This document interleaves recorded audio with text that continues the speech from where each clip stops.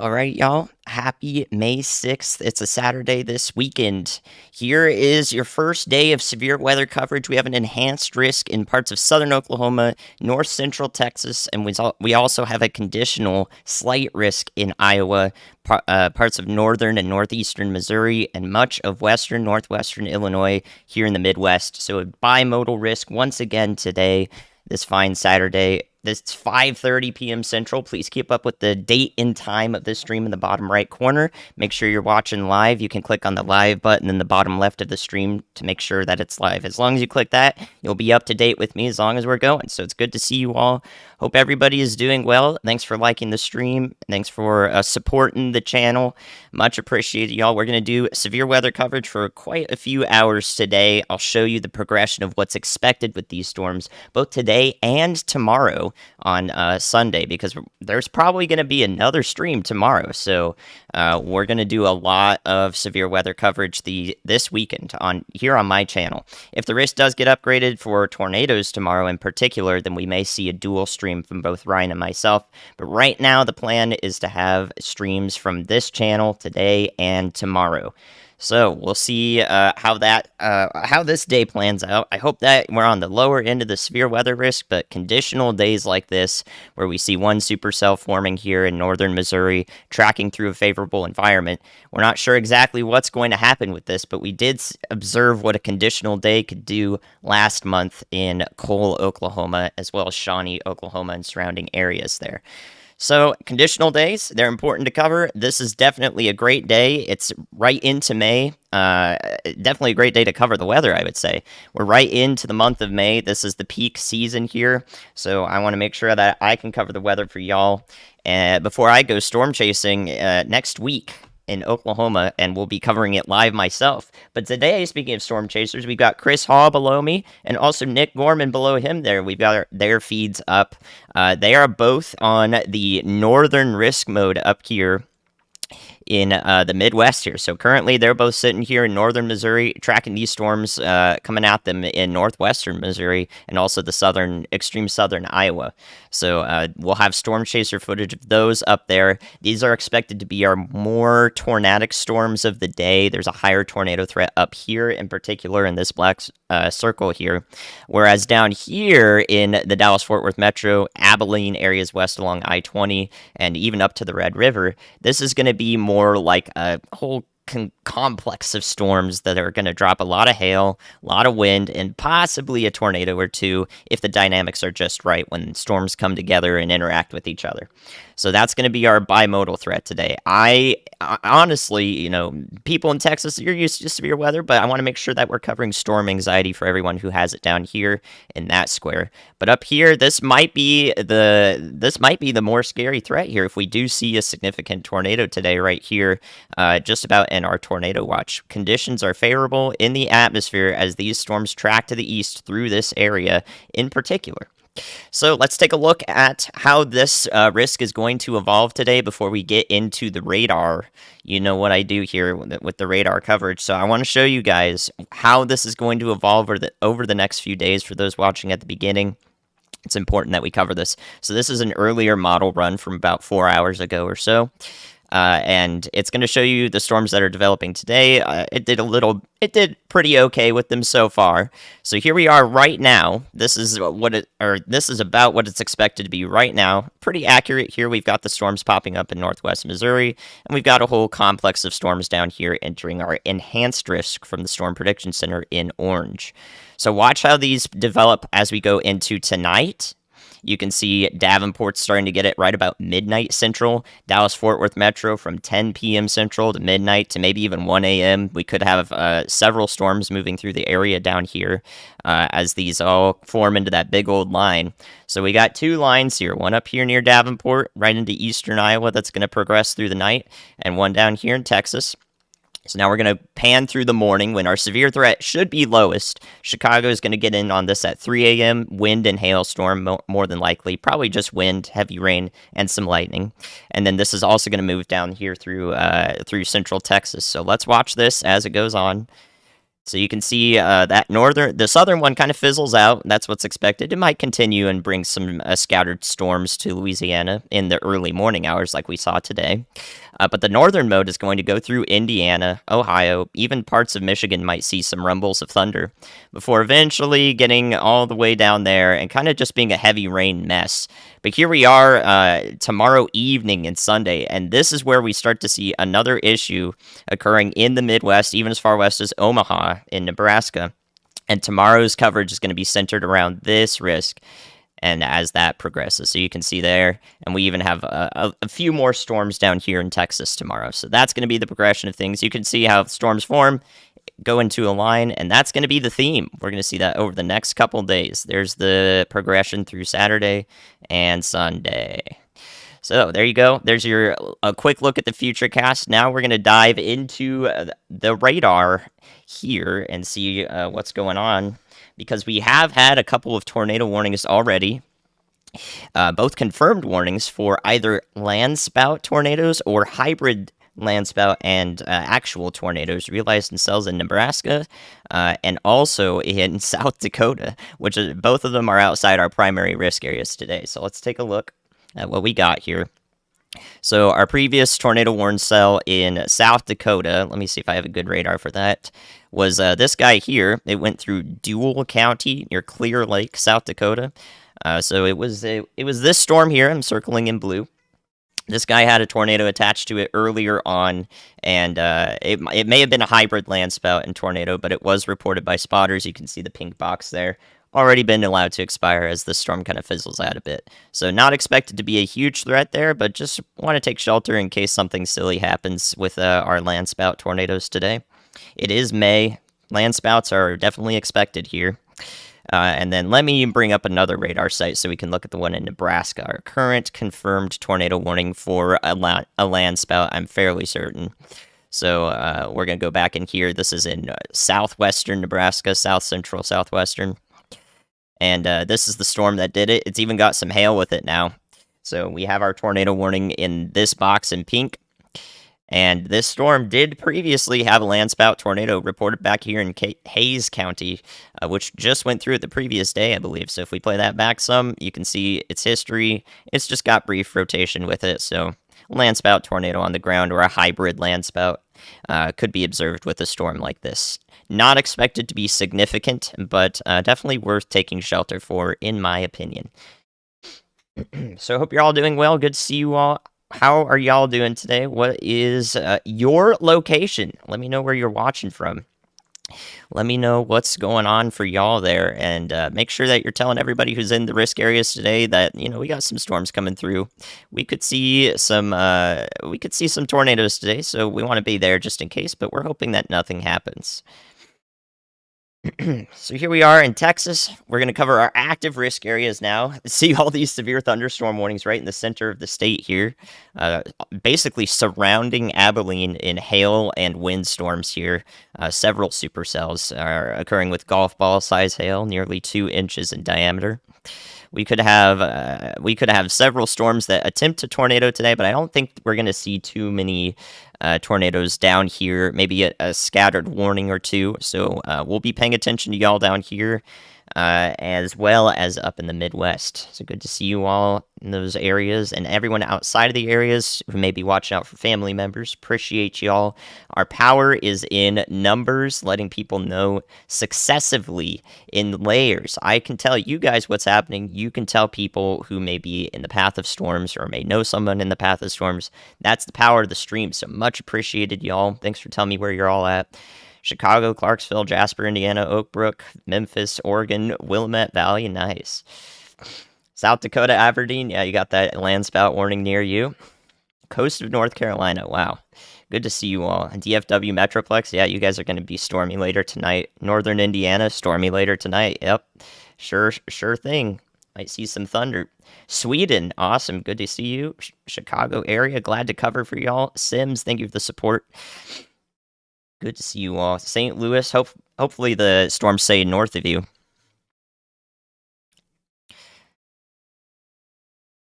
Wichita Falls, nice. St. Louis, Southern Illinois, Georgia, Boston. Good to see you all. Latvia, awesome.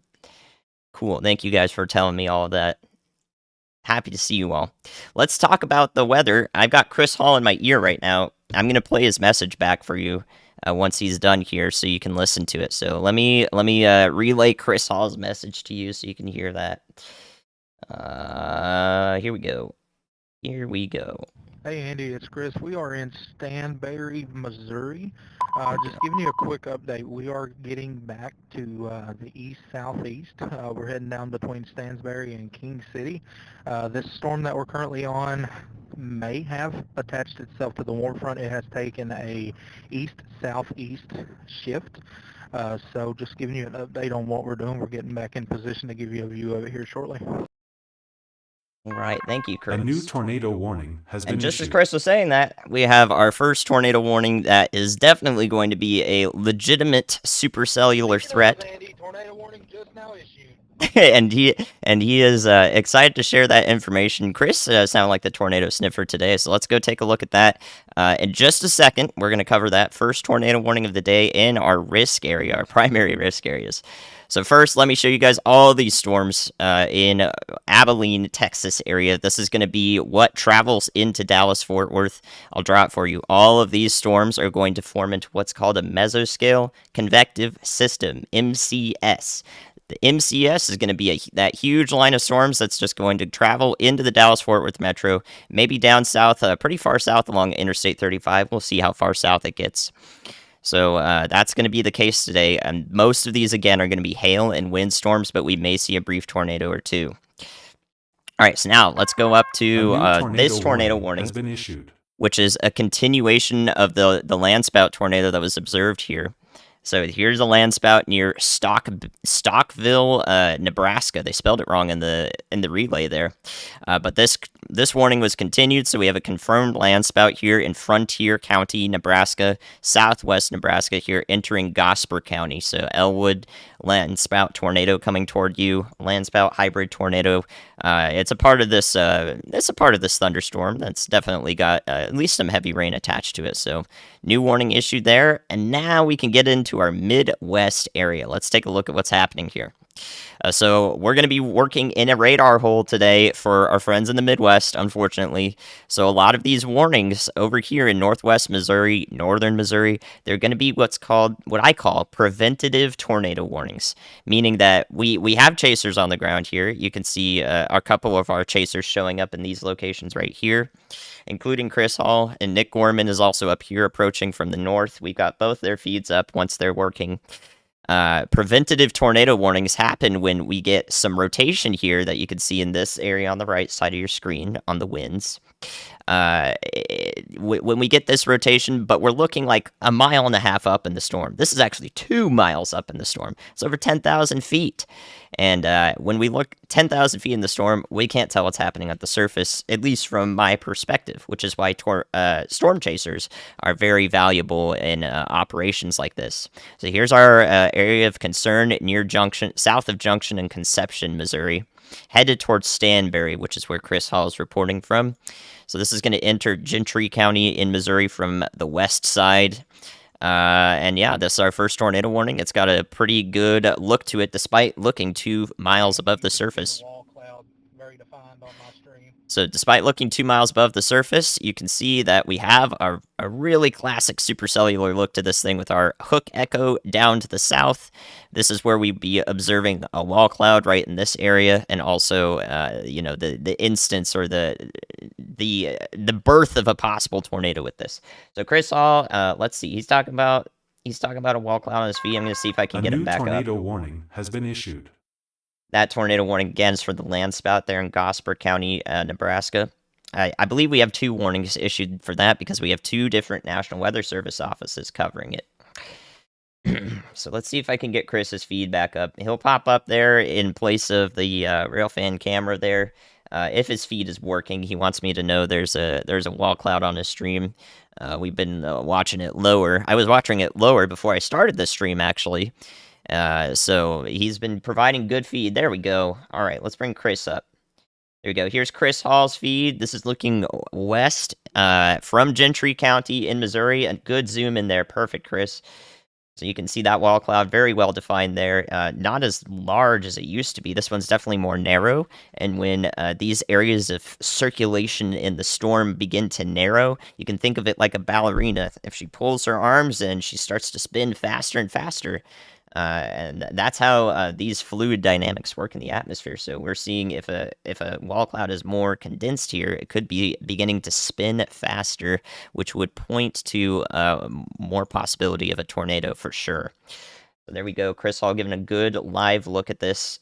This is again in right now. This is in eastern Nottoway County in Missouri. So this is far south and east of Maryville, Missouri, but it is headed towards Stanberry We just had and a brief Darlington. funnel come down out of this wall cloud, but it's since went back up. This storm means business.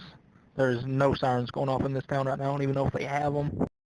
So we're not sure if we do have sirens in Stanberry, Missouri, which is where Chris is. But yeah, I mean, we're watching a really good wall cloud here. Even sort of we could see the beginnings of an inflow tail feeding into this wall cloud from the right side of the lowest part of the storm there in the gray clouds.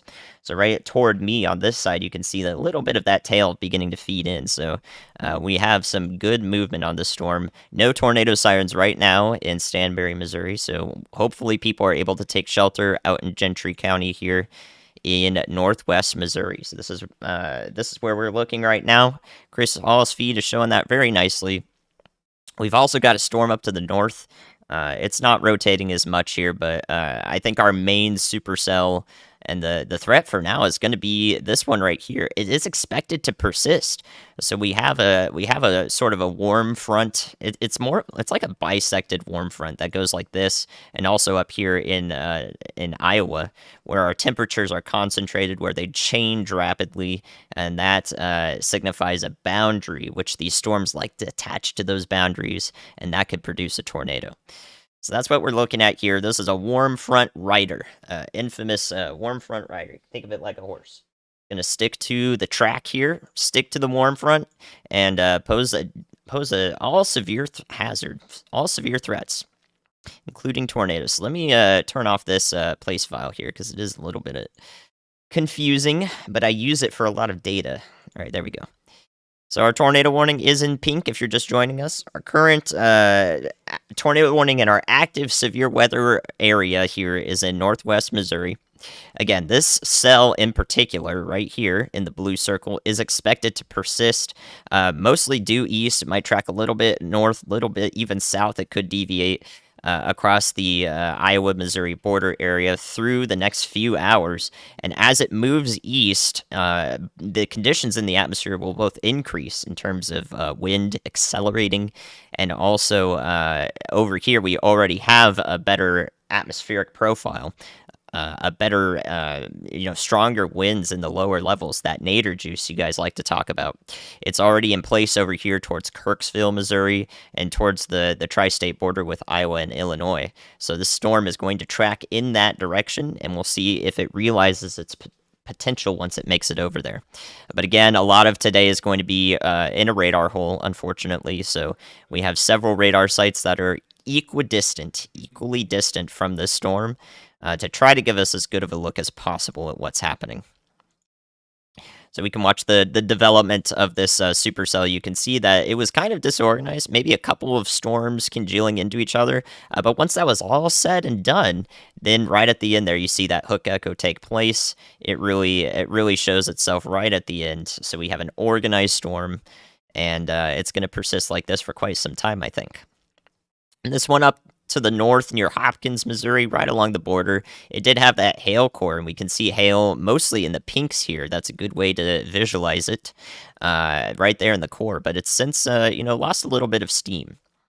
So that's what we're observing so far. That is what we are observing so far.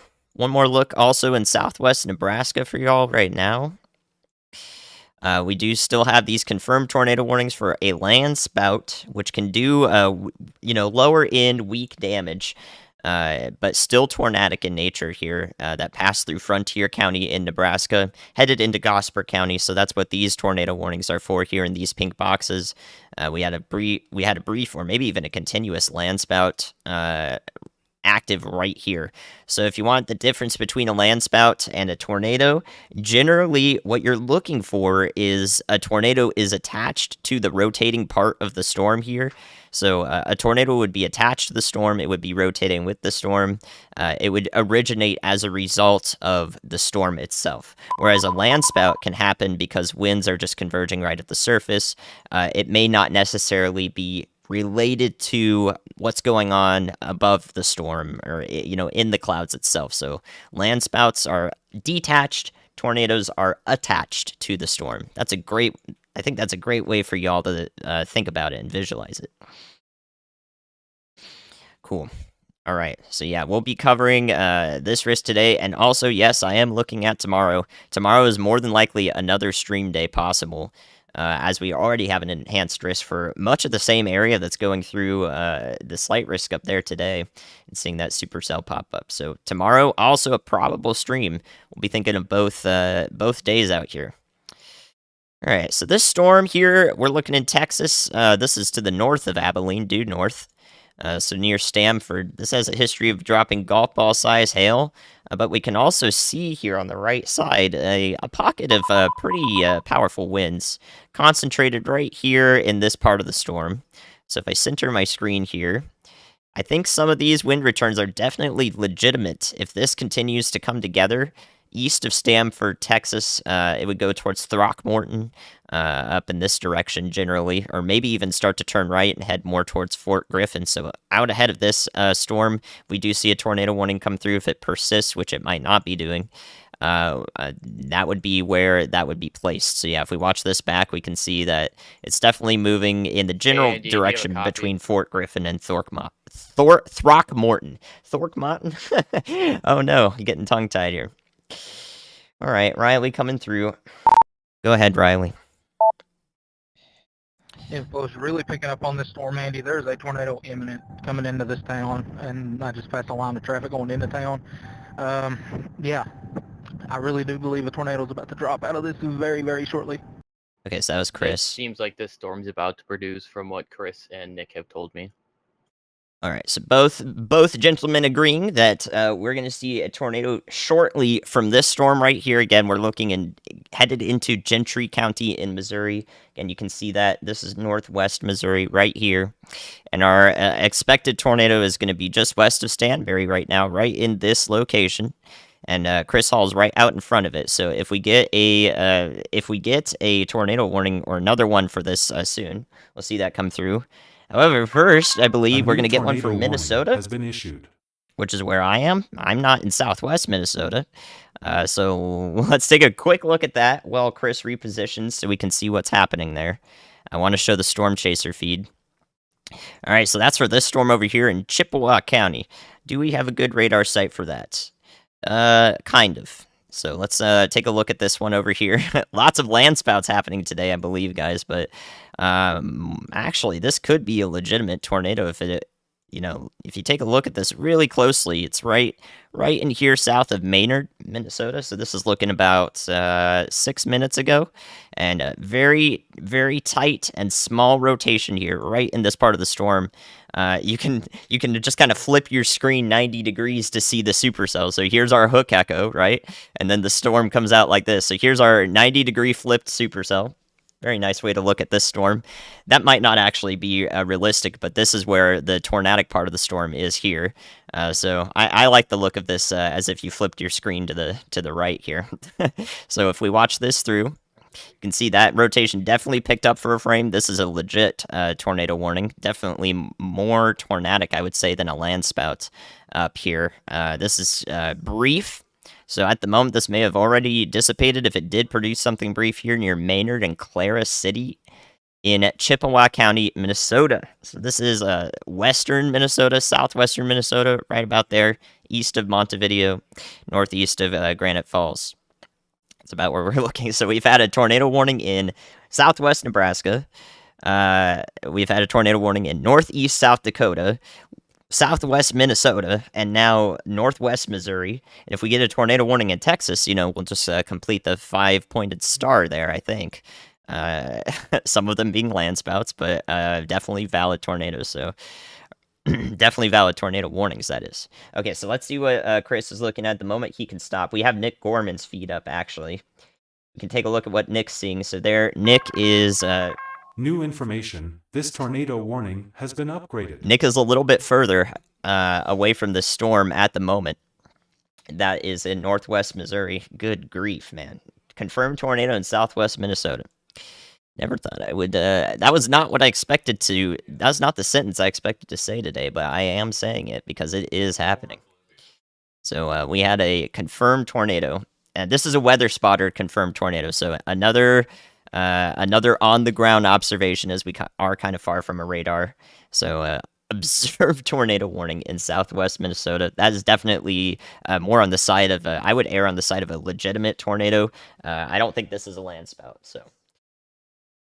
Okay, so that's come through. Clara City in Minnesota, Chippewa County here, the eastern part of the county. Please be taking shelter up near Raymond, Clara City, and Maynard. All right, here is probably the continuation of the tornado warning that we're looking at right here from Nick Gorman in northwest Missouri. No feed in Chippewa, Minnesota. Okay. A new tornado Here's warning the has been continuation issued. of this warning. We're watching the wall cloud that's associated with the continuation of the warning right here in northwest Missouri. This is going through the Stanberry, Missouri area, and up next after that, we're going to have Darlington, Missouri, and Albany, Missouri, right along Highway 136. Towards New Hampton. So Bethany out ahead of this thing is going to enter Harrison County as well. We got the warning well out ahead of it. I mean, you can see, so take a look at what this looks like, right? Here's the clouds. Here's what we're seeing live, what the wall cloud looks like. You can see the wall cloud more towards the right part of the storm, the lowest part there. The whole updraft base is around that. That lowering is the updraft base, and the wall cloud's on the right. So that's what that looks like from Nick Gorman. Here's what it looks like on radar. So here is our rotation right over top of Stanberry. From the best of my ability to tell, it's not got a tornado on the ground from our chaser footage here. But if it did, it would be right over Stanberry, just around Stanberry, as we have rapid rotation right in here in this blue circle. So this is going due east, basically, right now, and will parallel Highway 136. So there you go. That's a great look, in a radar hole, what it looks like. The storm is rotating 2 miles above the surface, and we're looking at the surface from our storm chaser feeds. Now Chris Hall's got it on there too. So both chasers that I've got below me are looking at the same storm from different directions. So Nick is looking at it from the east. Okay, so he's looking west into the storm. And if I turn on Chris Hall's feed here, Chris is looking at it from the south. So he's looking north into the storm. So two different perspectives looking at this storm, seeing what it's got here. So this is from the south looking north towards where the wall cloud would be. It's a little difficult to distinguish it from this point of view. I don't really see anything too particular, but we might have a little bit of that horseshoe shape right in the center of Chris's feed there. So you can see the clouds might be doing a little bit of a horseshoe if you look closely. We've definitely got lightning activity with this, so the more lightning that this produces over time here, the healthier the cell is going to be. So while we watch the lightning activity, if that upticks even more, that's concerning. So we have several things that we can look at for whether or not the storm will produce. The hope is that, it remains photogenic like this. This is rather low precipitation here in northwest Missouri. We got rains in front of us here at the location. So rather classic to even low end precipitation supercell here. Not seeing a lot that's shrouding it. It's not rain wrapped right now, I would say. So a very clear look at what's going on here. That will probably change with time. It will probably become more rain wrapped with time, especially as we go into the nighttime hours. So a little bit, definitely a dangerous storm. Thank you for the support, Jackie. Everyone sending it along. I appreciate it. Hope you're all doing well. We're gonna cover this weather here on this channel for at least 4 hours today, into the evening, into the early nighttime hours.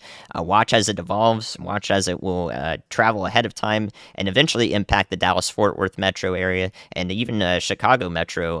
2 a.m. or so. So separate storms are going to do that. They're going to each impact different metro areas. So that's what we're watching today. Yeah, and this is in northwest Missouri. Headed through Gentry County right now. Here's a look at the state from abroad. We're in that northwest tip there. This is headed towards Bethany, Missouri here. Through Albany towards Bethany, Missouri. Eventually we'll cross Interstate 35 here through northern Missouri. So it should stay north of Gallatin. And we'll see it generally track in the direction towards Kirksville down the line. And so we want to be watching out over the next few hours for our friends entering the Quincy, Illinois area up through Burlington, Iowa. Anywhere along that line, just draw a line out. The storms will reach your area in general over the next few hours, so we'll see them progress. Have a plan in place. And hopefully nothing bad happens, because this is a conditional day. Not expected to have a major thing happen, but the last time I streamed a conditional risk, you guys know what happened in Oklahoma. Thank you to the mods as well. How are y'all doing in the chat? While we cover the data here, radar data is going to come in every few minutes. I'll pay attention to the chat, see how you're all doing. What are y'all thinking about? And so we're going to go through that first, and I'll pay attention to the chat. So we still have this warning. I believe this tornado is more than likely not on the ground anymore. It went right next to Maynard, Minnesota. So this is in southwest Minnesota. Clara City, please be in shelter. The storm is just off to your southwest. But generally, this is going to track through fields, I believe, up until it gets west of Wilmer. So we've had a confirmed tornado in southwest Minnesota, northeast South Dakota, southwest Nebraska, northwest Missouri, and now we're going to look at Texas again, around the Abilene area. So yeah, this is what I was concerned with, and it definitely is starting to look a little more concerning again here. So this is due north of Abilene. We've got storms everywhere over here. Goodness gracious, man! All right, let's take a quick look at what's going on here.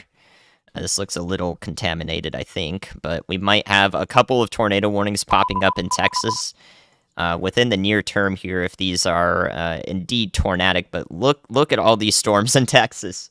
Look at all these storms in Texas. This is west of Dallas-Fort Worth, right, literally all around Abilene. All around Abilene here. So these are all going to kind of congeal together has been issued and move off to the east towards Dallas, by 9-10 p.m. and probably through midnight for a lot of y'all along Interstate 20. So these are all going to congeal. And then the northernmost cells, they're probably going to reach up towards Norman, Oklahoma, maybe like the southern part of Oklahoma City. Up here, the threat is definitely hail. I don't think it's going to be tornadic up there. That would be anomalous. It would be out of the ordinary for these storms in their environment to be tornadic up here. But down towards Ardmore, Oklahoma, right along the Red River in a county north, we might see a sporadic tornado warning come through. So we're going to be paying attention to y'all too through the night. Two different primary risk areas today, but my focus is being taken from those and actually applied to Minnesota as well, and our confirmed landspout in southwest Nebraska. Again, I don't like the look of some of these storms. They're definitely very powerful storms in north central Texas here. So this one north of Abilene is the one I'm most concerned with. This, again, is headed towards Throckmorton. I already called this one out at the start of the stream here when it looked like this. So this was 18 minutes ago. And now it's definitely very well defined. So our hook echoes down here, and the supercell has about this shape to it. So you can see that on the left side of your screen. Here we're looking at where the rain's falling and where some of the hail is in pink. At the moment, this might be a little bit, this might be outflow dominant here. So we may not see any rotation yet, but if there is inflow that connects to the storm, I think this could go tornado warned. It looks like it's going to pass south of Throckmorton in Texas and go towards Fort Griffin and Woodson. So that's the south part of Throckmorton County. And then in addition to that, we have this storm down here, north and west of Brownwood, Texas. So this is northern Brown County. This is the other one I'm pretty concerned with. I think the data that we're looking at is probably not accurate. It doesn't look like an accurate radar signature, but if this is deemed accurate by the National Weather Service, and I'm wrong here, then we'll definitely see a tornado warning for something like this.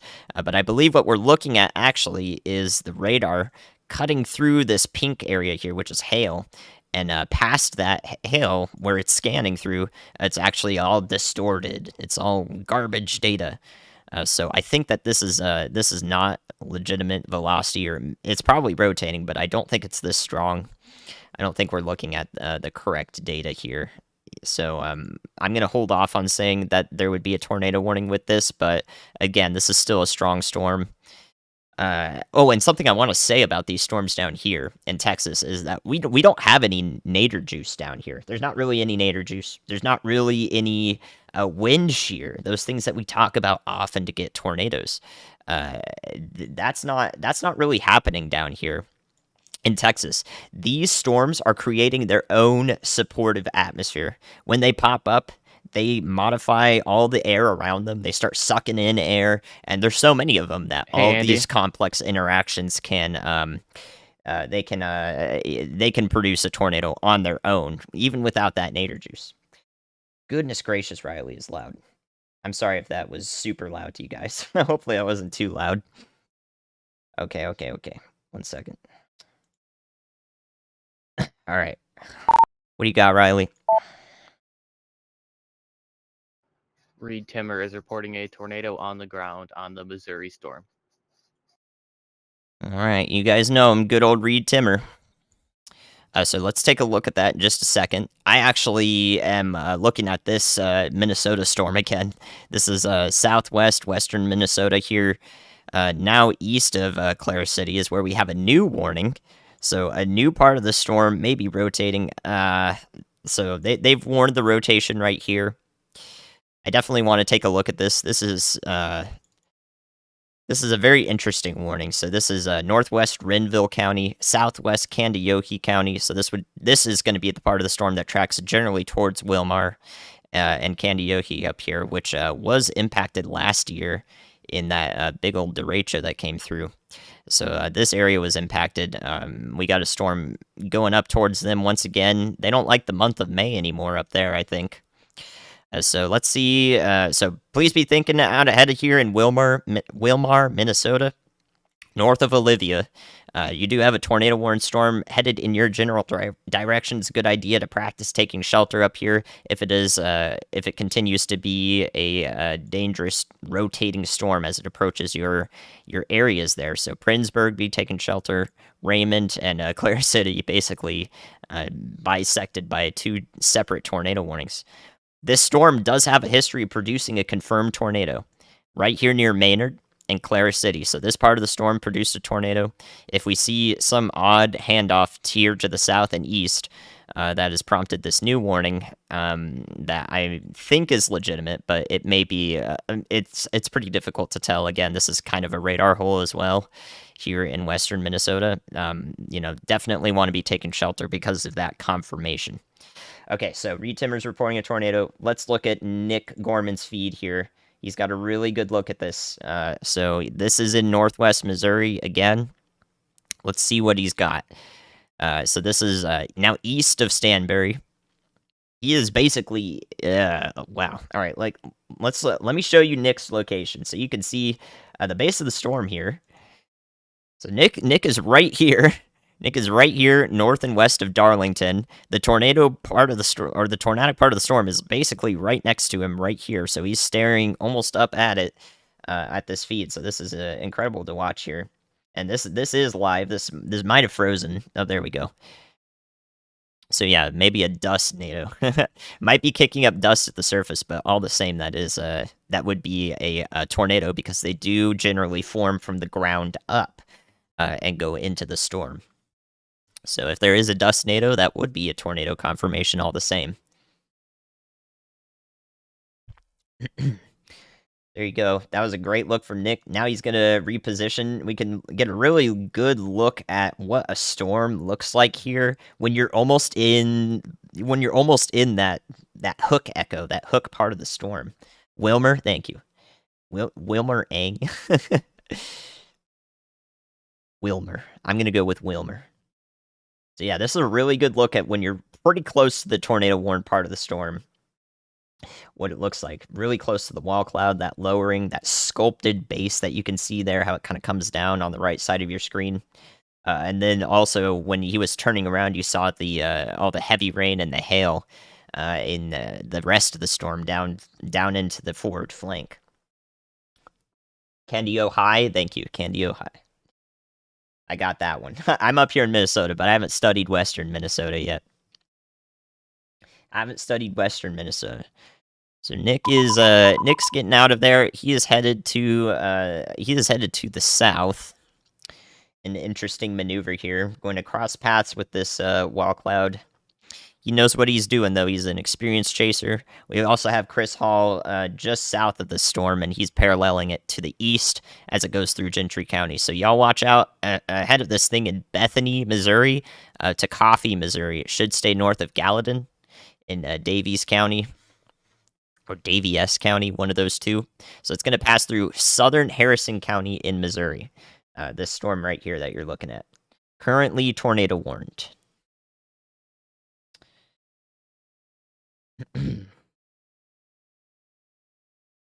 Good look at the storm there.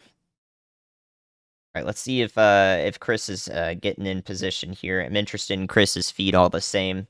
You can see some funky clouds feeding into this part of the storm there, right below me here. So again, this is what we're looking at. This is the storm. Again, we're looking like almost 3 miles up in the storm at this point. We probably have a better look at this from the Kansas City radar. So let me see if I can get some more data. See if this looks any better here. Yeah, it's basically the same. This radar gives us a better look at the hook part of the storm, though. So you see this coming down here. This is definitely a better look at the hook. Look at the hook. There we go. Nick Gorman right in the center of that hook there in the blue circle. So you can see he's escaping to the south, right out ahead of the path of this thing as it tracks to the east in this generally in this direction. But we want everyone to be taking shelter in these pink polygons. These are our tornado warnings. So the reason why we're focusing so much on this storm, by the way, is because it's expected to continue for a few hours. And even this one back in here is starting to rotate as well, just to the west. So these storms right in here in this box, they're going to continue right along the warm front that's draped across the Iowa-Missouri border, eventually reaching Kirksville, and places along the line. So this is going to approach I-35 here through northern Missouri, go through Spickard, Trenton here in Grundy County, south of Princeton, but we may see a storm back behind it, travel a little further north. So everyone out ahead of this, north of Chillicothe, north of Cameron, north of Gallatin, and around the Kirksville line of sight here is going to need to be weather aware over the next few hours. I think these are going to be our problematic storms. We have 2 in a row now here. This one back here is entering the same environment. It might even be this little shrimpy actually right here, and it is beginning to rotate as we can see from this radar. So 2 rotating storms in line with each other. That may be the theme as we go through today. So that's one risk area. I want to take another look at Texas. I am concerned with those storms down there because they have some strong winds showing up on the radar. So 2 storms that I'm most concerned with is the one down here near Lake Brownwood. This is a sort of a beast of a supercell now. It's already, got several cell mergers associated with it. So now it's a huge supercell. This is north of Brownwood. It's even got golf ball size hail associated with it. So golf balls reported. You don't see any pink in this here. You see any pink here? I don't see any pink there, but that's still a golf ball size hail report. So you don't necessarily need those big pink balls to show up in the radar scans here, or the core of the storm essentially. But in order to get golf ball size hail or very large hail, you can still see that golf ball size hail show up in these lower end returns. So this is a dangerous storm. I don't think it's tornadic at the moment, despite what we're looking at on the right side. Again, I was saying if the National Weather Service deems this as legitimate, they would tornado warn it, since it is, some good velocity data or powerful velocity data, but not good velocity Hey, data. Andy, we may have a funnel trying to start on the front end of the storm on the stream. Parallel motion. We're about to drop back south, get a little more east with it, get back in front of it, and give another view. But I just wanted to stop here and give you this view of it just a second. All right, so you're listening to Chris Hall there. Again, he's in northwest Missouri right now. So I wanted to see his feed is frozen. Let me see if I can get that back up. So looking here in Texas, again, this is not a tornadic storm. What we're looking at here is the radar cutting through all this hail up in the storm here. It's going this direction. So all of this wind data on the right side of your screen, I don't think this is legitimate because data can be garbled by whatever the radar is hitting before it gets to this part of the storm. So we're looking at illegitimate data there. And it's still going to be a powerful storm nonetheless. So this is a storm that has that classic pink look to it here on the left side of your screen. A lot of hail falling in this storm, but it might be more like a hail blizzard, We've seen Chillicothe. Thank you. I thought it was Chillicothe. We've seen a couple storms recently, just kind of blanket the entire road in hail. This is the kind of signature that could do something like that south of Albany, Texas, in Shackelford County. And then, Andy, we may, it's dropping right in front of us right now over this road. Okay, I want Chris's feed, but it's not showing up there. All right, the best I can do is Nick Gorman. All right, give me your feed, Chris. Come on now. So Chris trying to confirm a warning there, but I can't get his feedback. Oh, come on, Chris.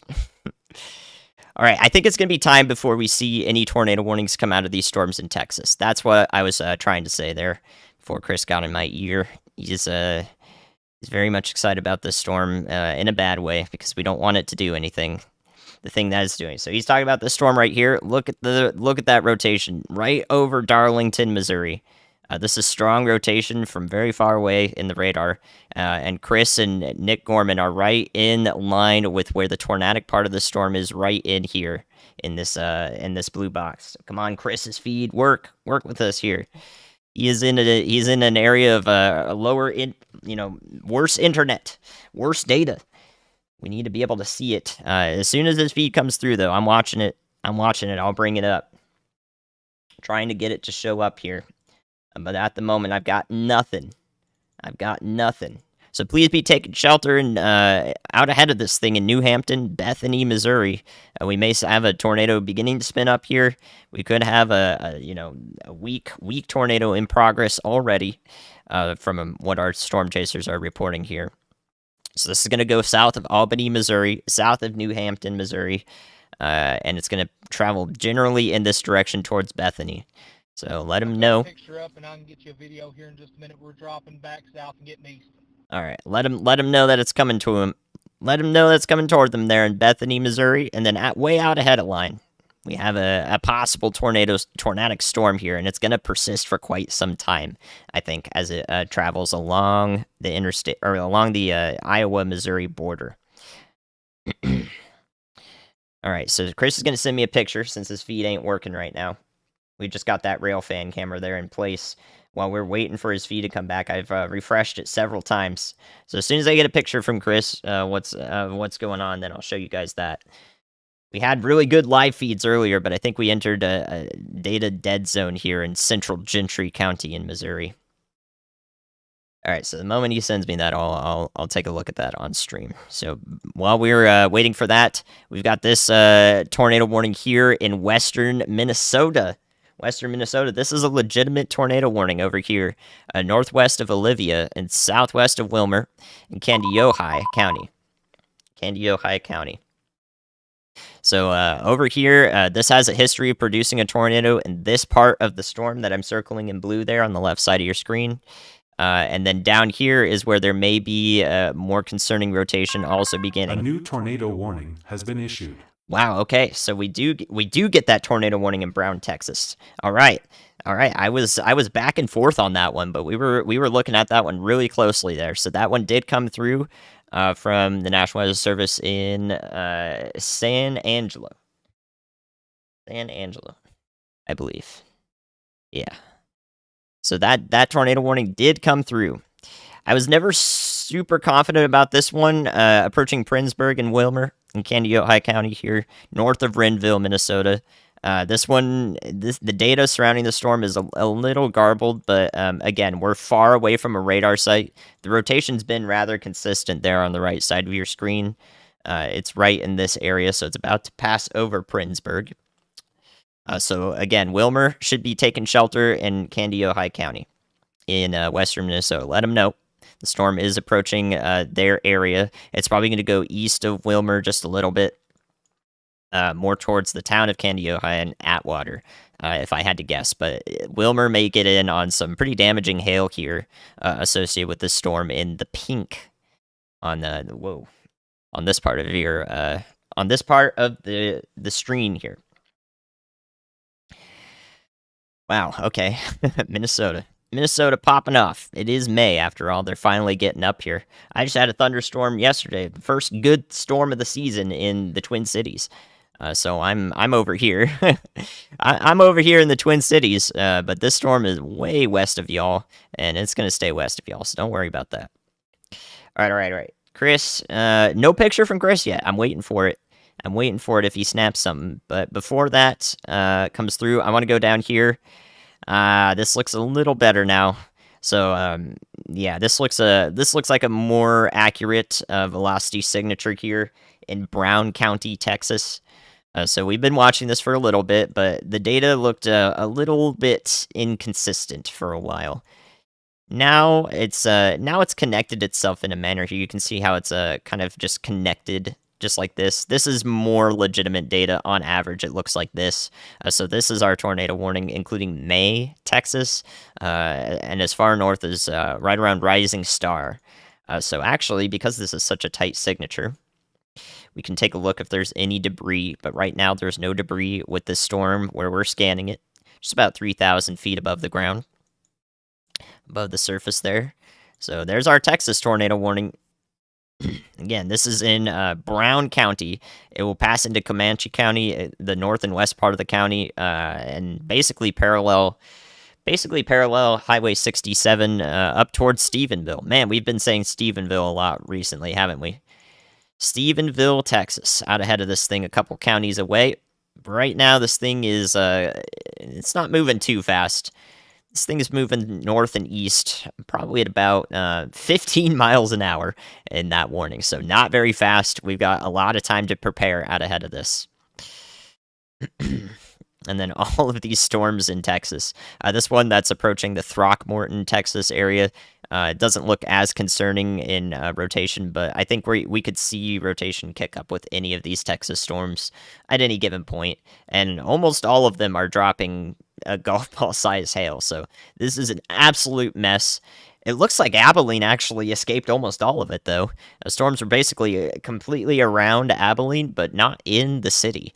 So it looks like Abilene may have escaped this, but I don't think it's quite over for y'all, just in case one forms to the west of the city. But this is the mess. This is the mess right here. That's going to approach the Dallas-Fort Worth Metro and areas toward the Red River and even further south along Interstate 35. However, it does develop into the night is where those storms are going to be. There's going to be a huge mess of them, a huge glob of them. We're going to watch that happen. So I think this warning may have been a little... it's tough to warn storms like this. I still think that it was a legitimate signature, that one frame. And it goes up with height. So yeah, this is definitely a legitimate rotation. So this is a good warning. At the surface, though, or the lowest scan, about 3,000 feet. That is not the surface. At the lowest scan, 3,000 feet above the surface, it's looking a little garbled again. But please be taking shelter in northern Brown County, Texas.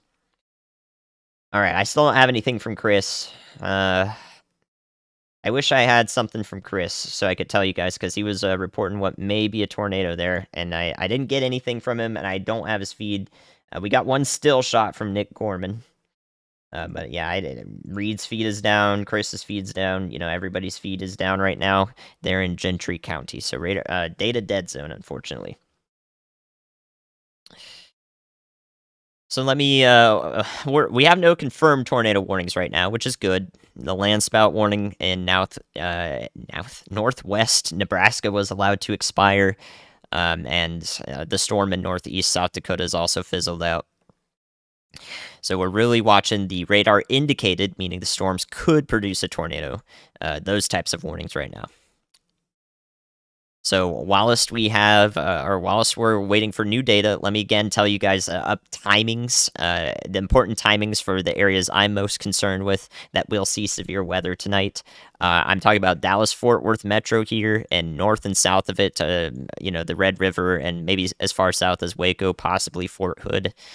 This area of storms is going to congeal together and reach you guys generally, 9, 10 p.m., and a little bit later than that with time. So your stormy hours are the early night into the midnight vicinity in Central Time for the Dallas-Fort Worth Metro. Add an hour as you go east. So that's what I have to think about, y'all. You are in an enhanced warning, which is a 3 out of 5 from the Storm Prediction Center, but that's for wind and hail. The tornado threat's very low. Again, there is no nadir juice, as you like to think of it. It's the winds a mile above the surface. There's basically not any of it out here. The storms are going to produce their own favorable environment. They're going to modify it. They're going to suck in all that air from around it and possibly have a couple of tornado warnings like we saw down here. So that was right in line with my thoughts. And then for the northern mode, let me tell you guys timing up here. Those of you watching now. Gosh, this looks concerning. This looks concerning, man. This is going to be our supercell for quite some time here. It's just not going to stop. It's just not going to stop attempting to produce a tornado. So yeah, the moment I get something from either of the chasers here, we're gonna relay that instantly. So cross your fingers for data so that we can have good things to show you here, or bad things to show you, but good feeds to let you know what's going on at the surface, because this is definitely rotating, definitely attempting to produce a tornado as per our chasers. So the northern mode, I'm going to show you this on Radar Omega actually. So let me show you guys what happens on Radar Omega here. We're gonna do this model run. So right at about the early evening hours, you can see this model is resolving this supercell and possibly another one back behind it. I think we're gonna have the one supercell. This is at 9 p.m., so it could reach the tri-state area at about 9 p.m. Central. About 9 p.m. Central. And then we can watch it evolve with time. Davenport might be getting in on some hail and so forth. The severe weather at about midnight Central. I think it'll reach you guys maybe an hour earlier and possibly even to Iowa City. I think Des Moines should be fine. But at midnight Central, this is what the model says. And then Chicago eventually at 2 a.m. Central. It'll probably get to you guys a little bit earlier. These systems, when they look like this, these lines of storms, they typically go a little bit faster than what the model says. So I would be looking out in Chicago after midnight, roughly, is when I think if we see some development that, it will reach the Chicago area if you guys are going to get in on some storms today. So yeah, this is upsetting to good old Midas Kitty as well. We don't want severe weather to happen, but he's covering it. He knows there's severe weather, so he's meowing about it. He is meowing about it. All right, so let's go look at this new warning, which is, again, the continuation of the Minnesota warning. Or actually, we have two new warnings, one of which is going to be in... Oh, no, that's a continued warning. All right, so this is the new one for Minnesota. Into Candy, Ohio County. Again, still... I mean, this could be... What we're observing here on the right side of your screen is possibly just like this area rotating and then this area rotating and then just kind of cycling around itself like this in a circle. So multiple parts Andy, of the storm we had rotating. An interface bug, but that Minnesota warning is observed now. Oh, this is observed? Okay. Oh, yeah. What? I could look right at it. So this is an observed warning once again. We have weather spotters in this area, so yeah, they've once again observed a tornado with this storm right over south and east of Princeburg, Minnesota. Yeah, that is a confirmed warning, actually. That's the new one that came through. Did it show up as radar indicated? That's a silly bug. Oh, man. Brown County, Texas, emergency manager is reporting golf ball size hail, heavy rain, and winds. So that's in the northern side of Brown County in Texas with that tornado warning. Thank you, Brandy, for that. I never heard any. Oh, we had Chris's feed for a second. Maybe we'll get him back. Let's see if I can get him back. Just for a second. Are we getting data back? Can we get the data? I'm going to refresh Nick's feed as well. Good old Nick Gorman there. So Chris, all Nick Gorman out there looking at the storms in northern Missouri. No confirmed warning on that yet, by the way. Our only confirmed tornado warning is here in western Minnesota, near Princeburg. And it's going to head up towards Wilmer and Candy, Ojai, in Candy, Ojai County. So that's a look at that. How you run the HER model in Radar Omega? I believe it's an alpha subscription that allows you to do that. It's one of the subscription levels, so you can look into what each subscription level offers via Radar Omega's information on their site, on the app. So that's how you look at that data. So yeah, actually, if you take a close look here in western Minnesota, this is a legitimate tornado, by the way, not a land spout. You can actually see the hook echo here. If I draw it really tiny here, you can see the hook echo in this red shape right here. So this is where the hook of the storm is. I imagine the tornado would probably be right in here. So, 3 areas that look like they're rotating in here, but the central one's the tornado right here. So this is a good radar scan. Shows us really nicely where the tornado is exactly, if it is still on the surface, which weather spotters are reporting here. So this is where the tornado is, just south and east of Princeburg. If we play it back a little bit here, we can see it's moving generally east-northeast towards Blomkist here, right along State Road 7. So there we go. That's our confirmed warning in southwestern Minnesota. Oh, okay. It wasn't a bug on our part. They forgot the emergency services requested tag. Okay. So we didn't get sirens triggered with this warning, more than likely here. So if anyone is in Wilmer, I would like to know if there are tornado sirens in that area in Candy, Ojai County. What about Eastern Kentucky? Isn't the Derby going on over there? If they're running the Derby, you're fine, Ryan. Ugh, you're fine. Ryan Hall. Is Echo wanting to know? Just listen to Echo. He'll tell you what's going on. Blomquist. I'm not sure who Ryan is. Anybody know?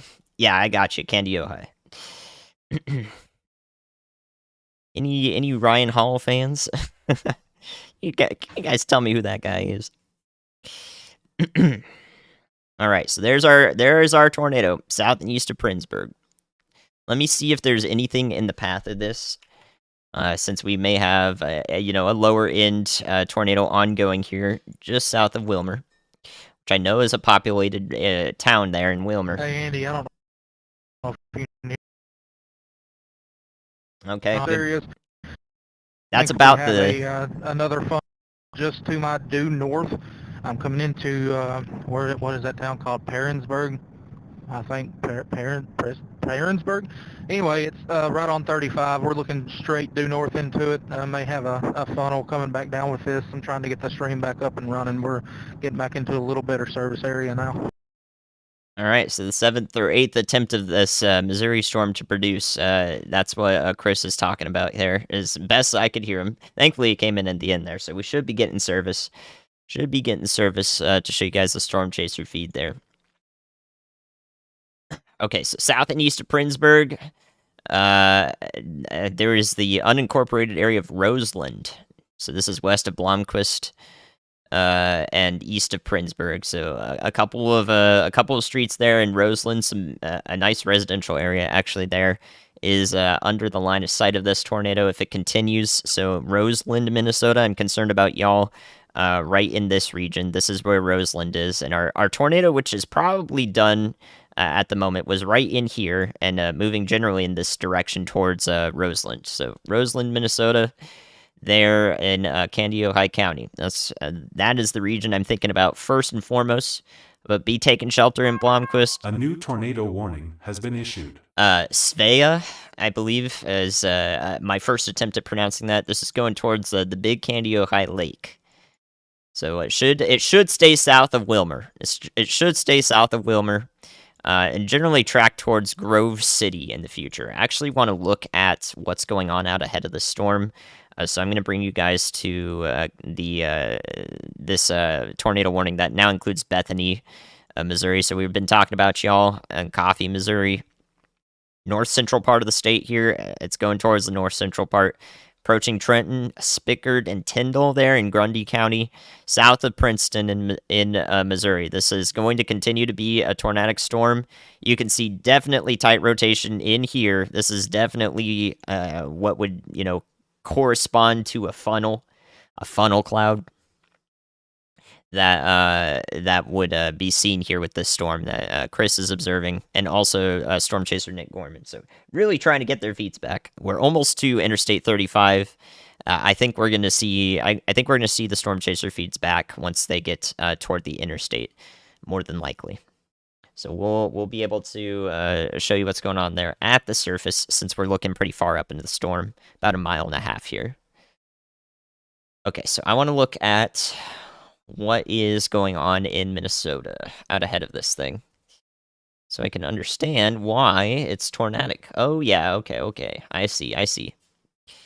Okay, wow, that's impressive that storm is doing that.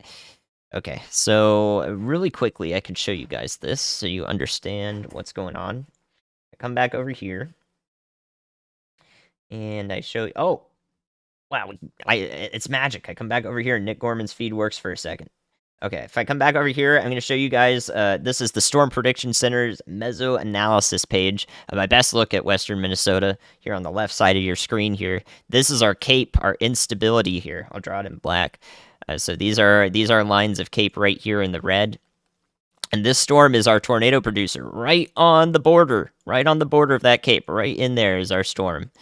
So you can see that the instability is there. It's right on that boundary. And if I take a look here at the winds, the rotation, so this is a look at the rotation, it's concentrated right here where that storm is. So it's in the perfect environment there in western Minnesota that's cropped up and allowed this thing to actually become a supercell that's producing a tornado. So pretty significant stuff there. Whereas these storms over here near Red Wing, Minnesota, and entering western Wisconsin, there's no instability over here. It's all way to the southwest. So these are not going to be tornadic in the same way. They might produce some hail. At worst, we could see some hail here in the northern part of the driftless zone, but they're not going to produce a tornado. So that's what's going on. That's a look at the reason why this Minnesota storm is tornadic. So hopefully that sheds some light, and do the best I can to explain why this is happening. So it looks like that storm may continue to be a problem for a little bit there in Minnesota as it tracks along that boundary that we looked at. And that'll be the case. I mean, if you want to look at the instability in Texas, it's Are you enjoying our terrible cell service live feeds? It's like 5,000 joules per kilogram of CAPE in Texas. So yeah, there's no reason why that amount of CAPE is not going to produce all those storms down there. And we'll take another look at that in just a second. So that was Nick Gorman. He's complaining about our service out there in northern Missouri, rather. Yeah, I mean, I'm enjoying it, Nick. The moment you get to Interstate 35, I'm interested to see what our storm is doing next, because, I think we're going to see several rounds of attempted tornadoes from this storm. And again, this is going to travel due east, basically, towards Kirksville, Missouri, over the next couple hours. Really just continue all the way towards Quincy, Illinois, up towards Keokuk in Iowa here, right on the tri-state border. So anywhere out ahead of that in that line should be watching out for the next few hours. Be weather aware along this blue arrow here across northern Missouri. That's where I would be watching.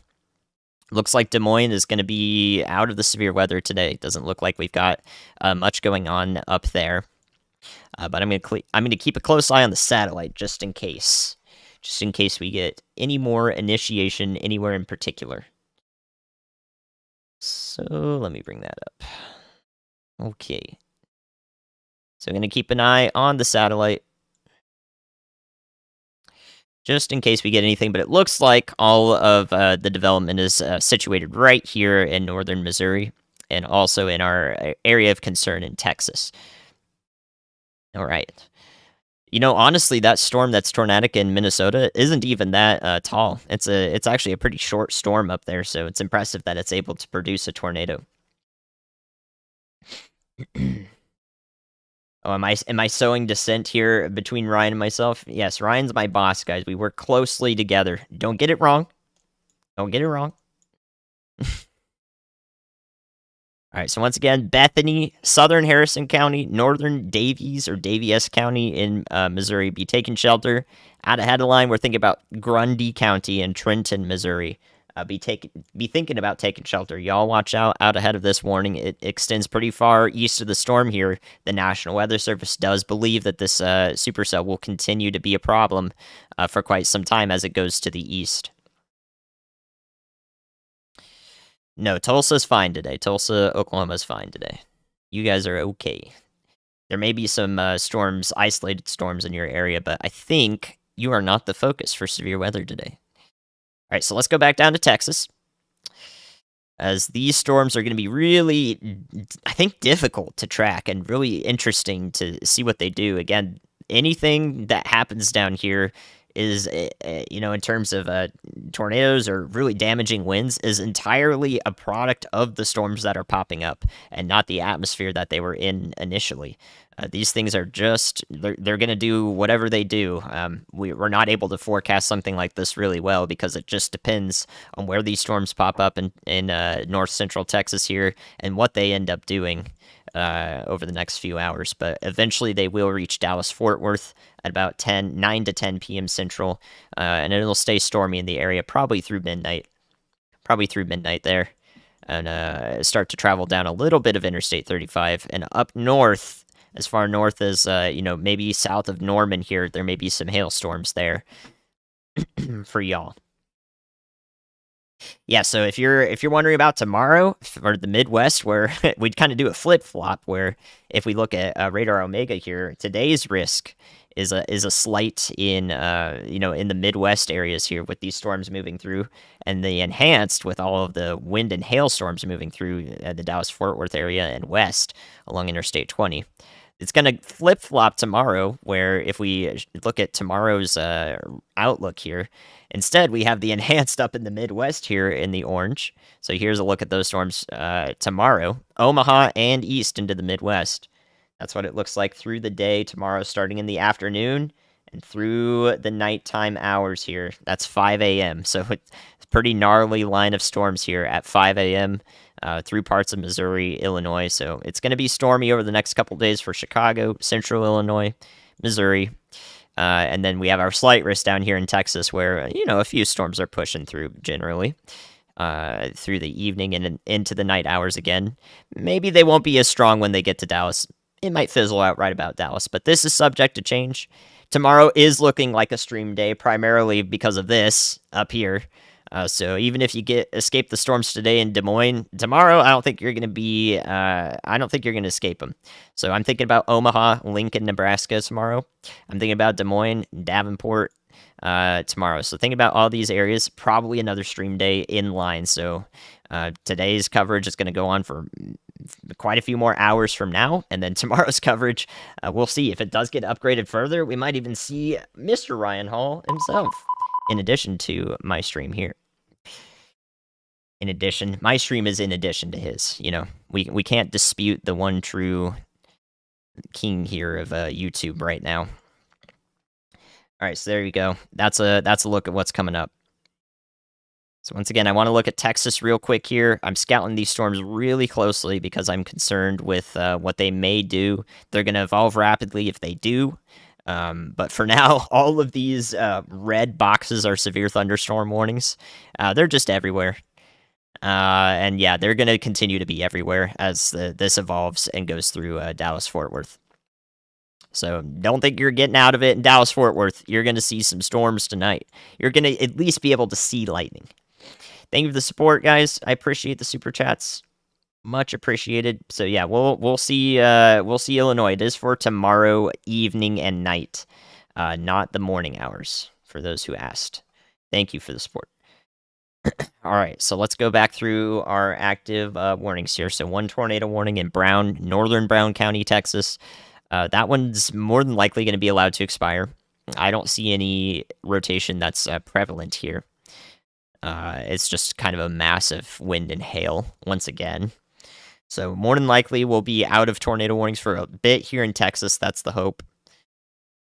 And then another look here. This is northern Missouri where our storm chasers are. Once their feeds come back, I'll be able to show you guys that. They got to get to Interstate 35 and into service first. But Chris Hall is sitting right here in the blue. Nick Gorman's over here approaching his location from the west. And our tornadic part of the storm is right here, just about to go over Highway 69 here, approaching Interstate 35, south of Bethany in Missouri. All right, so that's a look at that storm. We're going to see this do several cycles, several attempts at producing a tornado through the night, and we may see the one back behind it do the same as well. So this is also a concerning storm back behind our lead supercell. Both of them are warm front riders. Warm front riders means that the warm front is generally draped right here along this state border of Iowa and Missouri. And the storms are attached to that boundary, and they're going to continue with the boundary. They're going to just move with it, and that's going to provide the best conditions for tornadoes that could be realized today, that is, which is still on the lower end, hopefully. But it doesn't mean that we won't see a tornado. And then finally, up here in Minnesota, this is a legitimate tornado warning. We have no good data to look at this right now in this western Minnesota generally radar hole here, but we have observed a couple of tornadoes actually with this storm over here. So this is going to stay south of Wilmer, thankfully. It looks like it is basically now going east along State Road 7 here towards Blomquist and then Lake Lillian, big Candy-Ojai Lake here in the southern part of Candy-Ojai County. So that's where it's going to be in Minnesota. It's going to stay well south of St. Cloud. You're fine in St. Cloud. Our instability is literally along the line of where this storm is right here. So the storm, if it moves off towards Litchfield, it won't be a problem. It'll be fine. And then I don't think it's going to reach the Twin Cities. That would surprise me if it reached the Twin Cities. So I think we're okay over here in Minnesota. If I have to take cover in a tornado warning, oh man, I don't know what we'll do in that case. Got the stream back up, looking right up into it right now. There we go. It keeps pushing out some funnels. We got Chris's stream back. Something holding this back, but I don't think it's going to be held back very long. When that magic hour happens, I think this thing's going to drop a pretty. It may drop a pretty decent tornado, Andy. Look, you can see the inflow tail on the stream. All right, so Chris pretty quiet there. I don't know if he's using his mic right now. That's why he's quiet. But what he's saying is that he's got his stream back. So we're going to take a look at that. This is me looking at the radar. This is Chris's stream right here. Finally back there on Interstate 35 now. So you can see that there. He's now a little bit further away from the storm, but generally in there is that same structure, the same thing that's produced several funnel clouds. And a little bit more precipitation with it. So yeah, looking a little bit more rain wrapped and so forth in there. But you can see the lowering inside of that cloud, where the updraft base is concentrated, where it's focused there, right in the center of the frame.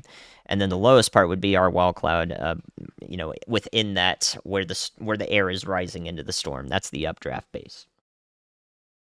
There's a good look at that. Wall cloud there now centered in the frame from Chris Hall, finally able to get his feed. Oh man, right when it's what Ryan would say. Ryan would tell you guys this every time. Right when it's getting good, right when the storm chasers are like, oh my goodness, their feed goes out. That's what happens. So it has happened once again, but we have a good looking from the south to the north. So we're looking north into the storm here near Pattonsburg, south of Bethany in Missouri. That's where we're looking right now at live look at this storm. All the chasers are in Missouri. Is that good for Dallas? Technically, yes, but doesn't mean you're gonna get out. You're not gonna get severe weather down there. That situation is much more difficult to predict because it's entirely dependent on what the storms do when they're in position. We're not going to be able to tell ahead of time based on the data from the models what's going to happen because it's all dependent on what the storms do themselves, and that's too hard for a weather model to resolve. It's not going to have a good look at that because there's multiple layers of problems with that. If they resolve them in the wrong place, then it's not going to happen as it does in real time. There's just several reasons why storm chasers are going to be up here where they know this storm in northern Missouri is going to track in favorable conditions if it does form, instead of being reliant on cells bashing into each other and changing the environment as a result. So again, this is Storm Chaser Chris Hall's feed. Looking here in northern Daviess County or Daviess County, I'm still not sure which that is, in Missouri. So this is right up Interstate 35 towards Bethany, north of Pattonsburg.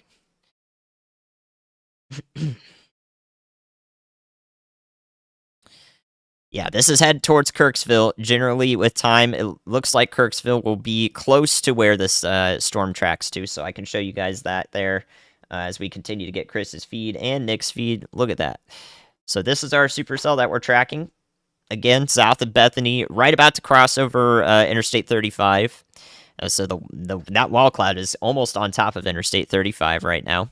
So this is our supercell right here in this shape, and it's going to travel east for quite some time. So Kirksville isn't even on this zoom yet, but if I zoom out a little bit, you can see Kirksville there on the east side. It's going to track generally in this direction, maybe a little bit to the south, and then we have the storms back behind it.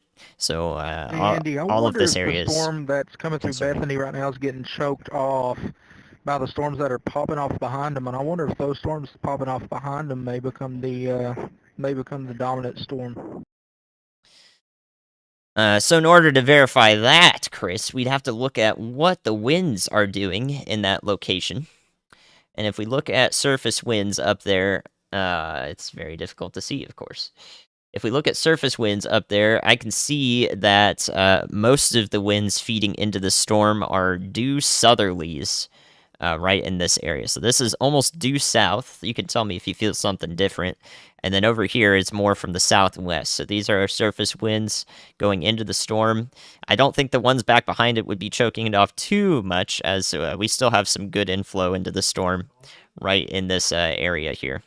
So again, this is right on the warm front. Winds over here are coming in this direction. So everything is concentrated right in this region where the supercell is tracking.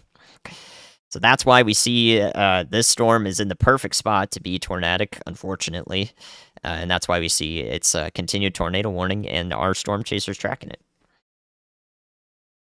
So I'm not sure if it's getting choked off. We could see some of that cold rain from these cells kind of getting pushed into this leading storm. That's what he's trying to hint at.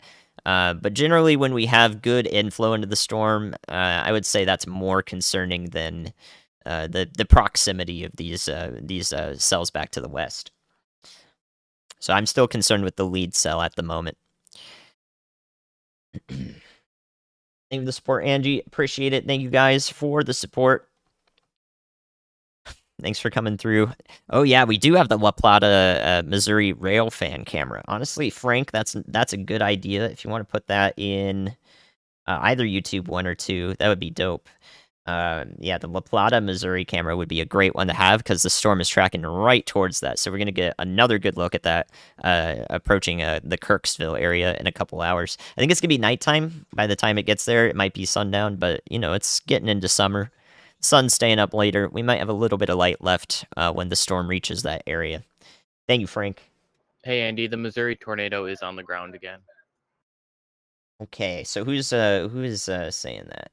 Who is saying that? Is that from Reed?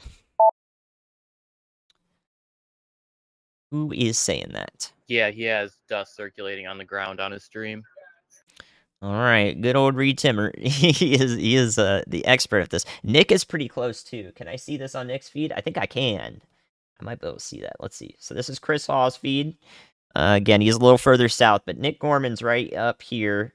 There we go. All right, so I don't know where Reed Timmer is, but he sees dust on the ground. Nick's very close to this thing, just west of where the tornado would be, or just southwest maybe, right in there somewhere. So trying to see this on Nick's feed. Intermittent connection. Reed Timmer does report dust circling on the ground. If you're not familiar, guys, tornadoes form from the ground up generally.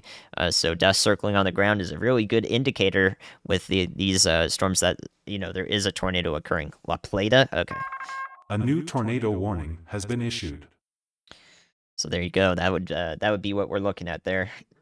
At least Nick is coming through. At least we can keep his feet up and see a couple frames every now and then, because he is right under the base of this storm where the tornado would be. So if it's already lifted, we're looking good there. We might see several brief tornadoes with that as a result. And if those the damage tracks that come out later, you're just gonna see a bunch of brief like EF0 tracks there that last for 100 yards or something. So that's probably what we're gonna see from this for now. The hope is that it doesn't do something more significant with that than that, but that's the case. All right, so continuing tornado warning up here in western Minnesota, southwest Minnesota here.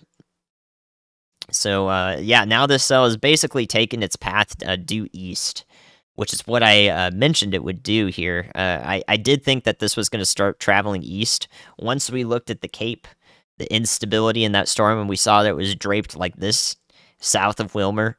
No longer is it going to go north and east towards Wilmer. It's actually going to track right along that boundary. So now it's back in northern Renville County and southern Kandiyohi County, paralleling State Road 7. So Lake Lillian, again, talked about you guys. Now I'm concerned about Cosmos Cedar Mills here. This would be the southern part of Meeker County in Minnesota. So that's where the storm's going to track. If it stays along this boundary, it could remain significant for some time here as it approaches Hutchinson, there in Minnesota. So that's what I'm thinking. It's not going to last too much longer at its current strength, especially as we get the sun down. I think this will begin losing strength when the atmosphere stabilizes a little bit. There. So that's what I'm thinking. I don't think this is going to reach much further than Hutchinson, but definitely have a plan over there near Hutchinson, Minnesota.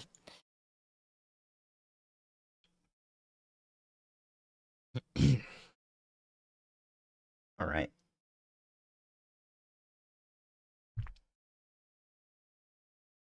Okay, so let's go look at Texas now.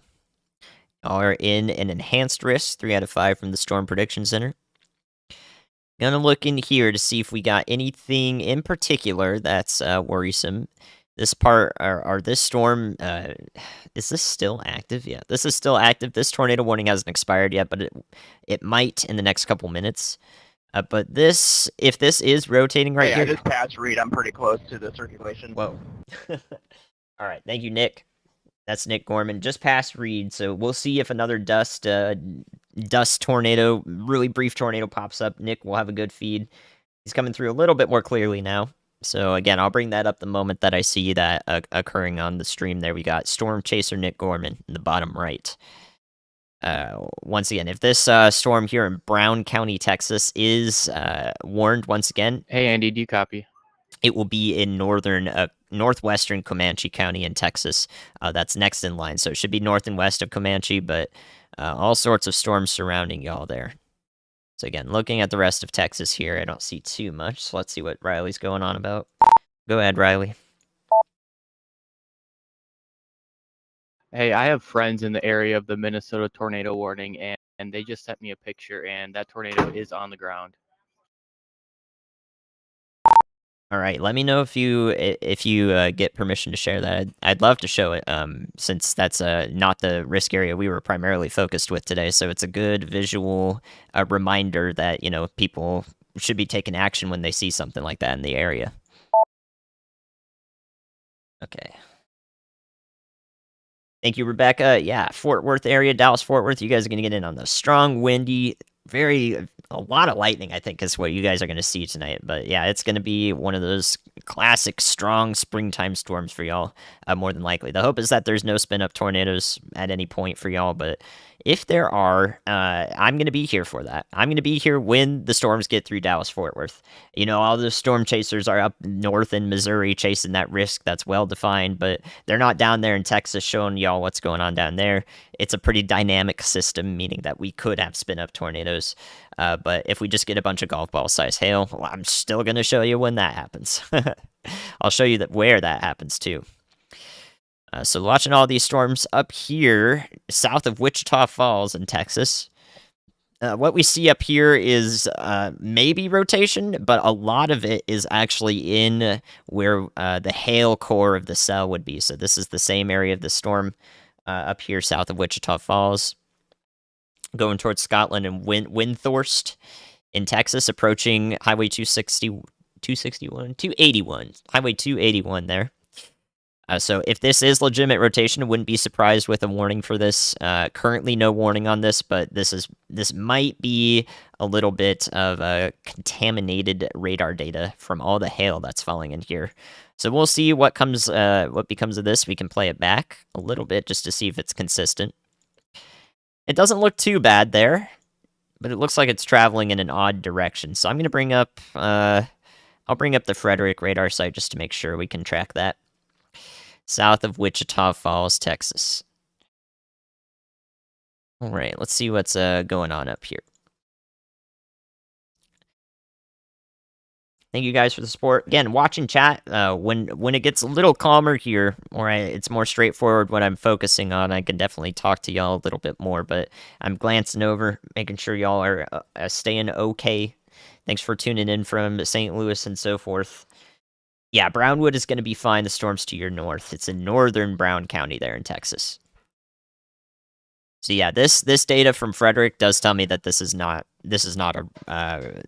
tight rotation or broad rotation even occurring with this storm at the moment. So south of Wichita Falls and right around Wichita Falls, this is going to be a hail and wind storm for y'all.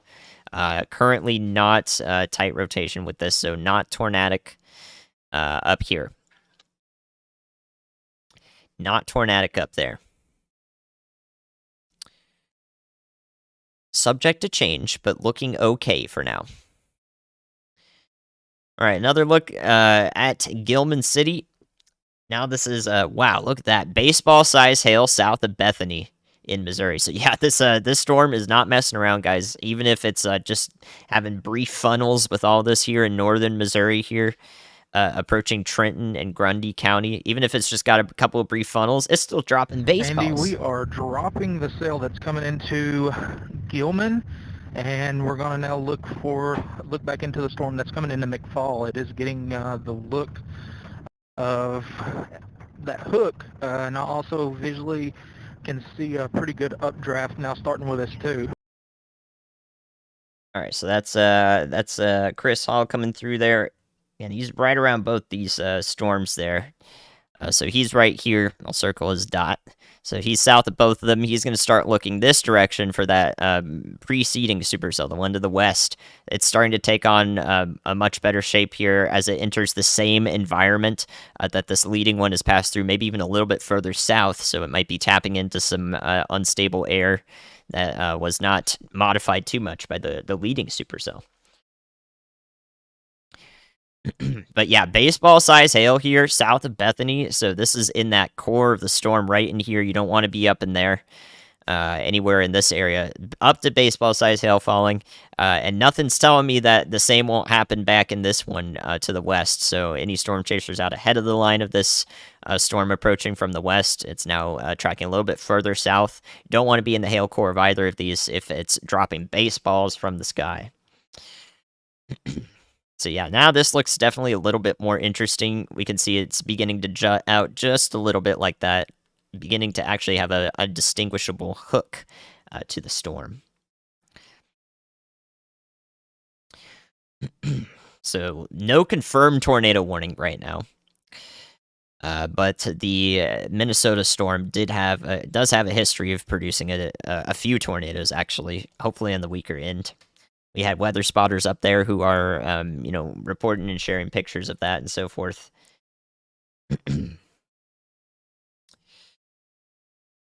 All right. A new tornado warning has been Okay, issued. so they did issue another one for Brown County. That might be the preceding area. Let me take a look at that once it comes through. Brief look here at the Minnesota storm. Again, we've had several confirmed tornadoes with this. You can see those icons back in here, those pink icons, reported tornadoes. Very slow-moving storm. Now it's tracking basically due east. The most concerning part of the storm is going to go due east here. As it goes along this boundary right here, right along State Road 7. So I'm concerned about Hutchinson, Minnesota, and south of Litchfield, primarily, while this storm continues. I think this one will quickly fall off as we get to sunset. Right now, it's persisting just based on some of the warmth of the sun as of recently. So that's what I think about this storm. Again, this is not a confirmed warning anymore, but it's had several confirmed tornadoes from people who are trained spotters in this area. So it's going to pass south of Wilmer, Minnesota, southern Kandiyohi County, and northern Renville County, and eventually towards basically the center of McLeod County. So there we go. That's what we're looking at there. All right, now let's look at Texas. I've got it up somewhere. There we go. All right, so the Brown County new tornado warning. Interesting. So now they have gone ahead and instead of continuing the initial circulation, which was up here, moving in this direction, they've gone ahead and added a warning here for this part of the storm in general. A little tough to tell. Again, this is going to be a bit more chaotic of a situation wherever rotation is happening here. It's probably going to be rain wrapped, embedded in all these storms in Texas. So this is the area of concern right here, west of Owens. Again, this is still north of Brownwood, Texas, but you guys are mighty close. I wouldn't be surprised if there are tornado sirens in this area in Brown County. So if there are sirens sounding in Brownwood, Texas, and you can hear them, you should definitely be adhering to them. Even if you are, even if that's not going to pass over your location, there's still this supercell back to the west that may also take a southwest track if we watch it, or southeast track rather. So yeah, we could see that this supercell back in here also take a path towards Brownwood and eventually get guys in on some stormy weather down there. So that's the look down there on that new tornado warning. Again, you can see rotation here if you look at this part of the storm, but it is not in a reliable area that's being scanned by radar. So this circulation down here, it's too tough to tell if that's actually legitimate. It more than likely is just a little bit of rotation there, but we're not going to be able to tell if there's anything tornadic there for quite some time until some rain is reaching that area. Gotta wait for the radar returns. So yeah, we're starting to see this all mesh together here, from Wichita Falls all the way south. This is all just going to be one huge storm together after the next hour or so, I bet. And what we call that is a mesoscale convective system, an MCS. So this is going to be an MCS as it approaches Dallas-Fort Worth and the Red River and areas as far south as Waco. Probably we'll get in on this southern complex of storms here that's going to come together. So again, this is going to be here in Dallas-Fort Worth, in a couple hours, maybe a few hours from now, and last a couple hours of stormy weather. So we could also see flash flooding concerns in the Dallas-Fort Worth metro. But the primary risk today, besides flash flooding, is going to be wind and hail for y'all. You can see all these, these bright greens, light blues, and pinks and tans showing up here. These are all pockets of like 60-mile-an-hour wind gusts all in these storms, so they mean business. That can reach the surface really easily. So these are hurling golf ball size hail everywhere, and powerful winds are accompanying them. So I would not be outside in this at all. So up here near Archer City, actually, there is a video that was relayed to the National Weather Service up here of power flashes alongside the road. So again, damaging wind gusts are happening with these storms up here. even as far north as Frederick, Oklahoma. Again, this is the kind of storm up here that could track towards the southern OKC metro. So Norman and areas further south could get in on a hailstorm in particular from this back in here. So no tornadic threat expected up there, very low tornadic threat. But that's where our hailstorm may originate from. You can see it going pretty quickly to the north. So if any part of this storm does develop to the north here, it's going to be a damaging wind and hail threat. So there's a look at Texas and Oklahoma. And I'm gonna remain pretty concerned about this storm actually approaching Brownwood. This is probably the most concerning storm in Texas to me right now. Is this one north and east of Santa Ana, eastern Coleman County? So I would be like, y'all watch out in Brownwood if you're not already taking shelter from this tornado warning here, because it is to the north of the town. I would advise doing so over here in Brown County. So this one's also passing in your general direction, and I think this one is a little more concerning right now. So I'm going to watch that one closely. So yeah, we had baseballs reported in the storm in north central Missouri here. Baseballs reported in Bethany, another 2.5-inch hailstone from this second supercell back in here. So we have one supercell over here and one second one that's been developing. Now dropping also up to baseball size hail. So both of these again are dangerous. Storm chasers don't want to be out in the hail here unless they, for some reason, want to lose their windshield. I don't know why you want to do that. I would not recommend doing that. So this one is not tornado warned here, the one in the back here, but I imagine that we could see a tornado warning soon. We have some rotation on the right side of your screen, and both of these storms are going to be dangerous. Twin supercells up here.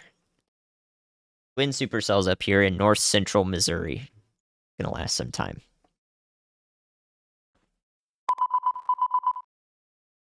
All right. So Mike keeps talking about a correlation coefficient up in here. Well, I don't think we're going to be able to see that reliably. As he's looking at McFall, this is all hail. This is all hail or unreliable correlation coefficient here. So yeah, this is definitely hail. There's our destructive severe warning. There we go. There it comes through. So destructive severe thunderstorm warning for this second supercell to the west. Dropping baseball-size hail after the lead supercell has already done that. So more baseballs are falling just south of where baseballs just fell. So you want to be in shelter no matter what. Any area that has tornado sirens and a practice EMS service there is going to sound sirens for a destructive severe thunderstorm warning. If you're not familiar with these were actually introduced in the last couple of years from the National Weather Service. Tiered severe thunderstorm warnings so that we could, have a better look at just how dangerous are the wind and hail components of a storm like this. So yeah, this is now a destructive warning for baseball-size hail, and with a tornado warning out in front of it. So just not a good situation to be out in this area here. Again, La Plata, Kirksville, out ahead of this thing is where this is tracking. Trenton, Missouri is next in line in Grundy County. So please be thinking about taking shelter in Trenton and areas around Trenton, Missouri, there in Grundy County. This should stay south of the state border with Iowa, south of Princeton, Missouri, and north of Chillicothe in Missouri. So we're staying north of Highway 36 for now. Focused on Grundy County, southern Sullivan County, and also areas of Sullivan County for the hail. And eventually Kirksville, Missouri, and La Plata. That's expected to continue. I don't think anyone in the Twin Cities is expected to get anything significant today. No, I'm in the Twin Cities, so I'll be the first to let you know if that happens. Thank you for the support, though. All right. One look at Minnesota, and then I'm going to pay attention to chat here, okay? So one more update on Minnesota here. This supercell here, this supercell here in, basically, I don't know what to call this, southwest to south central Minnesota, right in this area near Hutchinson. This supercell has a history of a couple of tornadoes. It's continued to be warned, and the area I'm most concerned about is its track to the east over the next hour or so as we get to sundown. So areas up to Hutchinson, Minnesota, those are my concerns. Right out ahead of this thing for a little while as it tracks east. So it's situated right along a boundary there. It's going to keep going east, more than likely, and eventually, hopefully, fall apart here well before the Twin Cities Metro. La Plata, Missouri, be weather aware over the next couple hours. It's going to take some time for those supercells to get to you, but they will. They will get to you. All right, chat. What do you got? What are we thinking right now? I'm going to play the loop here for our Missouri supercells because this is right now looking like the most concerning stuff at the moment. Yeah, wow. You can just, if we watch this back, you can watch that Western supercell just ingest several storms until it finally is one conglomerate there, dropping baseball-sized hail. Brown County, Texas, yeah, I'm concerned with you guys down there. That's the one I'm watching most closely, is the one off just to your west. Just to the west of Brownwood. So we're going to take another look at that in just a second. So I would recommend taking shelter in Brown County, Texas. Is a good idea to practice that. Wisconsin, you're fine. You might get some hail at worst. Nothing else is expected up there. Maybe some thunder boomers. So Wisconsin, not the focus, thankfully, today. Or tomorrow. Tomorrow, we're also thinking about the risks. So I will be live streaming again tomorrow as it stands for anyone concerned in the Midwest. So we're still going for several hours tonight. But tomorrow, yeah, you want to be concerned in Omaha, Nebraska, and through Iowa. Is this going to Ohio? Not in a significant way, no. Maybe the storm tomorrow might reach you in the early morning hours on Monday. Dallas-Fort Worth might get some significant hail tonight. Yeah, you definitely want to keep in touch in Dallas, anywhere in that metro area, those metro areas. Your stormy hours are 9 p.m. to midnight, so you want to stay weather aware through those hours. I will be here for you. So that's for everybody in Dallas-Fort Worth. South of Burlington, I think these storms right now are going to pass to your south, but you're going to want to pay attention again on Friday. Not Friday, on Sunday, rather, I should say. Tomorrow's risk is definitely more in line with Davenport and Burlington, Iowa. It looks like these supercells right now might stay south of Iowa. We could still see some development for anyone near Davenport and, in the tri-state border, Keokuk. Anywhere around there in Quincy, Illinois, you're going to want to stay weather aware for the next few hours until this round of storms is past you today. It will reach Chicago around 2 a.m., maybe a little bit earlier than that in Central Time for those concerned in the Chicago area. But by that point, it's going to be much, much lower of a severe threat. So I would not be super worried if you want to stay up in Chicago to, if the storms are going to wake you up anyways, then I would do so. It may stay to your south, though. Watching the development of these storms is going to take some time to when we can really fine-tune it, really nail it down. Yeah, Tulsa is good to go.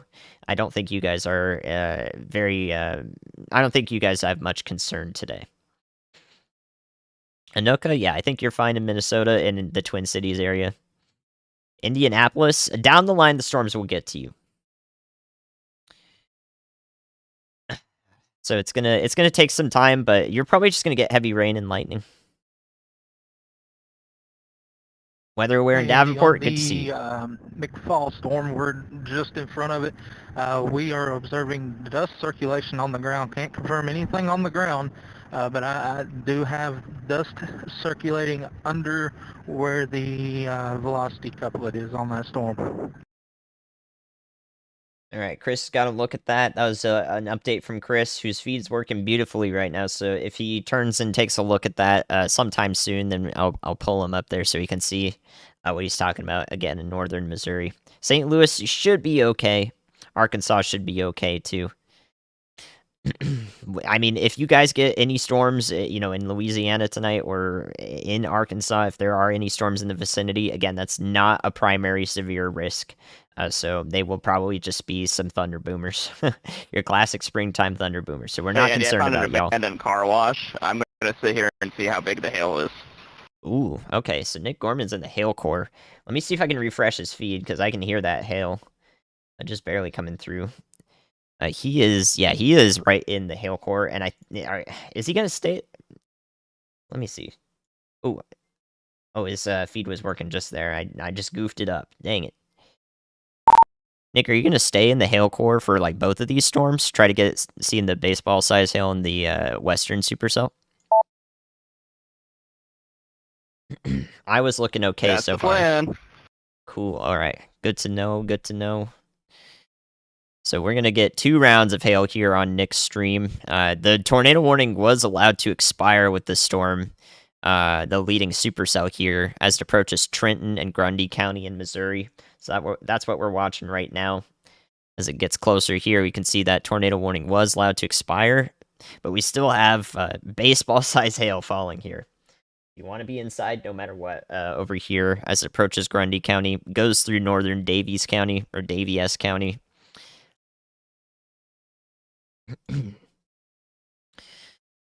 Yeah, the primary Dallas-Fort Worth severe weather is going to be from like 9 p.m. to 12 a.m. Central. Cedar Rapids, okay. I don't see development occurring yet, but we could get some storms that sort of congeal together in and around eastern Iowa into tonight. So if this does happen, if we do get some more storms back in here, the tornado threat's not going to be up there. This will be any sort of bad weather up there might be confined to maybe some small hail. That would include Davenport as well, and that would include all the way through central Illinois and Chicago. So I actually I need like 30 more minutes before our next long model run comes in, and then once Davies, thank you. Once that next model run comes in, I will show you guys the progression of the storms as of the most recent data through the rest of today into tomorrow. So we have to wait a little bit more time for the model run to finish. Or actually, no, I'm going to need longer than that. About an hour, actually. I can look at a previous one, though, just for today. So yeah, we're going to need a little bit longer than that, but I'm going to be on for that entire time, so I am not worried about being here for a while for y'all. Down to no tornado warnings. Very good. No tornado warnings right now, but we still have destructive and considerable severe thunderstorm warnings here. Parts of northern Missouri and also a lot of the area west of Dallas-Fort Worth. So here we are looking at northern Missouri. So yeah, that's everyone along Interstate 20. Again, Dallas-Fort Worth Metro and West, wind and hail. Might see a couple of tornado warnings come through. I will be here for that. So it's going to happen from 9 p.m. to midnight or so. What time for Omaha? Tomorrow, you're concerned in probably the late afternoon to evening hours in Omaha, Nebraska. But yeah, I'm going to be on again tomorrow for that risk. So make sure, if you're in the risk area today, you're here today. If you're in the risk area tomorrow, you're here tomorrow. So yeah, we still have tornado possible with this because Chris Hall's observing that. Let's see what he's got on his feed if that's live still. So I can't get Nick's feed to stay live here, and also this is frozen, I think, too. Oh, there we go. So Chris was looking at a possible ground circulation again. He's kind of he is back in this western supercell as well. So this one is going over Coffee, Missouri, dropping baseballs. So he is right next to the Hook Echo as well. So we're kind of looking into the storm a little bit. Very good. Wisconsin's fine. Hey, Andy, just visually observed very high rotation over my location just north of Jameson. Would not be shocked to see a tornado warning come for the cell. Okay.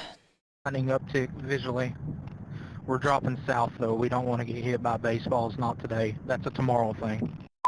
That's a tomorrow thing? Okay. That should be a never thing. A tomorrow thing, huh? Okay.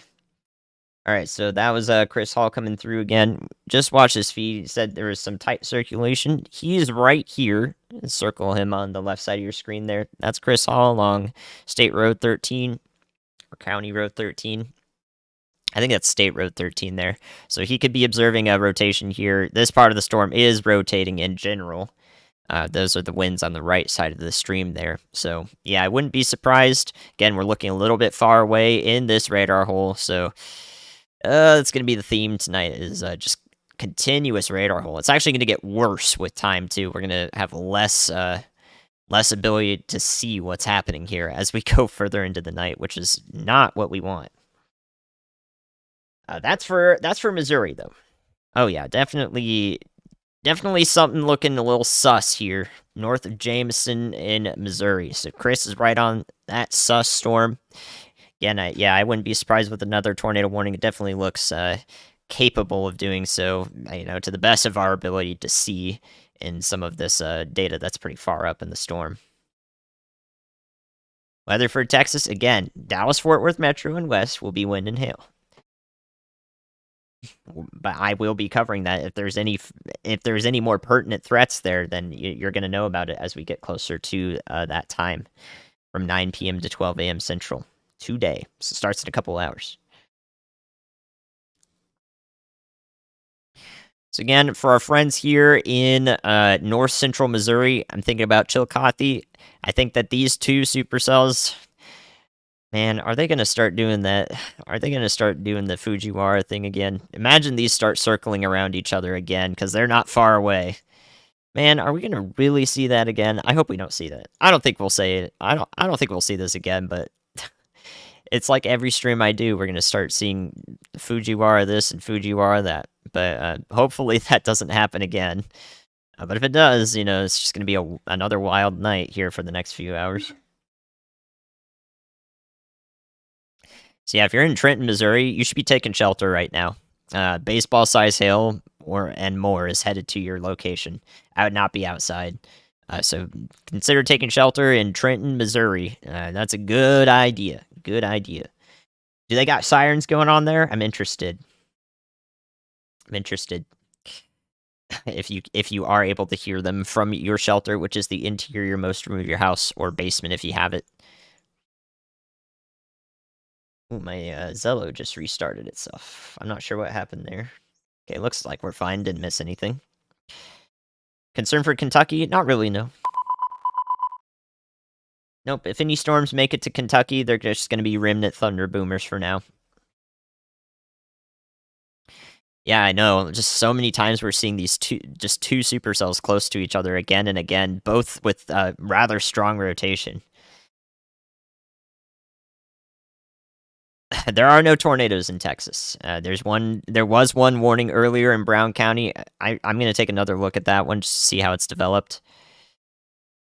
Approaching Brownwood. I would recommend taking shelter in Brownwood, Texas. It looks like this supercell is going to impact the town there in central Brown County. So we've been watching this one back a little bit here.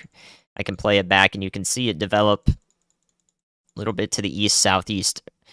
In this direction. So the hail, the wind, and the really heavy rain and lightning, etc. is going to track right over the town. And if there is any tornadic threat with this, which right now I don't see one. I don't see any tornado threat with this at the moment. But it's a good idea to be inside in Brownwood. So back before, we had this leading supercell over here, which was traveling to the northeast. I wasn't concerned with the town of Brownwood at that time in Texas here, but now that this back-end supercell is matured and is tracking the direction, now I'm concerned with the severe hazards in that area. So I'd recommend taking shelter. If you know somebody in Brownwood, let them know. A bunch of powerful wind and hailstorms are moving through and sort of congealing together already. You can see this these storms congealing together as they pass east of Wichita Falls. This is going to be what approaches Dallas-Fort Worth. So this is a bunch of wind and hail. All these red boxes are severe thunderstorm warnings. There's some flash flood warnings in there too. You don't want to be out driving in that. That's what's going to go through Mineral Wells, Weatherford, Dallas, Fort Worth here in Texas. You're going to see that. Lawton, Oklahoma, it looks like you guys got that hailstorm going toward you. That's your concern right now. This storm is a hailstorm. And it's got tennis ball size hail and 70-mile-an-hour wind gusts. So if that does get to the city there, it might take a little bit of a west track. A little bit further west of Lawton, but it might go right over the city. This one looks like a pretty damaging storm, but no tornado threat at all with this. So don't want to be outside in the wind-driven hail, but no tornado threat over here.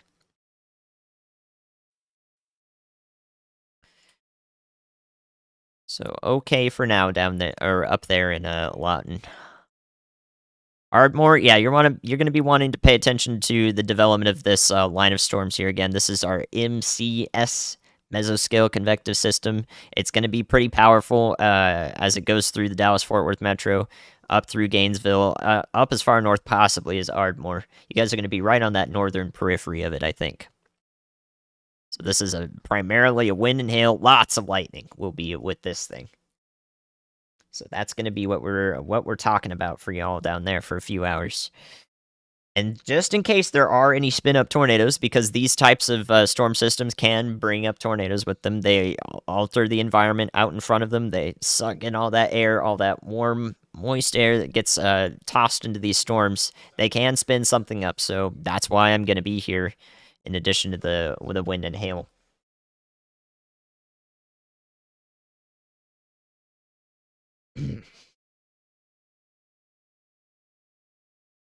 Ryan Hall is monitoring chat. Wow. And listening to Spotify. He's got me muted. Ryan's like, I can't stand listening to this guy. He talked too much. He talked too much. Sulphur Springs, east of the Dallas-Fort Worth metro for Tyler, Texas, Sulphur Springs. The intensity should be lower, but still some severe thunderstorm warnings are likely as they get to your areas. It's just going to take another hour or two to get to you. So maybe past midnight by that point.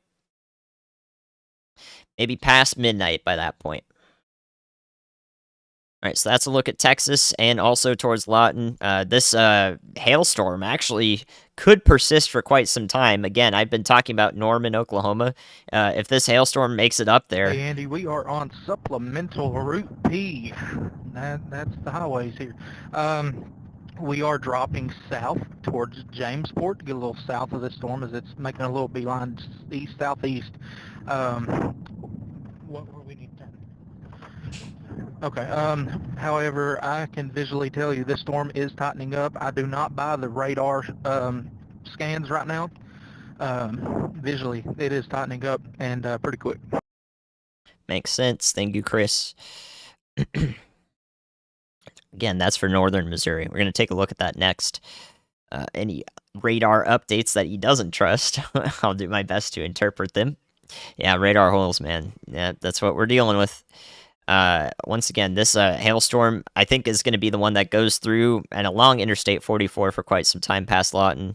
Chickasha, that means you guys. Norman, that means you guys. If it makes it all the way up there, it will be a heck of a hailstorm. We can have a closer look at it, too. Right next to the radar here, we can see, wow, you guys are no stranger over here to very strong winds and golf ball size hail. I'm sure we get it multiple times a year here, but this is 70-mile-an-hour wind gusts right in here in this tan area on the right side of your screen.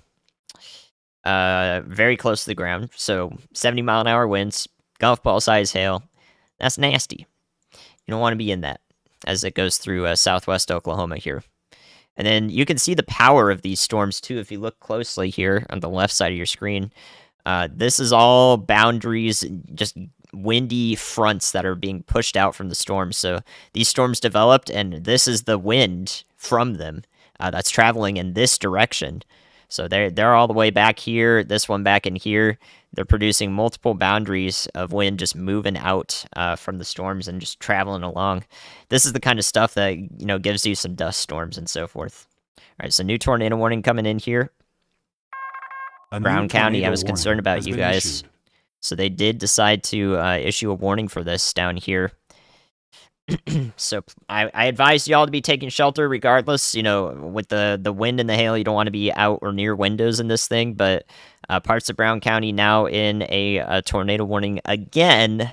This is a new one coming through on your phones, and I think it's going to include the town of Brownwood here right in the center. So let's see when that comes through. Andy, I just lost my windows.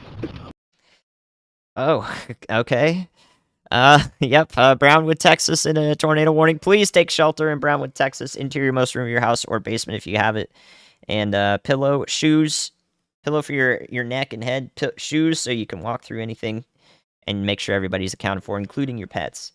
So that was Nick, who lost his windshield. He was in shelter, and now he doesn't have a windshield because he's not under the building anymore, and he just went through baseballs. So, rip Nick's windshield once again. What's that now, Nick? 6, 7? The last year. What is with these guys and windshields? Goodness. Okay. Well, yeah, I don't know if we're gonna get a feed with a broken windshield from Nick Gorman there. But yeah, there you go. Baseballs are falling from these storms. Storm chasers are being chased by the storm. Storm chasees. That's what we got now.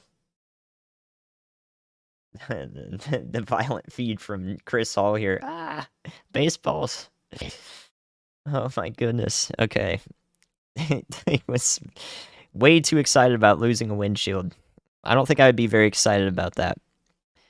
So if in case you needed a reassurance here, here's Nick on the radar here on the left side of your screen. There's Nick in the blue circle. And there's the hail. There's a softball-size hail report. Can somebody post that in if that picture is on social media, I want to look at it. I want to retweet it. Softball-size hail? Yeah, no wonder he lost his windshield. Near Gilman City, that's 4-inch hail. Yeah, that's okay. So softball size hail falling. This storm is warned for 3-inch hail, so we're an inch short there. Oh boy. Safe light repair, safe light replace. Yeah, no kidding about that. Good grief. Yeah, he's booking it. I mean, once you hear softballs, I don't think you want to be anywhere close to that. So yeah, this is just gnarly. All right, so let's take a look at what's going on here. I don't see too much of an interaction yet between these storms, but they are getting a little closer together, maintaining a little bit of distance. So we have rotation right over top of Trenton, Missouri. Again, I hope you guys have been taking shelter there. Bring me with you when you go to the interior-most room of your house or a basement if you got it. And then we've got rotation over here reported by Chris Hall, who is right in this circle, right ahead of the storm. But softball-size hail just to his north. 70-mile-an-hour wind gusts also just to his north. So, yeah, don't be going out in that. All right, so let's look at Minnesota real quick here. This tornado warning was allowed to expire, but if you look closely here, something begins to show itself, which is, here's our previous tornado warning, and there's another supercell to the west, in the same area. So here we go, same environment in place. Now dropping also some hail here, pretty large hail, over Prindsburg again. So that's the current look at this. Our lead storm here, well before it's reached Hutchinson or even crossed the county border here into Meeker County in Minnesota, it's beginning to die off here. So this is going to become less of an issue.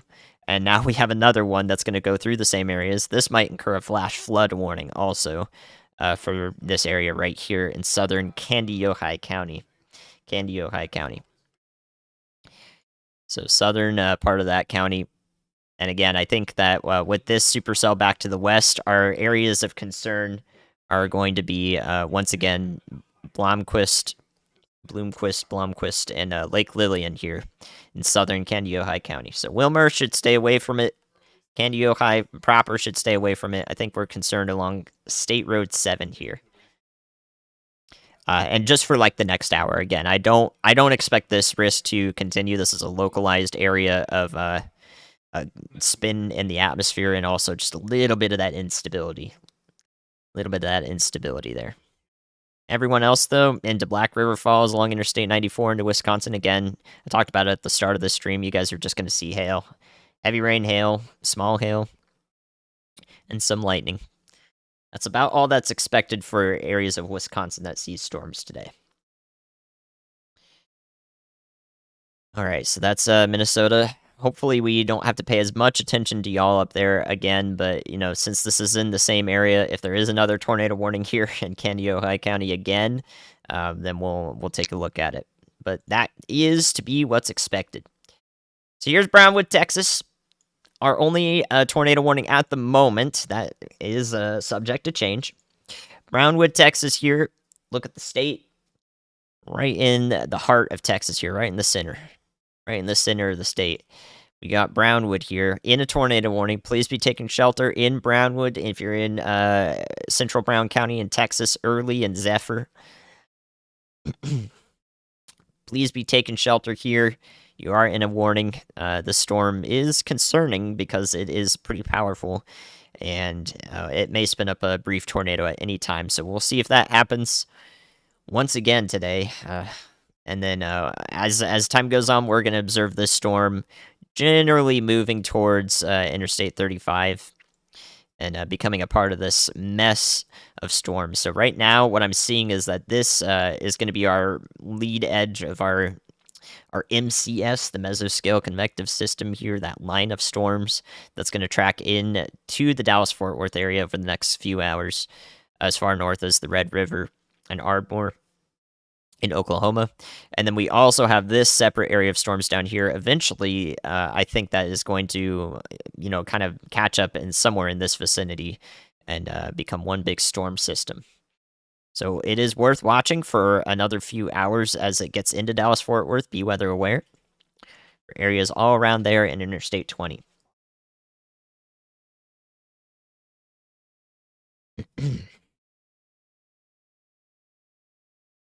All right, and then once again, if you're joining us or if you're joining me from Lawton, Oklahoma, along Interstate 44 through Chickasha and Norman, you guys are going to get in on a hailstorm if this persists right here, south and west of Lawton. Now, if this persists and it goes right over your area, it's going to be a hailer.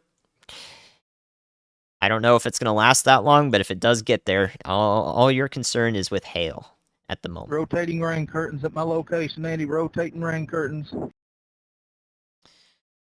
Oh boy, okay. All right, Chris Hall. We're going to go back to our cells of concern here, right along the warm front. Northern Missouri here. We've been watching them travel through here for a while. It does look like they're trying to go further south of than Kirksville. They're going to stay north of Chillicothe, of course. And generally, it looks like they're going to travel along this direction, possibly go a little bit south, and maybe stay a little bit to the north as well, with some severe impacts once it reaches Kirksville in an hour and a half or two. We'll see how long it takes them to get there. But right now, they're traveling at about 35 miles an hour east. So it's gonna take them some time. Chris Hall coming through on Zello there is in Jamesport. He's right here in this blue circle, looking at this supercell to the west. We have two different supercells here. And over here to the east, this leading one, I mean, they both look really concerning. But it's very hard, again, to see what's happening here because we are far away from a radar. So again, if any tornado warnings come through for these areas, northern Livingston County in Missouri, parts of Lynn County, southern Sullivan County in Missouri, if any warnings do come through, they're going to be preventative tornado warnings, or they're going to be tornado warnings based on what these trained weather spotters, the chasers, are seeing, are observing on the, at the surface here. So we do actually have some storms developing near Ottawa in Iowa, so I'm going to take a look at that in a little bit here. And we'll see if there's anything else to look at in the near term. Let's look at Radar Omega here. See on our nationwide radar if we've got any concerns. Let me go back to the day one risk. That's tomorrow's risk, so we're going to want to be weather aware tomorrow.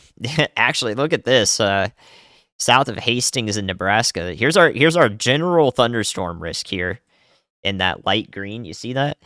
This supercell has been completely outside of any expected thunderstorm risk for the last 3 hours here.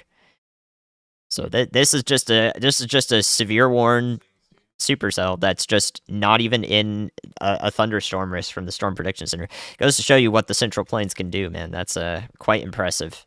Quite impressive stuff. So here's our development near here is our development near Ottawa and Iowa. Over the last little bit. Oh no, I think Radar Omega froze on me again. Yeah, dang it. So these are just now developing here. This could be, we observed this on our model data. Let's go ahead and look at that, actually. Most recent model run here might be able to tell us what's happening here. Should be able to get this. Yeah, there we go. So we're watching a little bit of development there. This could actually be what impacts eastern Iowa here. This is why the slight risk goes as far north as Dubuque and Rockford, Illinois. Dubuque, Iowa there.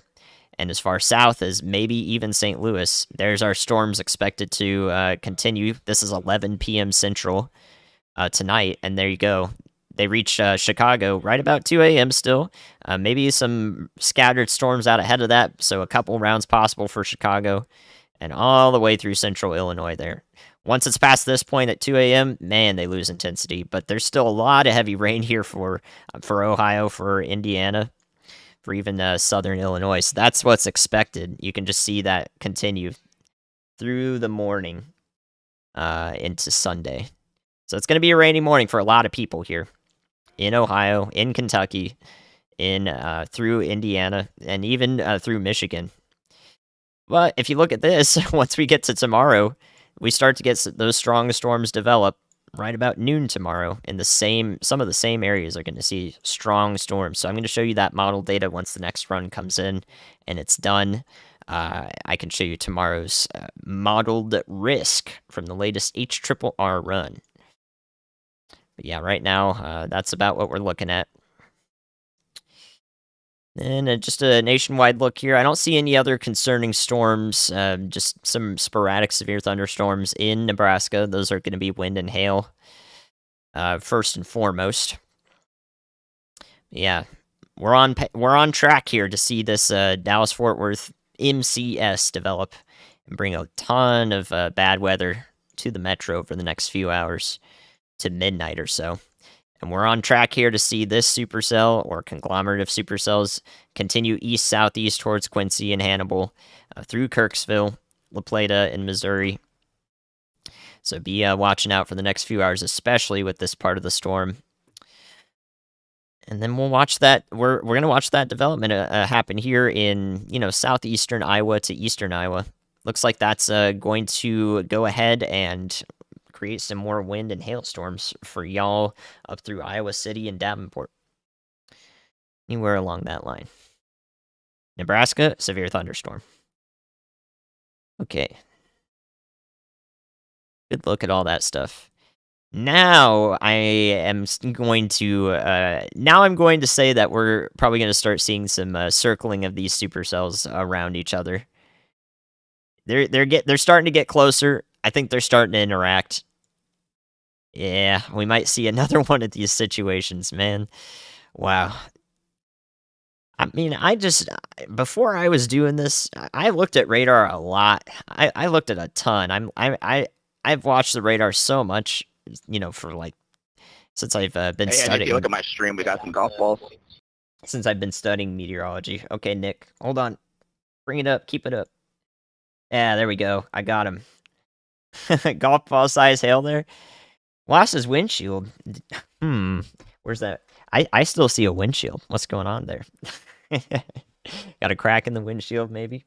We got golf ball size hail there. Thanks for reporting that, Nick. Well, they're definitely larger hail than golf balls somewhere in all of this mess. Somewhere in all of that mess, there's definitely larger than golf ball size hail. So, since we saw softballs reported, yeah, I don't doubt it. Yeah, these supercells beginning to rotate around each other again. I just don't really remember in all my time looking at the radar seeing this. At least I have not seen it this often. This is so strange to just see so many supercells rotating around each other over and over again with these risk days. Yes, Gainesville, Texas will see stuff. Again, 10, 11 p.m. or so, and stormy for quite some time. Oh, the We're gonna go windows. east once we get far enough south The over windows. towards, I think that's how you say it, Meadville. We should catch back up to, that was pretty intense. I wouldn't be surprised to see some damage reports coming out of that town from the winds just ahead of it with the rotating rain curtains and everything. That was we had some tree limbs flying over us, and I wouldn't be surprised to see some down tree reports and so on. Did he say side window? Yeah, I already forgot. I just automatically associate it with windshield. The side window, man, that might hurt. Good grief. Yeah, you might have said side window. Well, in any sort of glass loss there, yeah, I don't doubt it at all. I don't doubt it at all. So complex interactions here around Trenton in Missouri. Again, I wouldn't be surprised with any tornado warnings coming through here in the short term. So please be thinking about taking shelter out ahead of this storm in northern Missouri as it goes through the northern part of the state and eventually northeast Missouri. It's going to take some time, moving about 35 miles an hour to the east, east-southeast roughly, in about this path along these arrows.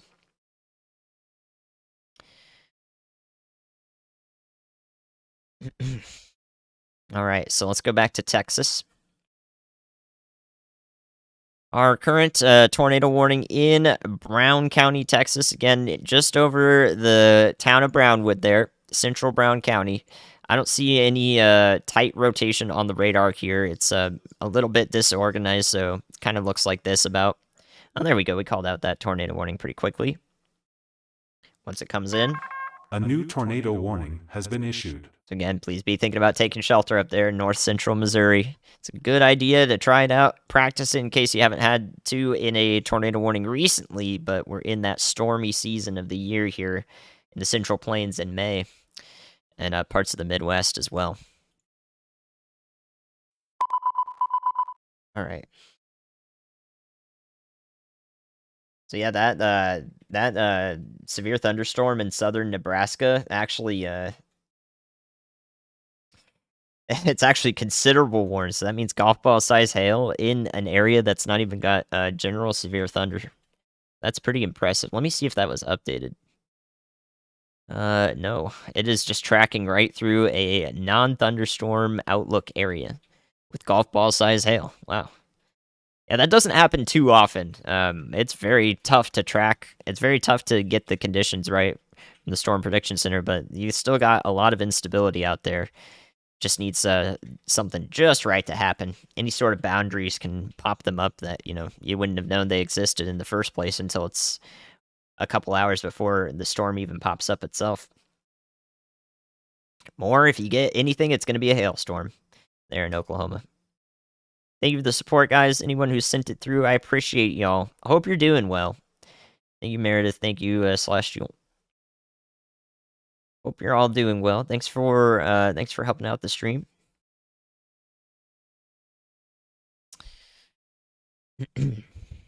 So it looks like it's passing just to the north of Brownwood, so the northern part near Early, Texas here. Looks like it's passing right through there now.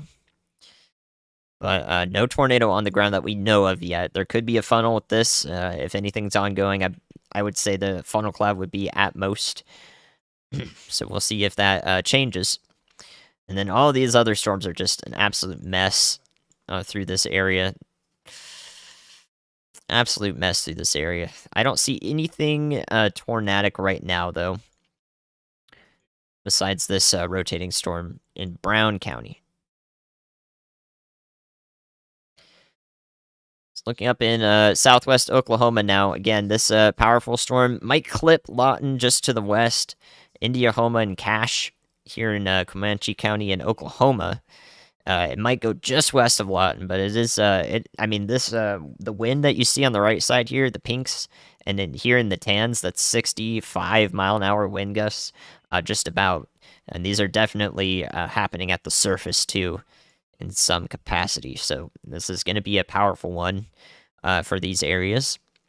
probably on the west side of Lawton, might get into it. And then again, it's going to go right up Interstate 44 for its duration. So if it does reach Chickasha, if it does reach the Oklahoma City metro, parts of that, before it kind of falls apart there, then that's what we would see. We would just see a wind and hailstorm here. So this is not currently looking to be any sort of tornadic threat with that storm near Lawton. Sirens just came on in Trenton.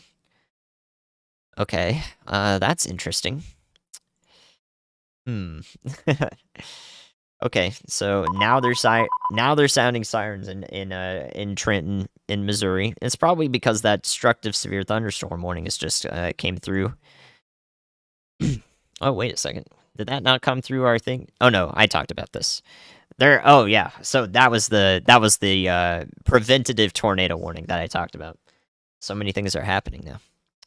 So that was the preventative tornado warning I talked about. Again, we're far away from a radar site here. If there is a tornado warning, it's going to be based on, just that we see rotation about 1.5 miles up in the storm. It's way too far from the surface to let us know what's happening down there. So the best we can do, the best the National Weather Service can do, is rely on some information from storm chasers. But if you look at where this is, we got huge hail to the south of it. We got huge hail probably to the north of it. Nobody's got a good look at this right now. And if they do, well, they're not going to have that good of a look at it for very long, because they're probably going to also lose their windshields or side windows or whatever. So whatever happens here, this is not going to be an area that's well visualized. So a preventative tornado warning is in place here for the southern half of Grundy County in Missouri. Sirens for Trenton, Missouri. So hopefully y'all have just been staying in shelter. These storms are gnarly as they've been passing through your area. And then yeah, really, if we play this back, we can see that the supercell out in front to the east is now to the north of the southern supercell. So or this one back to the west. So they're definitely rotating around each other for sure. Once again. So yeah, these two areas of rotation, these two supercells are definitely rotating around each other. Again, this doesn't look as bad as the tornado producing one in Oklahoma that we saw last month on April 19th. But it is happening again. They are definitely rotating around each other. So each storm is rotating right here in this blue circle. Each storm is rotating, and then they're rotating around each other in totality here. So more wild weather to take a look at here. How many times am I going to cover something like this with two supercells that start going around each other like this? This is called the Fujiwara effect, by the way, if you guys have heard that. So yes, it's possible to have a Fujiwara effect in a hurricane, or two hurricanes, two tropical storms. It's possible to have it as small a scale as two supercells. Any low pressure systems or local low pressures can do this. So any correlation coefficient, we're not going to be able to see it. This is all messed up because of hail. So any lowered correlation coefficient in here is hail. It's not going to be visual. It's not going to be visualized yet. If Brian Allen here saw a tornado, he'd be talking about it because he's very close to this hooked part of the storm. And ain't nobody going to be seeing what's going on in here in the northern one, because that's just, nobody's going to see that. This is moving east-southeast, roughly in this direction. So it looks like it's going to go just south of Kirksville on its current track. La Plata, Atlanta, and Macon in Missouri here, out ahead of this thing, should probably be thinking about it. If this destructive severe thunderstorm warning here that you see in the dark red, if this continues into Macon County and so forth, or you guys are probably going to hear some sirens.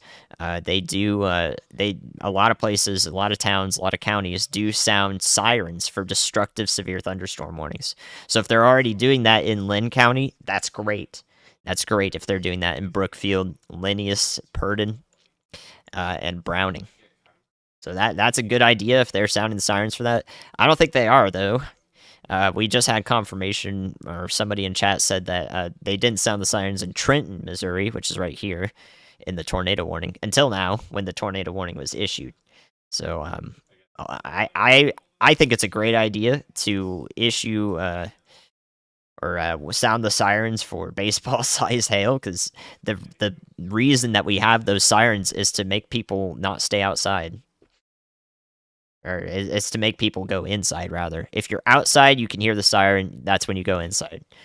That's the primary function of those. And I mean, getting hit in the head by a baseball, being chucked at you at 60 miles an hour or greater, is it might be worse for you, or the same badness as a tornado or a weak tornado moving through.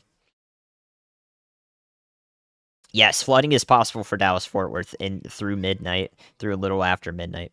Hillsboro, Missouri. I don't know where that is.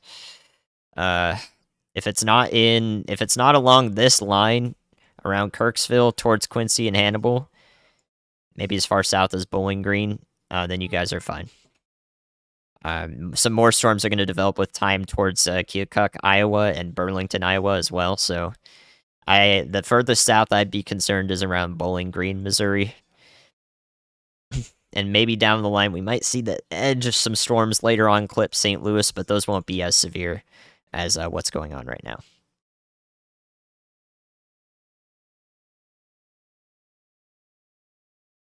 Yeah, isn't Hillsboro like in the southern part of the southern part of the state?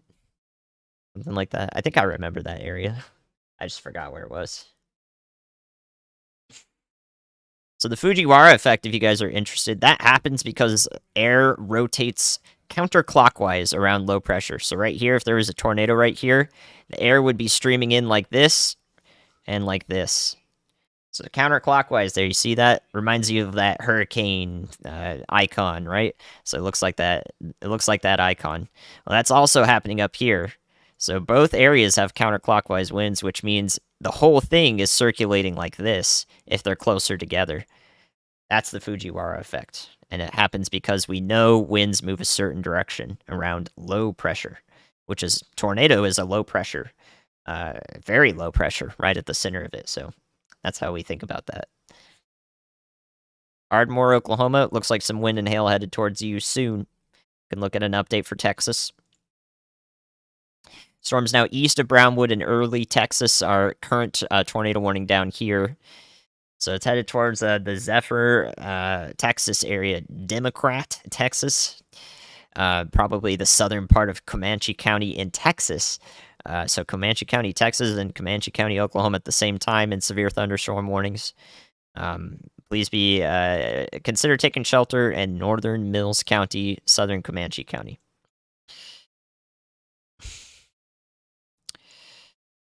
Okay, chat, don't do it. I'm watching y'all. So this is the rotating part of the storm.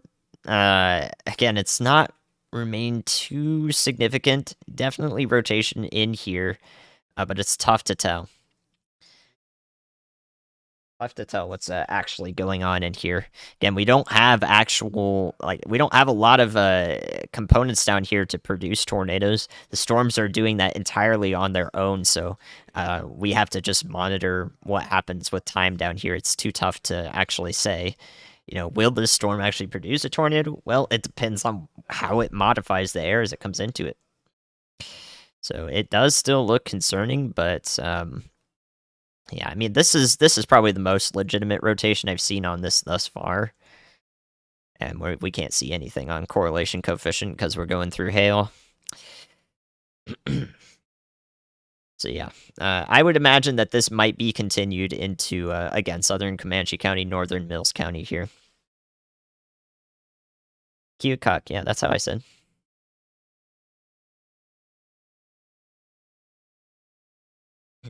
Northern Indiana, early morning storms. They might wake you up. Happy to help, Terry. No, I've not been in the Dominator 3. That's a good question. Maybe I will one day. Lawton, you guys are in that severe thunderstorm warning now. It's going right up toward Interstate 44, just like I talked about. So it looks like it is going to clip parts of Lawton, especially the west side of the city. And down the line, I mean, we're thinking about Chickasha for this wind and hailstorm. No tornado threat with this right now. No, Indiana's not getting tornadoes. I doubt that. That would be very unlikely. I mean, that doesn't mean it's impossible, but that is not our focus whatsoever, so. Yeah, what's the weather going to be in Mount Vernon, Ohio at exactly 2:26 a.m.? Oh, wow. 61.2 degrees Fahrenheit. Yeah, definitely going to be able to tell you guys that. I like that. Thank you. Exactly 16-mile-an-hour winds. 0.17 inches of rain. Actually, it's going to take longer for it to get to Ohio than 2 a.m., so we'll have to wait a little longer.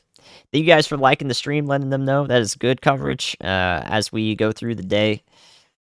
Again, this is not like an upper end tornado outbreak. This is just covering a lot of the severe weather that happens today and any localized tornado risks that are conditional, meaning if they do happen, it could be pretty bad on the worst possible scenario, which is what happened in Cole, Oklahoma and Shawnee, Oklahoma last month.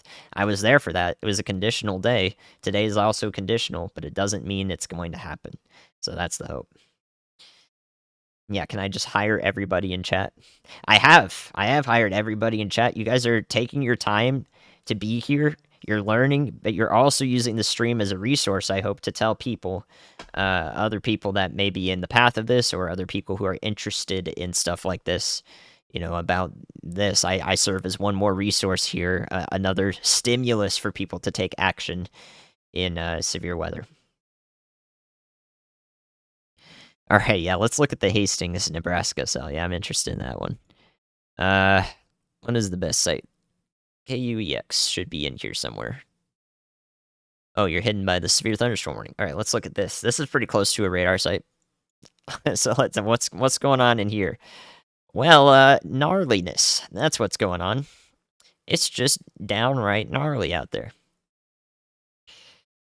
Imagine being in a no thunderstorms forecast for today from the Storm Prediction Center in this area, and you're just in Blue Hill, Nebraska, and suddenly the entire road is covered in hail, and there's some 60-mile-an-hour wind gusts. Well, they'll just tell you that's Nebraska for you.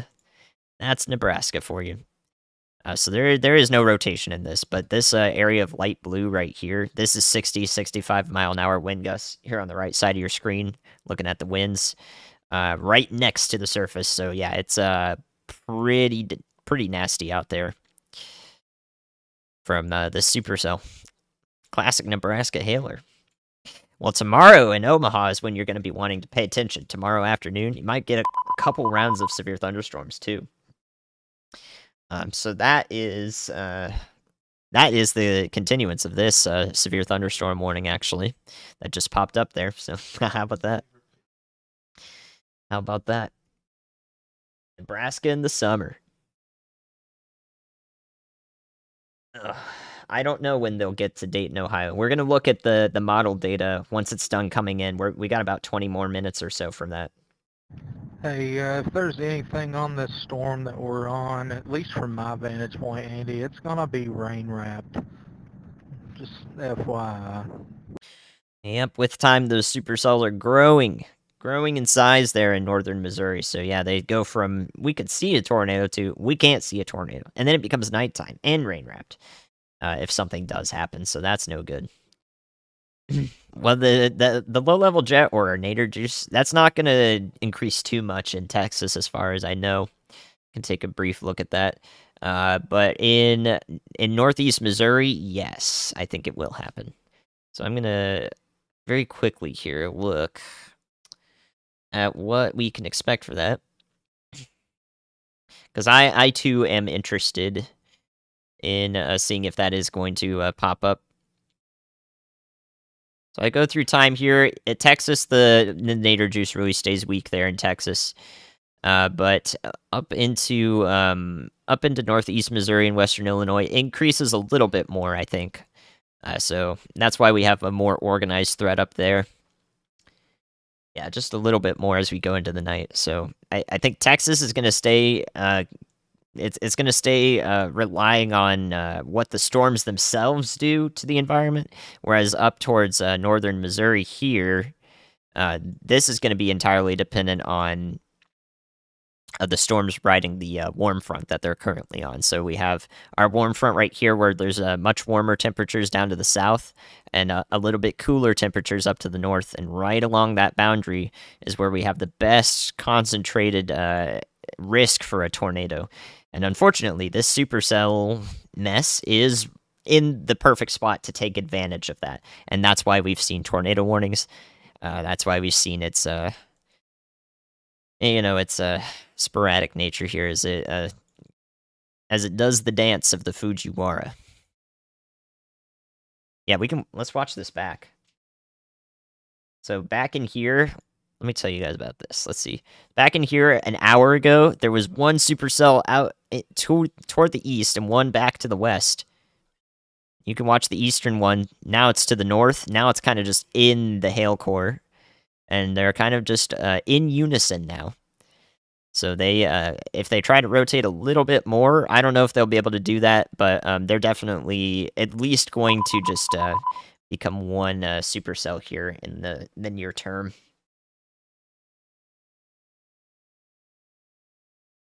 Spectrum width is something that can be used to increase confidence in a tornado. It's I wouldn't use it to diagnose the tornado on its own, or with only one other product. But yeah, you can use that. Should we be scared? I have no idea where you are, but stay weather aware. Don't be scared, be prepared.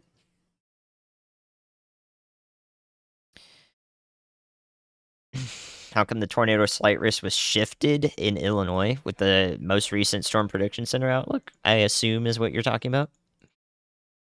Can take a look at where it's at now. I think it's roughly staying the same. Or are you talking about the southern extension of it? So with the most recent Storm Prediction Center outlook, there is just like a 2% risk that extends down to the south here, right around St. Louis and towards this direction.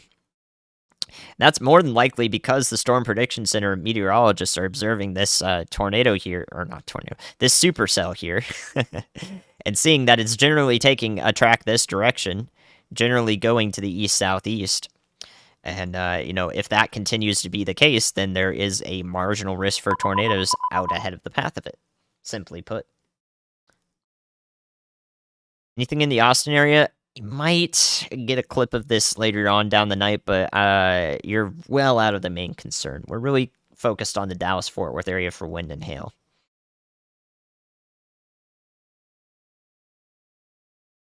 Ryan hop in voice chat later on. I'm not against that. If he wants to do that, that sounds like fun. That sounds like fun. So Ryan Hall is free to contact me and tell me that he wants to talk. We can go back and forth, and he can also allow me to take a break. Oh my goodness. Ryan Hall. I'm the break filler in for Ryan. I just started doing that on my own. He didn't even ask me to do that. I'm like, man, Ryan, we can't have this dead space. And now it's come full 180 here, and now he's gonna fill in my dead space. How's the weather for Weatherford, Dallas-Fort Worth Metro, and everywhere around? Looking from 9 p.m. to 12 a.m. Central for the stormy hours. It's gonna be pretty stormy there, but we're gonna cover it. I'll cover it for you. Tyler, Texas, an hour later than that, as it takes some more time for them to get further east.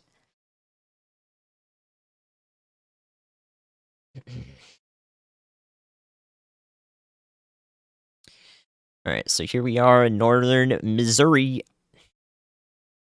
Northern Missouri. Right now, we're concerned only in northern Missouri with the track of this conglomerate supercell, is what I want to call it. It's got a nice flying eagle. It's like it's got a fat bird shape to it, though. These are the wings here. It's kind of fat. A little bit of a chunky supercell here. The concern with this supercell is its track out in this direction, roughly, Far north is Quincy, far south is Bowling Green, maybe, and about this line. So if you're outside of this, Unionville, looks like Kirksville is going to be spared from a hit from this supercell, any hail risk or any damage from these. It looks like you guys hopefully will stay to the north. This is the area in Missouri I'm concerned with. Then up into Iowa, we have started development of some storms up here. South and east of Ottawa. Ooh, that new tornado warning is going to come in here, I think. Wow, it hasn't even come through our system. There we go. That was so fast. We already saw it ahead of time. So here's the extension of the tornado warning. A new tornado warning has been issued. Into the central of Lynn County in Missouri, eastern Livingston County, northeastern Livingston County, right near Chula. So it's past Chula now, the area of concern. Staying north and east of Chillicothe. So please take shelter in Lynn County in Missouri. This is a preventative tornado warning. Once again, that means that we're so far away from a radar site, we actually don't have a really good look at what this storm is doing at the surface, except for our storm chasers who are in the area reporting to the National Weather Service and so forth. So if you're in Chula, I would stay in shelter for just a little longer. Definitely don't be outside in that. Because you have possible baseball-sized hail just to your north, and you don't want any freak accident to happen. It's just a good idea to be inside.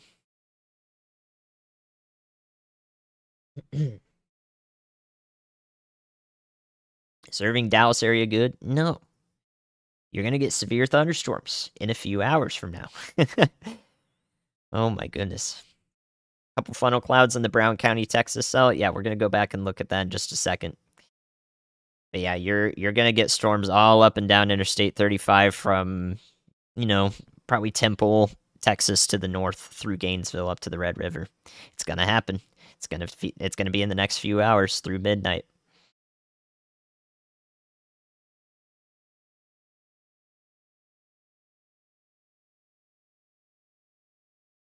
I don't think Ryan's listening to me right now.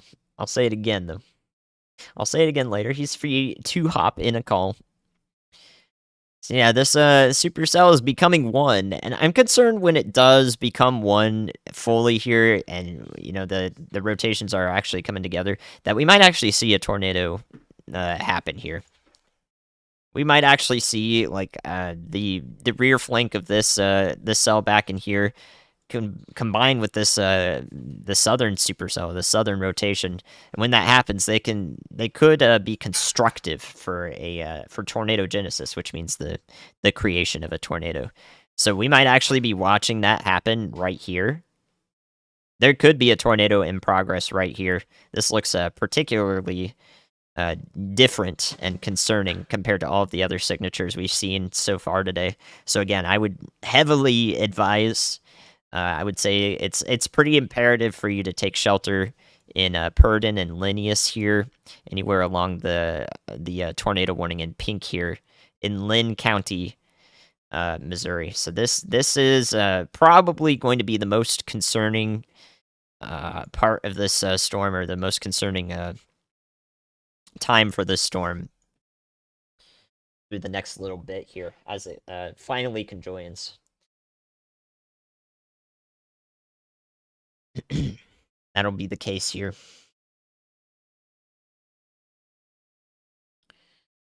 Alright, so this tornado warning down here in Brown County, Texas was allowed to expire. Let's take a brief look at why that is, and if anything else might happen. So the previous one that we were concerned with was over here, past near Early, Texas. And from the development of this, it looks like there was our rotation. It's rapidly fallen apart here and kind of gotten ingested in the storm. But there's also been baseball-sized hail here north of Brownwood. What our new concern with is down here. So it looks like as each supercell, the southernmost supercell is going to become our issue with this line of storms here. So this one down here now looks the most concerning. So look how fast that's blown up. You see this? This is 25 minutes ago. This is 10, 12 minutes ago. And now it looks like this, full-blown rotation So if there is a new tornado warning here for southern Brown County in Texas, I wouldn't be surprised. First of all, we have to see this storm begin to move to the right, which it already has. It's instead of moving off to the north and east, now it's taking this track that's more due east.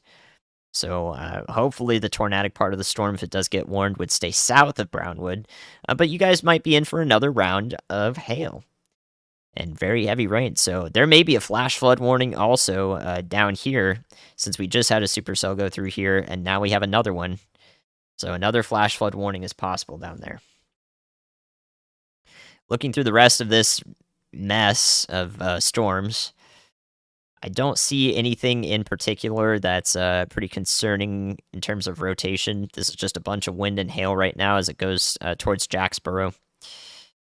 And it's just a mess. It's just a mess for like all of this. It would be great if it stays this disorganized as it goes towards Dallas-Fort Worth, but I don't think it will. I think we're definitely going to see some organized storms through all of the metro here in Texas. All right, so let's look at also southwest Oklahoma, southern Oklahoma here. This storm has started to shift off to the north, up towards Comanche and Stevens County, Oklahoma.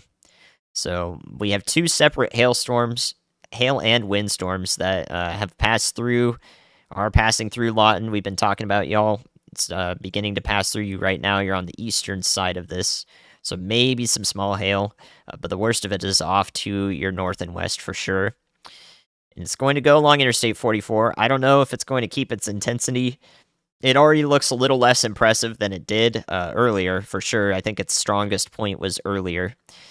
But now we also have this storm down here. These two storms right here are going to be our hail and wind troublemakers as they go off to the north and east towards Interstate 35, towards the southern Oklahoma City metro here, and Ardmore and north, really. So these are going to be hail and wind storms. Hey Andy, we just had a funnel drop at our location. It's went back up since then, a lot of rising scud. We're giving you an eye view of it right now from our location. We're going on east with it, but we just now saw a funnel beside the highway. All right. So Lynn County in Missouri is getting in on some sirens. That's good to hear. So they've got another means to take shelter here in Lynn County in Missouri. Got reports that they've got sirens going on there. This is just garbage. All of that doesn't make any sense. This is all just garbage. So now that you can see what the winds look like, which is nothing, this tells us absolutely nothing here in this supercell. Let's take a look at the storm chaser feeds. Chris Hall's talking about that. So if I show Chris Hall's feed here, you can see what that mess on radar looks like at the surface, which is pretty cool. So look at that active shot there. A little bit of a ragged wall cloud, possibly, or maybe just what, man. Chris is kind of southwest of this, so that looks like part of the rear flank gust front, actually, if I had to guess. A lot of lightning activity. You see all that lightning right during the sunset? That is incredible. That looks absolutely incredible. Yeah, we could watch this for just a little while. This is our tornado warned storm. And Chris is in Wheeling, Missouri, south and west of Linneus, right about to enter Lynn County. That is incredible looking stuff. The sunset coming in, the clouds illuminated, and the lightning on two different sides. Brief funnels with this storm for hours now. We've seen so many brief funnels observed with this. Yeah, that's quite the look there. And then you can even see the edge of like the base of the storm. The base of the storm is huge, so you can see the edge of that the lower clouds there.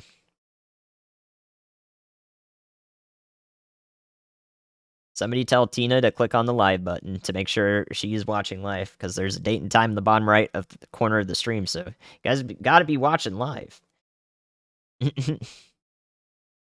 Yeah, that was an amazing shot. I even like just seeing the edge of the storm, and you could see the lightning like up in the top of the cloud, up through the anvil.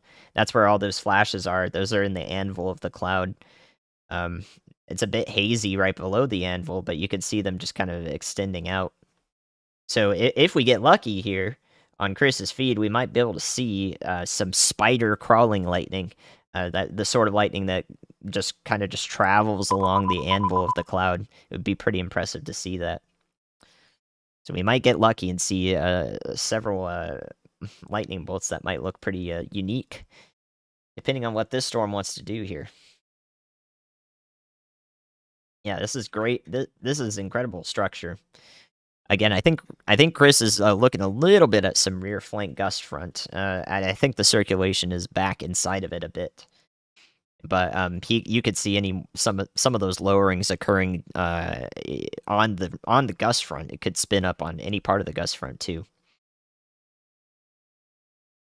Yep, there's one tornado warning for this storm that we're watching right now in Lynn County in Missouri. So this is our tornado warned storm feed from Chris Hall here.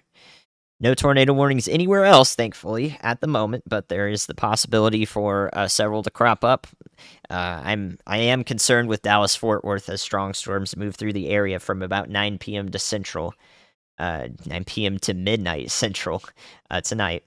So I think our stormiest hours in Dallas-Fort Worth are going to be starting in a little bit and over the next few hours. Yeah, Hannibal, you should be weather aware. I am already glad you're here. You're thinking exactly how I'd want you to think there in Hannibal.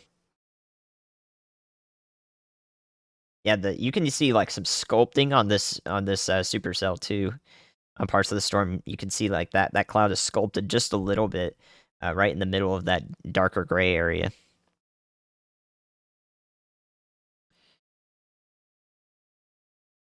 Yeah, Kirksville and La Plata in Missouri, you guys got probably at Kirksville, you should be fine. It looks like the storm is going to track to the south of your location, so it's taking on that east-southeast track.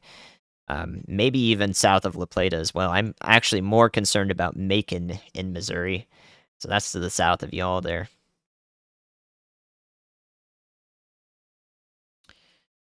Frank, did we update that? Which one did you update? Or La Plata? Did you put that somewhere? I don't know if you did YouTube 1 or 2. I'm just going to refresh both of them. I'm just going to refresh both of them so I get it. I want to keep looking at the storm. I just got to do this real quick. Or maybe I can do studio mode. Alright. So I can do this real quick. Oh, look at that. That's a great shot from Chris. That's a great shot from Chris. Let's see if I can update this.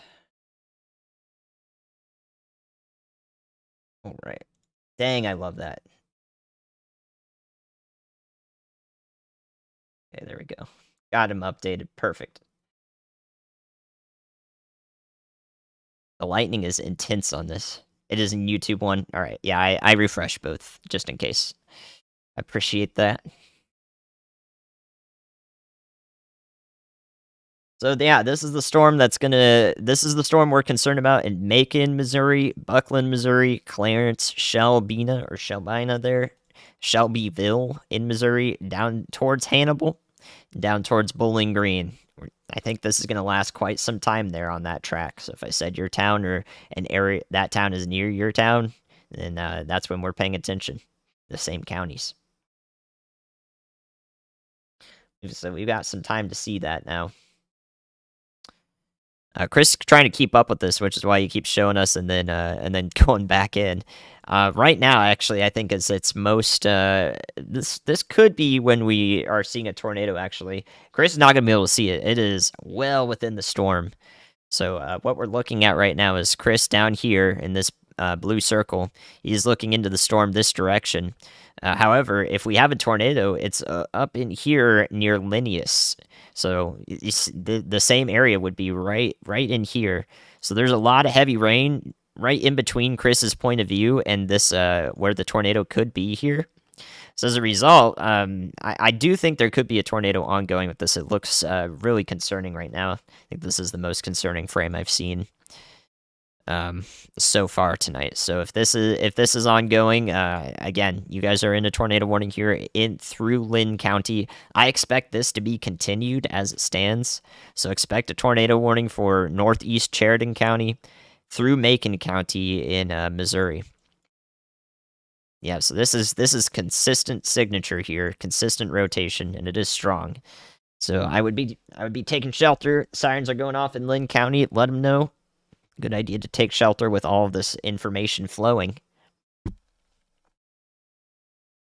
Gosh, it's that shot from Chris is just kind of getting better because of the higher clouds being illuminated by the sunset as the sun drops below the horizon, and the darker clouds are showing the storm so well. That's the best shot tonight. So yeah, this is consistent rotation. It goes up with height too. This is probably the most concerned I've been with the storm so far. We're not going to see anything on in our debris signatures here. No debris signature with this. It's pretty far up, but again, I would not be surprised if there were a tornado ongoing with this now. So hopefully people in Lynn County in Missouri are taking shelter. Most concerning look I've seen tonight, and it has stayed consistent. So I'm going to be checking the debris tracker here, the correlation coefficient, quite often because if it is a significant tornado, it may show up. So I'm going to be checking it often here. So again, a track for this storm. I called out all those locations. This is generally the direction it's going to track in. Right around here. So Bowling Green, Hannibal, and Missouri. I'm thinking about you guys out ahead of this. Hey, Andy, visually a big time lightning uptick. I know I've said that before, but there's a big time lightning uptick where the velocity couplet would be behind that range shaft. Yeah, I don't doubt it. I think there are hundreds and hundreds of lightning strikes that are just cloud to ground strikes associated with this storm. So yeah, this is the most intense I think this storm has been. It has the most concerning rotation signature I've seen tonight. Lynn County, Missouri is getting the worst of this right now, is what I would say. Yeah, so this is a incredibly dangerous storm. Right now, I am very concerned with this one. So we're watching, waiting for new updates to come in. Again, this is a radar hole, relying heavily on storm chaser feeds here. This is just about the worst area we can be in for radar coverage. Just about the worst. So we're doing the best we can here. And even though we're in that worst radar coverage that we have, we still have consistently concerning data this far up. So I don't like it. I don't like the look of it.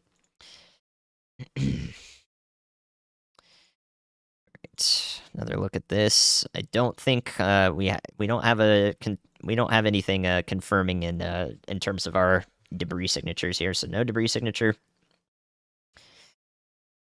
The storm in Minnesota has not produced a tornado warning in an hour now or so. So it's losing its strength up there, which is good. I predicted it would lose its strength once we got to sunset because it is completely relying on a little bit of instability that's up there. Once the sun sets, that instability is going to be gone. And if it does persist at all, it would be a hailstorm. Yeah, this is a gnarly storm here.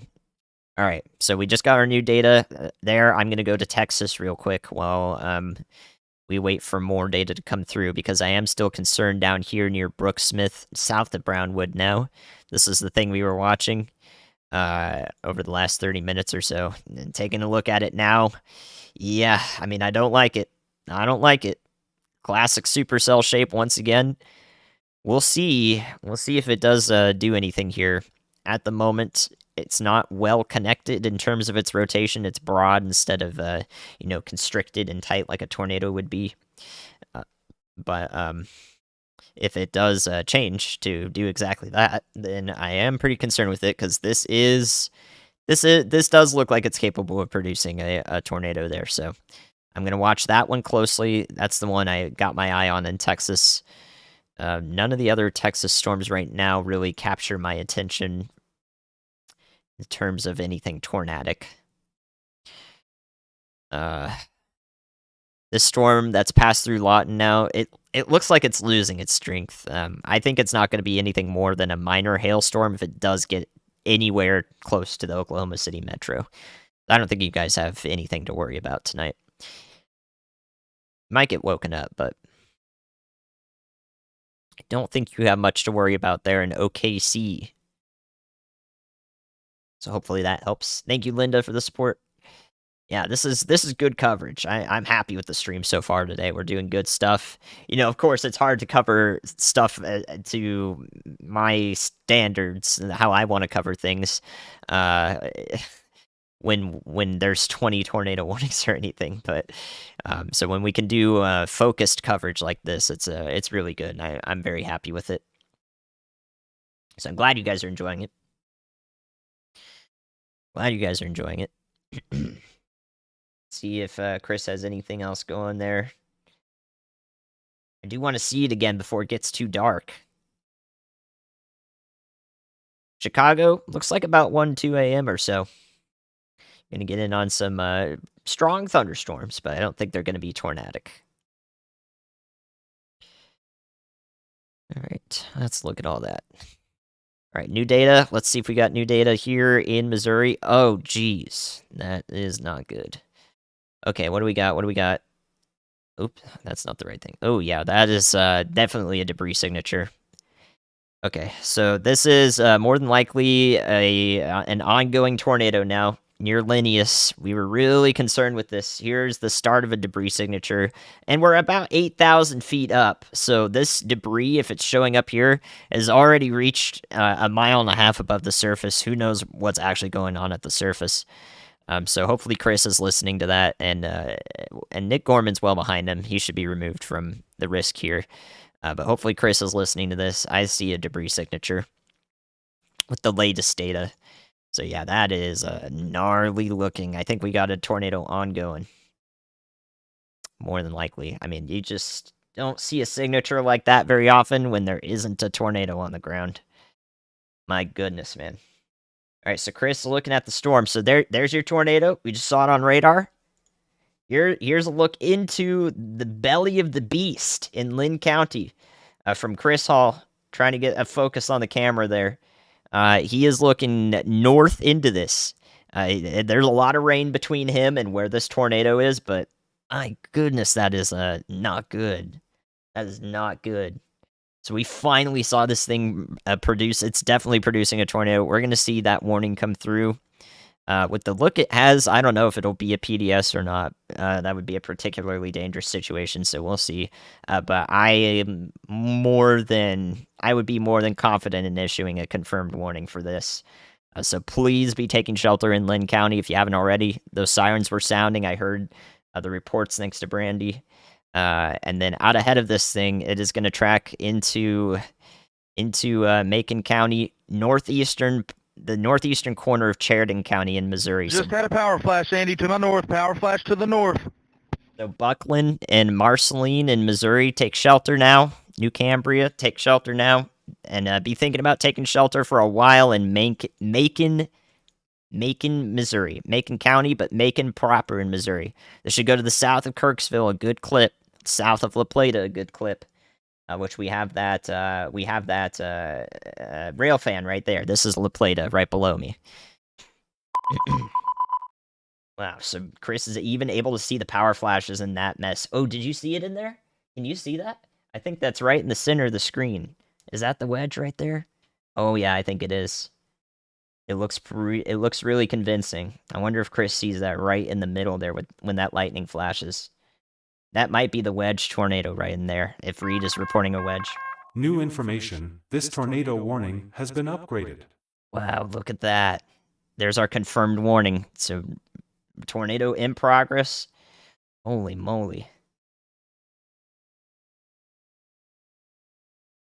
Okay, let's take a look at any debris coming up. Still a minor debris signature continued here. It's probably over a bunch of fields. Let's call out some areas out ahead of this thing as it passes over State Road 5 here, north of Linnaeus, just north of the town.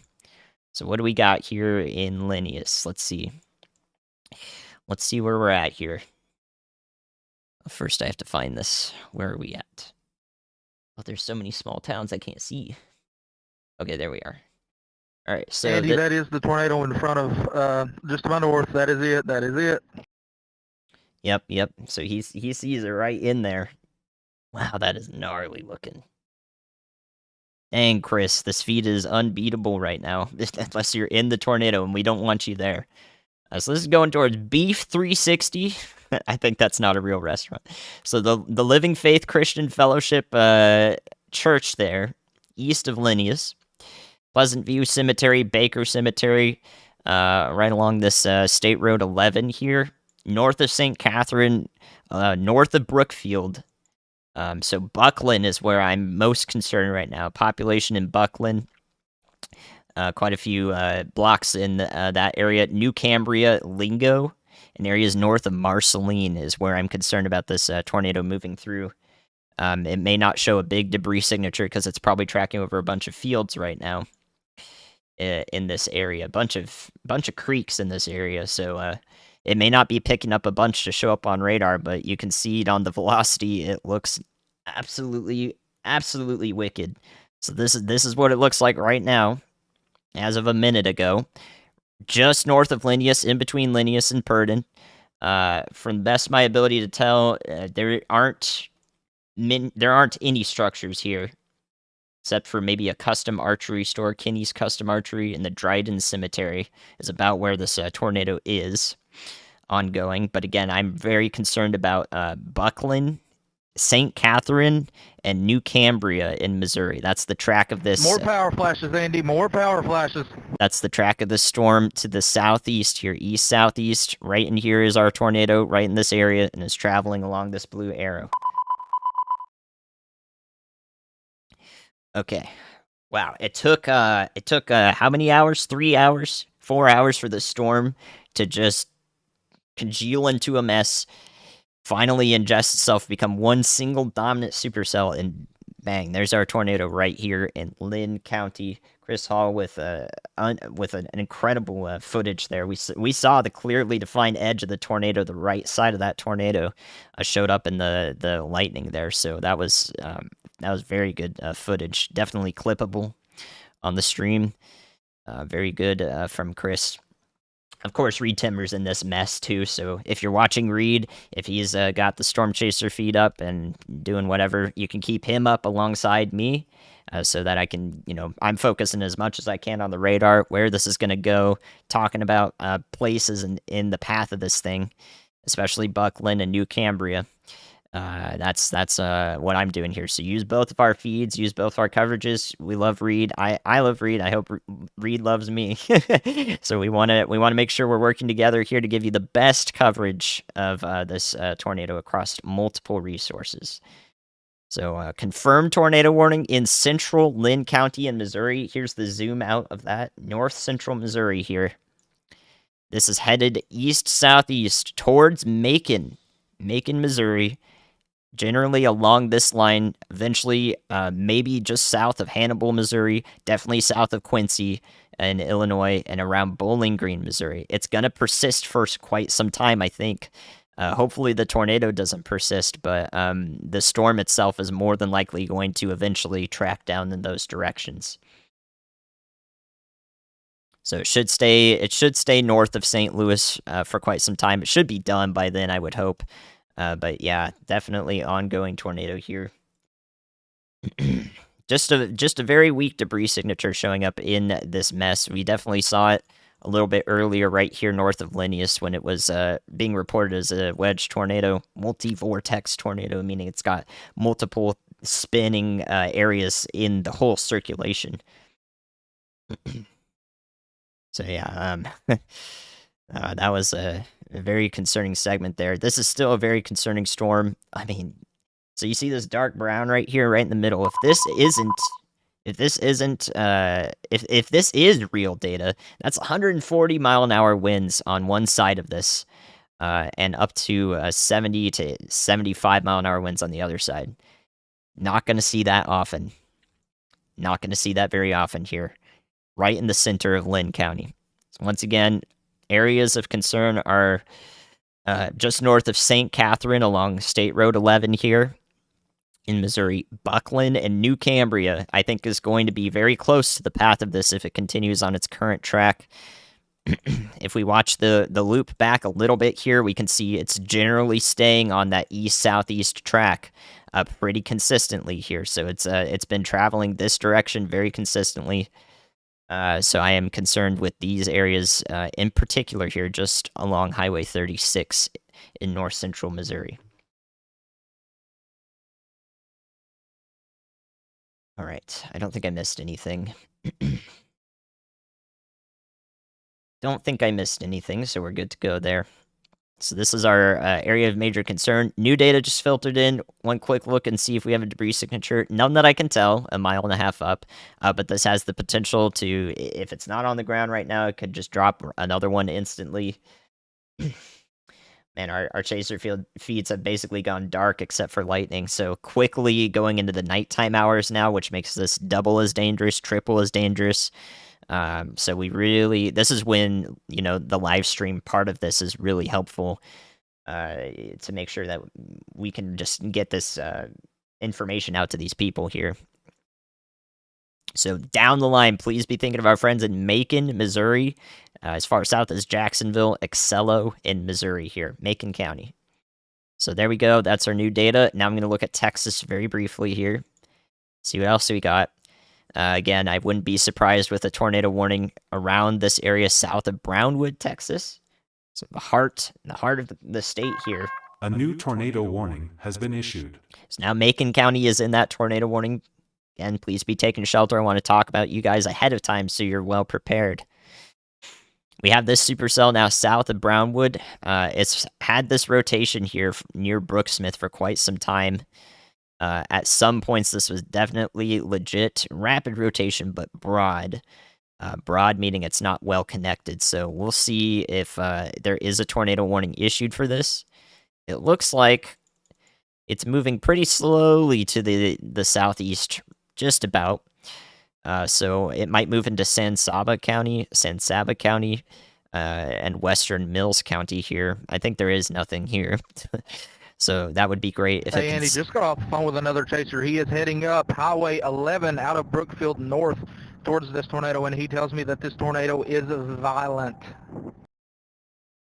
Well, violent is a general word that's tossed around too much these days if it means something more than that. But yeah, it's going to do damage, so don't want to be outside in it for sure.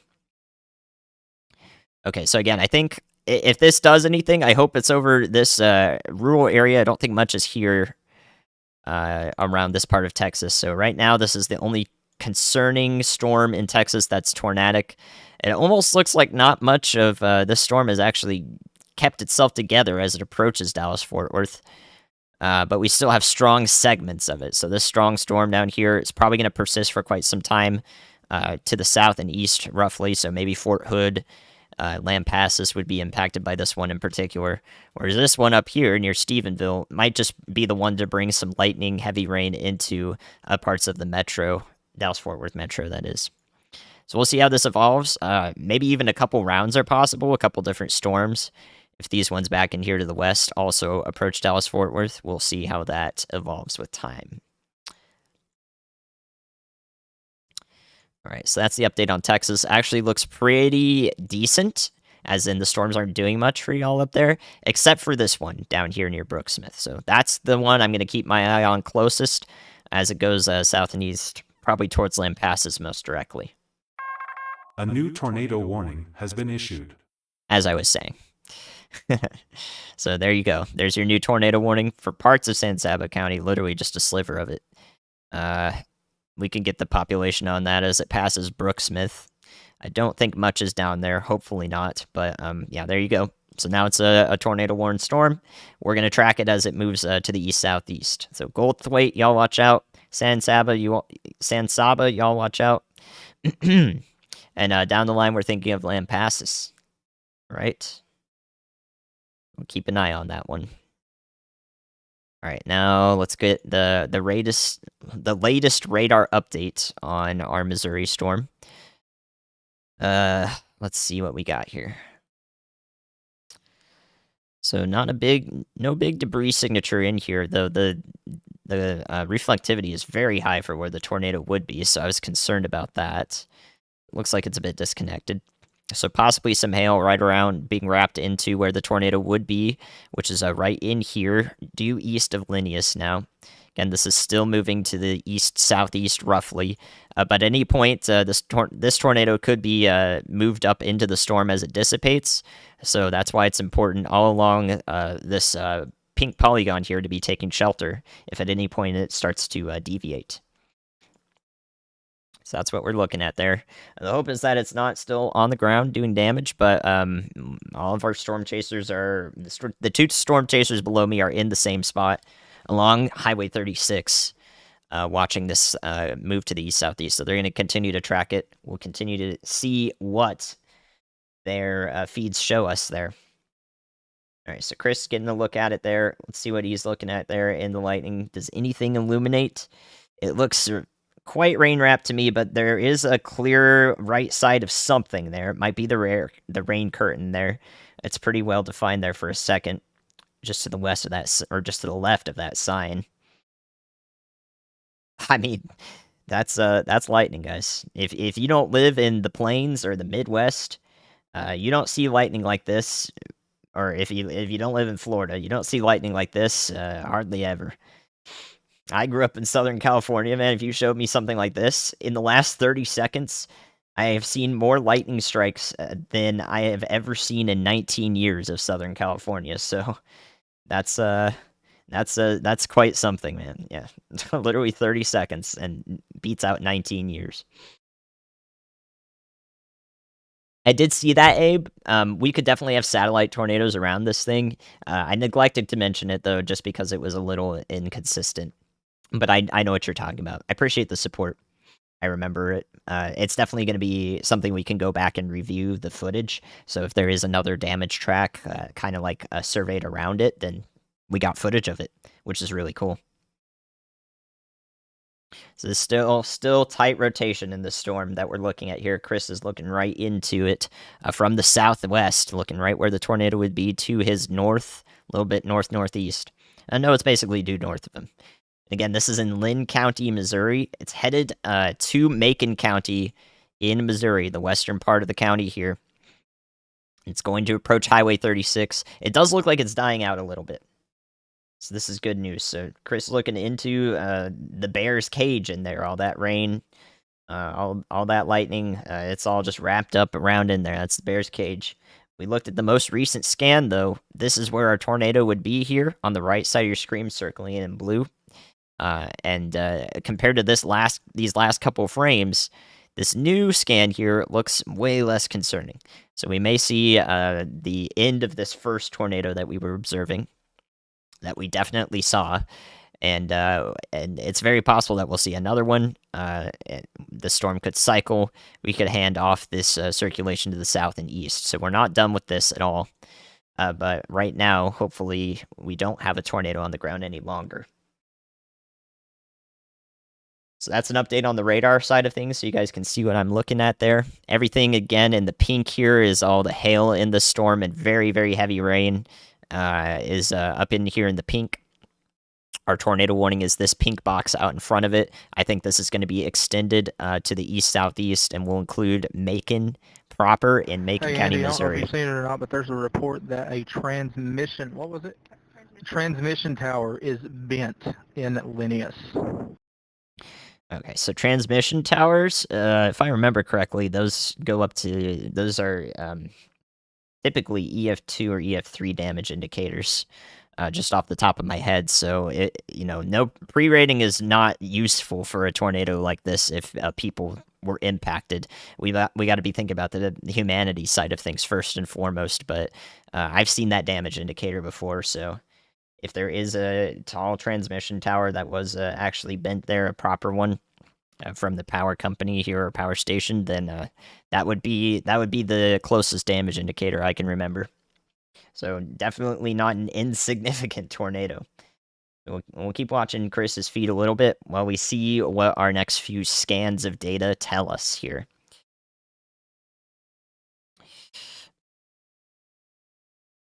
Again, I do want to stress that even if there isn't a tornado like that goes through these areas in Missouri as it goes into Macon County, there's still going to be very gusty winds, very heavy rain, a lot of hail with this.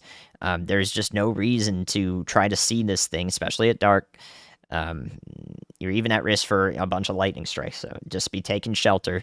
Again, if you need that, that's the interior-most room of your house or a basement if you have it. And that's bringing with you 3 easy things. It's a pillow, your shoes, and make sure everybody's accounted for. So you have to bring cat carrier, do that. That's the best case. The third thing is me. Bring me with you. Bring a device with you so that you can watch the stream and keep up with what's happening. So just a little bit to remember there. It's very easy to bring those 3 things. You always bring your phone with you, so like if you keep your phone on you, you're good to go. Very easy checklist. Just pillow, shoes, good to go. And if you have a helmet, that's better than a pillow. A helmet's better than a pillow. So again, I think this first tornado is likely in the dissipating stage. It could re-intensify. A new tornado could form. That's what we're A watching. new For tornado next. watch has been issued. That is what we're watching for next. You should bring your hamster with you, yeah.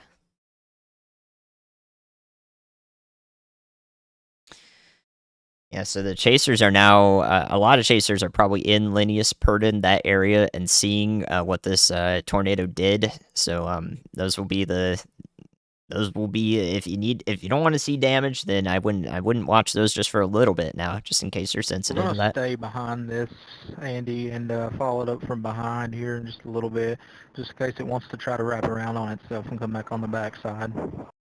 All right, thank you, Chris. Nick is actually out in front of this. He is moving, but his stream's frozen. I'll see if I can get Nick's feedback here.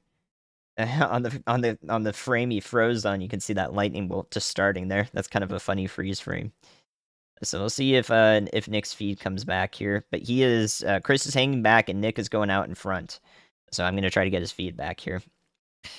So Nick is approaching Buckland, Missouri, which is one of the locations I'm really concerned about. He's going to position himself out in front of the storm, I think, to where he can stop and be, just behind or where the tornado would go through these areas if there is another one. Yeah, lots of lightning flashes. Goodness gracious. All right, so that's we're still watching really closely for the next part of the storm to go through. Again, if it does go through, it's nighttime. It's it's rain wrapped for sure. It's a dangerous situation. All right, so let's see. So we just got a considerable severe thunderstorm warning for parts of Iowa. So that's right up here to the north of the storm. If I bring a radar down, we can take a look at what's going on there. So that storm in central Minnesota, now south central Minnesota, near Hutchinson, that one's just kind of a line of small hail, which is not too bad over there. All right, so we're looking at southeast Iowa now. No tornado threat with this at all, from what I can tell. It's not even rotating the right direction if it were to produce a tornado. So no tornadic threat with this mess of storms here. This is warned for wind, 70-mile-an-hour wind gusts. Or no, it's actually warned for golf ball size hail. So there is some large hail falling out here. It's still 60-mile-an-hour wind gusts warned, though, and we could see higher than that at any point because this storm has matured pretty decently here. If I download some more data, we can look further back. But yeah, this is matured pretty decently here. And it looks like it's going to go towards the Burlington, Fort Madison area, probably to the north of Keokuk, here on the tri-state border. Yeah, all streams are archived. Don't worry about that. We've been looking at Chris's stream for like the past 30 minutes. It's been amazing. So that's a look at southeast Iowa. Considerable severe thunderstorm warning. Want to be inside for that. Golf ball size hail possible as it goes towards Hopton, West Point, Donaldson, Fort Madison, and Burlington. So it looks like this is going to be the extent of our northern development for now, which means we might be in the clear for Iowa City to Cedar Rapids. Depends on how these storms really take shape here. So possibly even Davenport might be in the clear for storms tonight. We'll see if any further development occurs, though, because the concern is that this would be these. We have our scattered storms popping up in the Chicago metro, as the model showed they would. The concern would be the second round of storms that would pass through northern Illinois if they did develop, because that would be what goes towards Chicago. So we'll see if that becomes the case. But right now, we are isolated down here to the southeast corner of Iowa. All right, one more look at Texas here. In our Brooks Smith storm, I mean, that's a gnarly hook echo. If you just look at how that's developed in the recent scans. Wow, look at that. So this is now developed a large hook to it. There's our supercell shape here in southern Brown County in Texas now. So I wouldn't be surprised if there were a flash flood warning for Brownwood anywhere in here. Like, there has been heavy rain falling on this area for a long time now. Man, that is a very stormy day for these people over here. And again, this storm is not moving hardly at all, as it's right over Brooksmith in Texas. So we're not moving very much at all. Broad rotation here. I don't see anything imminently tornadic here, but this tornado warning is in place in case it does rapidly develop, because it has the potential to. So almost stationary storm here with this back part of it. We'll see how it moves off, but right now, not too much. Just some hail being chucked up back towards Brownwood here in Brown County in Texas, heart of the state, right there in the central.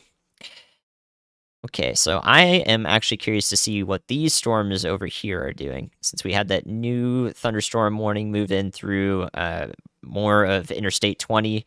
These back in here were kind of my interest to see if they would develop, congeal together, and become the wind and hail threat for the Dallas-Fort Worth metro over the next few hours.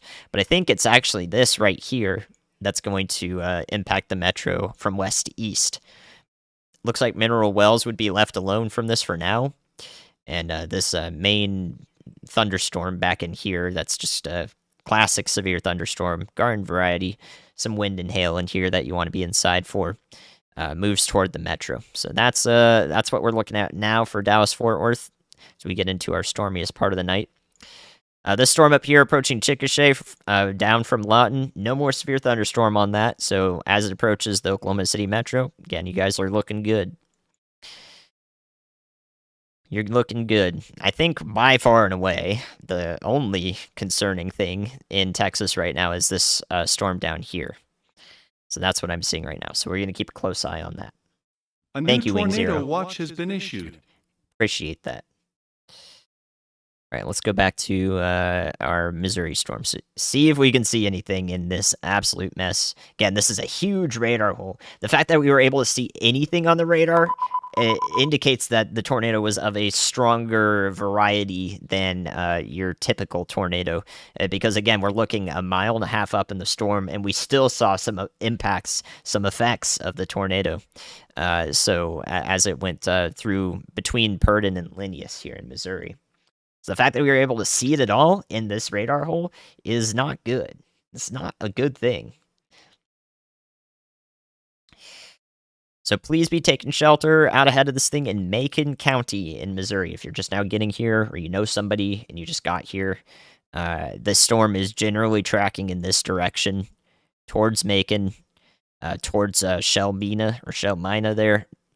Shelby County, and eventually down the line toward the Bowling Green, Missouri area, south of Quincy, and probably south of Hannibal. So generally, we've watched this storm take this track right about this direction. So if it continues on that same path, it looks like Bowling Green is where it will be next. If it lasts another couple hours, since it's taken a long time to get this far, it's not moving that quickly. So we have a lot of time to shelter here in Macon, Missouri, as this moves east at about 40 miles an hour. It will get there. All right, so watching for a new area of rotation. I don't think this has a tornado on the ground anymore. Tornado doing damage anymore. I believe we're in the middle of what's called a cycle. A cycle in a supercell like this, a tornado cycle, means that the old one lifts and a new area of rotation begins to develop and mature and tighten up. So a cycle of a supercell is probably what we're watching here. And that means that we might see a new tornado warning, not maybe a little bit within the next few minutes, probably. That goes a little further out ahead of the current one in pink here. Shalbina, thank you.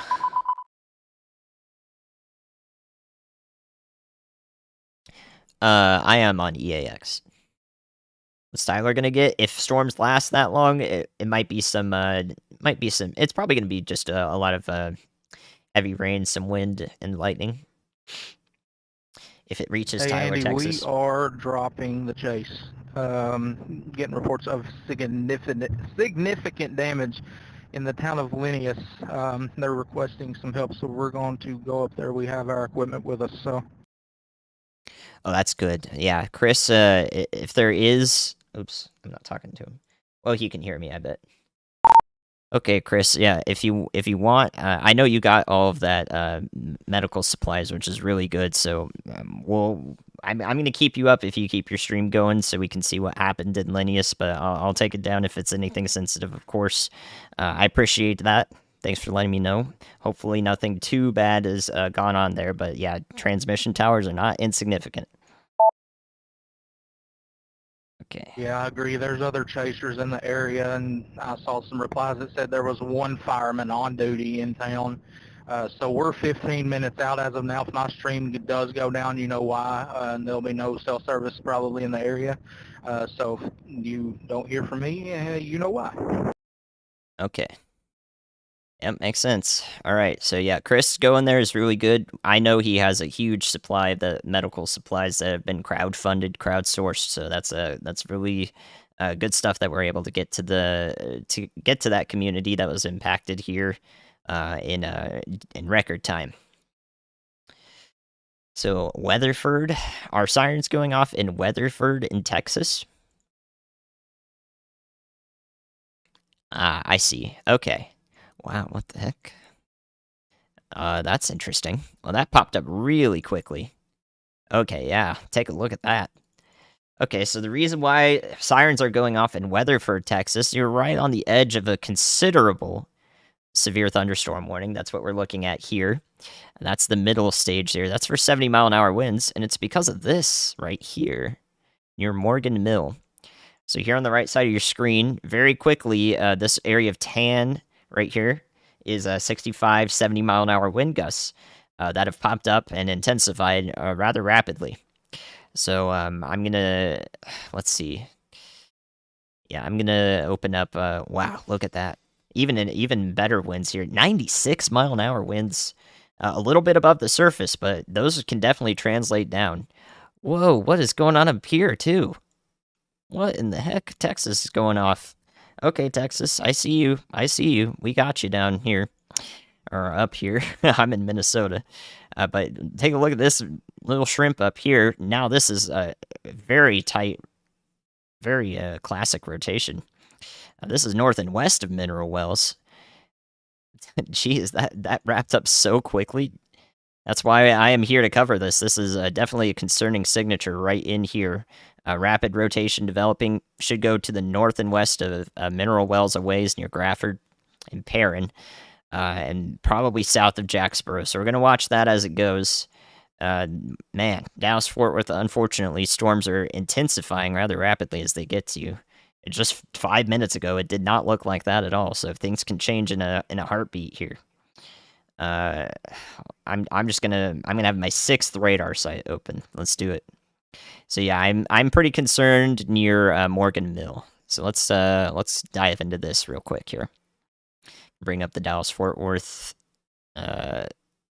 radar here and take a look at what's happening so I can keep you guys updated. So yeah, oh my goodness, that is not good. Wow. That storm is so powerful that we probably have straight line winds actually kicking up a little bit of debris here near Lipen, north and east of Morgan Mill. So that is why sirens are going off in Weatherford. Makes sense. That warning was just issued. It just came through on the stream when you said that in the chat. So we got sirens out here for the damaging wind. But when you see a signature like this, when you see winds like this, which are in the 80 and 90 mile an hour vicinity, here just about 3,000 feet above the surface, they can easily translate down to the surface in, because it's really muggy out there in Dallas area. I'm sure it felt muggy down there. But the other thing they can do is they can spin up tornadoes really quickly. So this pocket of extremely powerful winds right here in the front can easily spin up a tornado right on the left side of it, just like that. So right on the left side of it. So this is a rapidly developing situation. I wouldn't be surprised if we see something like that come through. So I'm going to pay attention to every frame here. Every frame here. Your niece is in Lipen. Let them know. Let them know. You got a minute or two to say, hey, it's time to get in the interior-most room of your house. Strong storm moving through. All right, so this is going to be what goes towards Fort Worth right now. So you know what? That's worth a thing ahead of time to be like, hey, this storm is started to pop off here. It's not looking too great in this area. If it persists, people in Fort Worth should know about it now, ahead of time, and not when it's on their doorstep. You know what I'm saying? So we're going to keep a really close eye on this. Very strong winds, possibility of spin-up tornadoes with this part of the storm. I don't think hail is the threat with this at all. I don't think there's much of any hail here. So let them know in Fort Worth. Weatherford, they're already sounding the sirens in Weatherford, so that'll help you give some confidence in your messaging. Oh gosh, okay. So yeah, watching that really closely now. That has significantly uptrended there. And we got a 3-inch hailstone here in the Brooksmith supercell, southern Brown County. Wow, okay. All right, Texas. Texas is going off now. It seems like 9 p.m. was the sweet spot.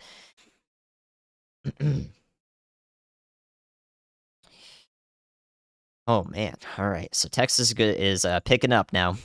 This supercell down here near Brooksmith is basically stationary. There's definitely going to be some flash flooding concern here along Highway 377. It just has not really moved. You can see that just staying in place and dropping a ton of 3-inch hail. That's being reported. So teacup size hail. My goodness. Still tornado warned. I imagine that will be allowed to continue too.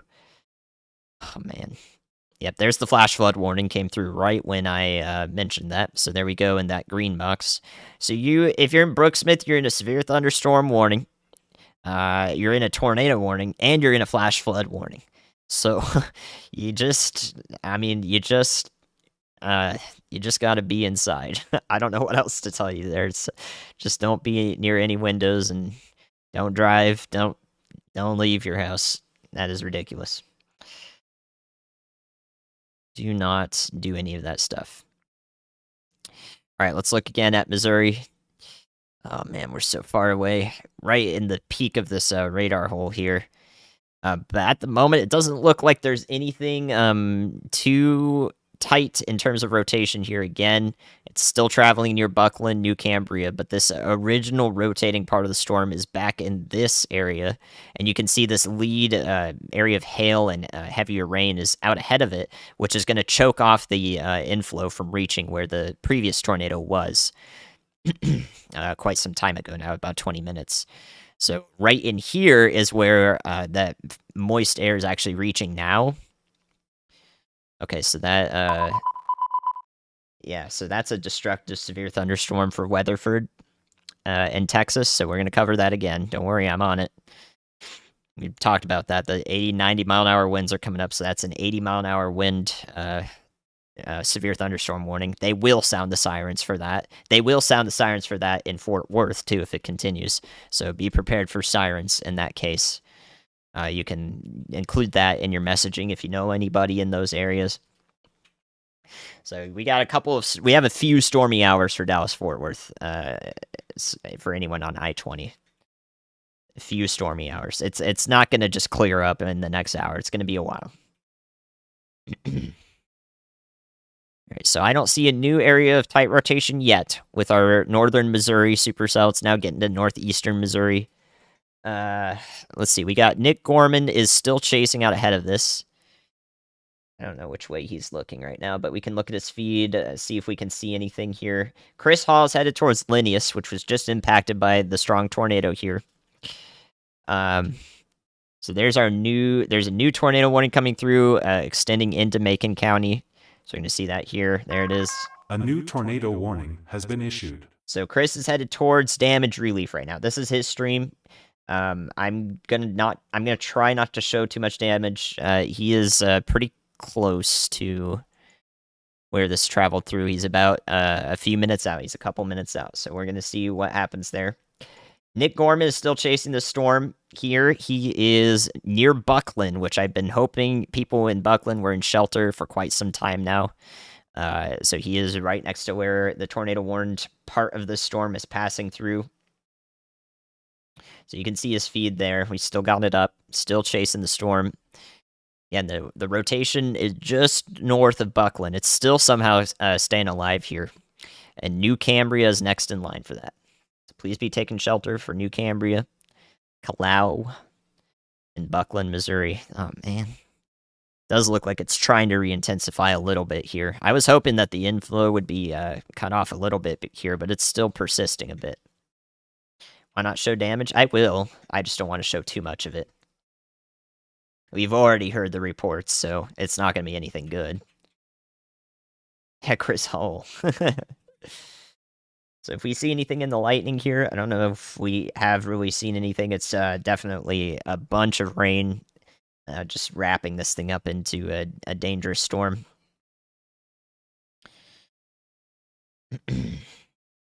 If Ryan is listening to me now, I'm happy to talk to him still. He's on dad duty today, guys, so you gotta give him a break. He does have a kid. They require a lot of attention. I think you're talking about I-20 east of Dallas, or I-35. Where's Ryan been? Extremely active. Extremely active. All right, so yeah, this storm near Buckland and New Cambria, like this, it looks a little strange on radar. So I'm looking at Nick's feed to see if we got anything here, and it's mostly just rain wrapped. But I think it's going to continue to be a threat here as it approaches Macon and Jacksonville in Missouri. So we're still watching this. I don't think it's done yet, not at all. So here it is. Here it is on radar. Area of concern is right near Buckland and New Cambria, right in here. And that new tornado warning goes down to the east-southeast towards Macon and towards Jacksonville here in northeastern Missouri now. North-central, northeastern. Okay, let's go back to Texas. Very concerned with this storm down here. Okay, so right near Lipen here, we're getting that push to the north side of where this storm is bowed out really quickly here. So right to the north side of this is where we could see that tornado wrap up really quickly here. So right here is a possible rotation. We can take a look and see if anything is showing up on correlation coefficient. Nothing yet. So we don't have an ongoing tornado yet, to the best of my ability to tell. But this a signature like this that develops so rapidly, pushes forward so quickly, yeah, that can get a tornado on it really, really fast. So here's our destructive severe thunderstorm warning right in the middle here for 80-mile-an-hour wind gusts. Let's see what else we got here. Yeah, for 80-mile-an-hour wind gusts. So they will sound the sirens in metro areas for 80-mile-an-hour wind gust warnings if this continues, if it has another push forward and brings damaging winds like that. So this is going to be the storm that is going to go through Dallas-Fort Worth. We could see another developing spin-up tornado right here as well, with this localized push out here, and it wraps up around just like that. So a couple of areas here, we call them kinks in the line. You've heard that before, probably. That we'll be watching out for here. So next up is just north of Granbury. So in between Weatherford and Granbury is next up, the most powerful part of the storm. And then it's going to, I think it's going to stay mostly south of Weatherford, but it might reach, you're probably going to get some nasty conditions there, but Crescent and Aledo here to the south and west of Fort Worth are my next areas of concern. Okay. Up in Ardmore, Oklahoma, it looks fine. This is a weaker severe thunderstorm, might be allowed to expire. I think you guys are all good up there. The tornado threat should be basically 0 up there. So you guys are all good up there. Oklahoma City is good. And then this storm near Grafford, the smaller storm that began rotating really quickly. I don't think it doesn't look too concerning. It's still got some rotation to it, but it's not super powerful. So we have 25 miles an hour on each side of this. 25-mile-an-hour winds on each side. So not super powerful rotation at the moment. Every frame of data is important here, though. Hey Andy, quick update before we get out. We were flagged down by Sheriff's Office. We are responding now out to report that a house has been completely flattened. Okay. All right, well, that's not good. So, yeah, Chris's feed is probably going to go out here. I mean, if it's done damage to the power system and transmission towers, I don't think we're going to get Chris's feed and see that house flattened report. So hopefully everybody's okay in that area.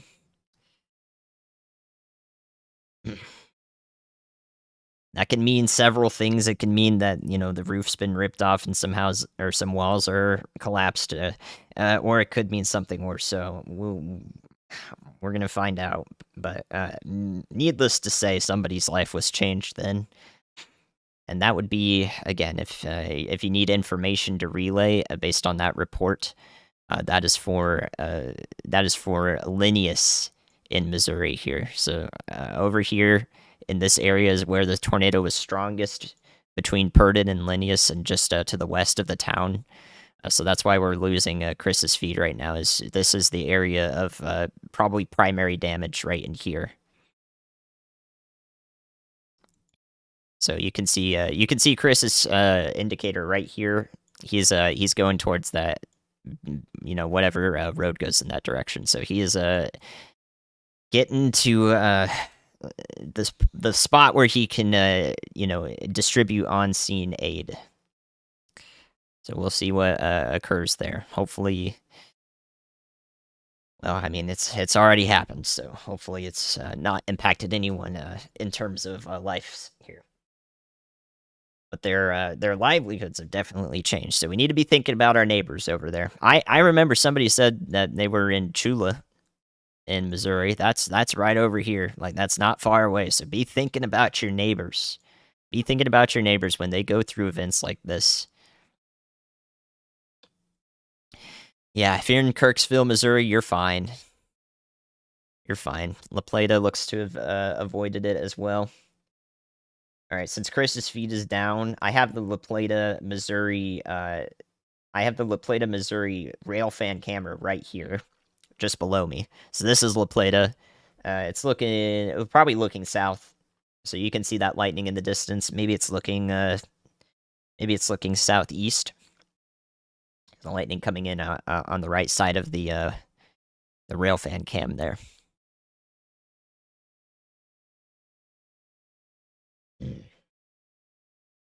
You lived in Trenton for 5 years. Yeah, some bad neighbors in this area from time to time.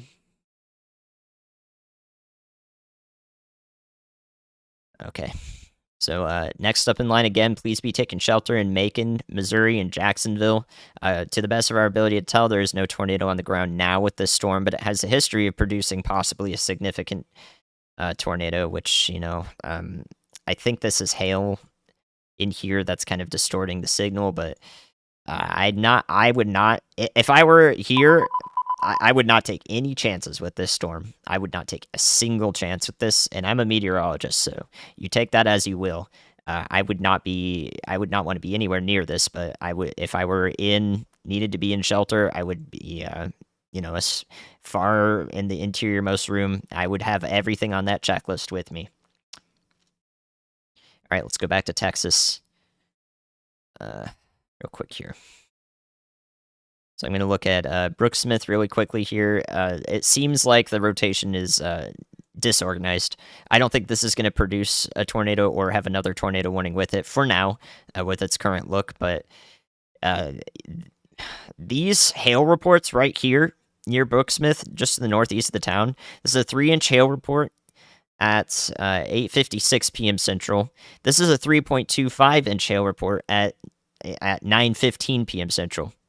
That's 20 minutes of 3-inch hail in the same spot. I can't even begin to wonder what that looks like on the roads.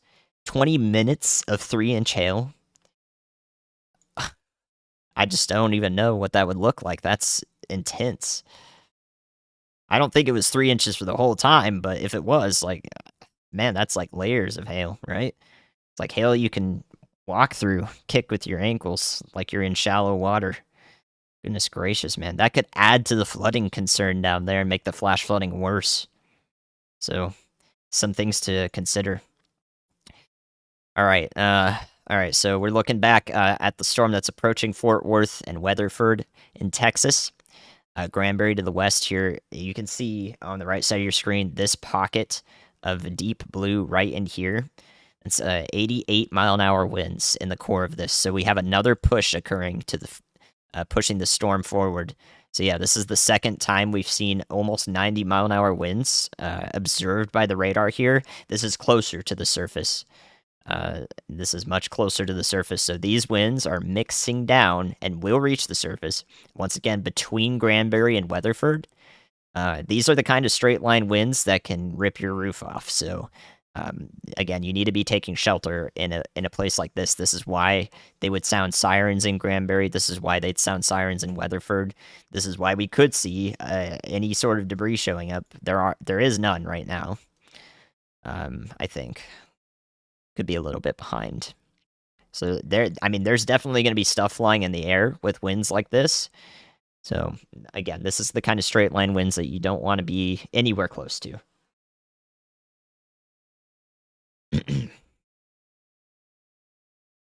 So yeah, hopefully it fizzles out, but even if it does, this is maintaining 75-mile-an-hour winds consistently with each frame of radar data that we have here. A storm this powerful has the potential to spin up or have like those spin up tornadoes along it, particularly along that northern edge like this. So at any time that can be the case. We're watching it closely as it goes towards I-20, right around the Aledo area in Benbrook here, just west of Fort Worth. So that's where I think the primary impacts of the storm, as it currently is, are going to move into. And then, that means that Fort Worth is probably going to get a pretty good thunderstorm. So the southern edge of Parker County is where the worst of this is. We could play it back just a little bit to see that it is approaching Weatherford, though. So this part of the storm, as it bows out, each part of the storm will, it will move outward and expand in magnitude. And generally, expansion means it will weaken a little bit, but it's still going to carry strong impacts with it to a further horizon here. So that will include Weatherford. There is a reason those sirens are sounding. Aledo, thank you, Aledo. Whether to do Spanish pronunciation or not, the challenge. Thank you guys for the support. Yeah, hopefully I was able to help way ahead of time. And we were talking about Linneus, Missouri so much. I hope that we were able to help there. So that was an area, if you're just tuning in, that was impacted by possibly a significant tornado in north central Missouri. No, this won't be a derecho, but it will have some concentrated, very high end wind effects here, possibly.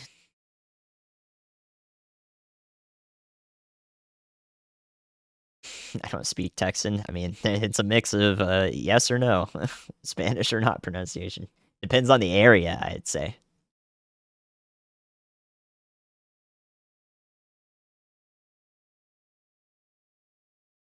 I'm talking to Brad Arnold, setting up for tomorrow's stream. I definitely think there's going to be a stream tomorrow on this channel as well. So Brad Arnold is getting in position. We'll have Brad Arnold stream tomorrow. I think I'd love to see that. Good old Brad Arnold. So we'll probably have him in place tomorrow. Don't want him to be in your town there, especially in the Midwest, is where the risk tomorrow is focused for much of Iowa. Once again, Omaha, Nebraska, Lincoln, Nebraska have to be paying attention tomorrow, especially in the afternoon. Thank you, King Tut. So yeah, I'm watching every scan of data here near Granbury. I'm going to wait for the new one to come in, hopefully in 5 seconds here. And then we're going to see what this is doing, and then we're going to go back to Missouri real quick. So we're going to do a back and forth flick here between the Fort Worth area and northeastern Missouri now. Will Ryan stream tomorrow? Right now is not planned. It's not hit the threshold for Ryan to stream, as the tornado threat does have to be higher to indicate that, you know, we're doing an all hands on deck coverage of a high end event, you know. Ryan is also with his kid right now, yes. This train station is La Plata, Missouri. La Plata. So it's north of the severe thunderstorm that's moving through there. All right, I didn't get a new scan here. So let's go to Missouri. I have so many radar sites open.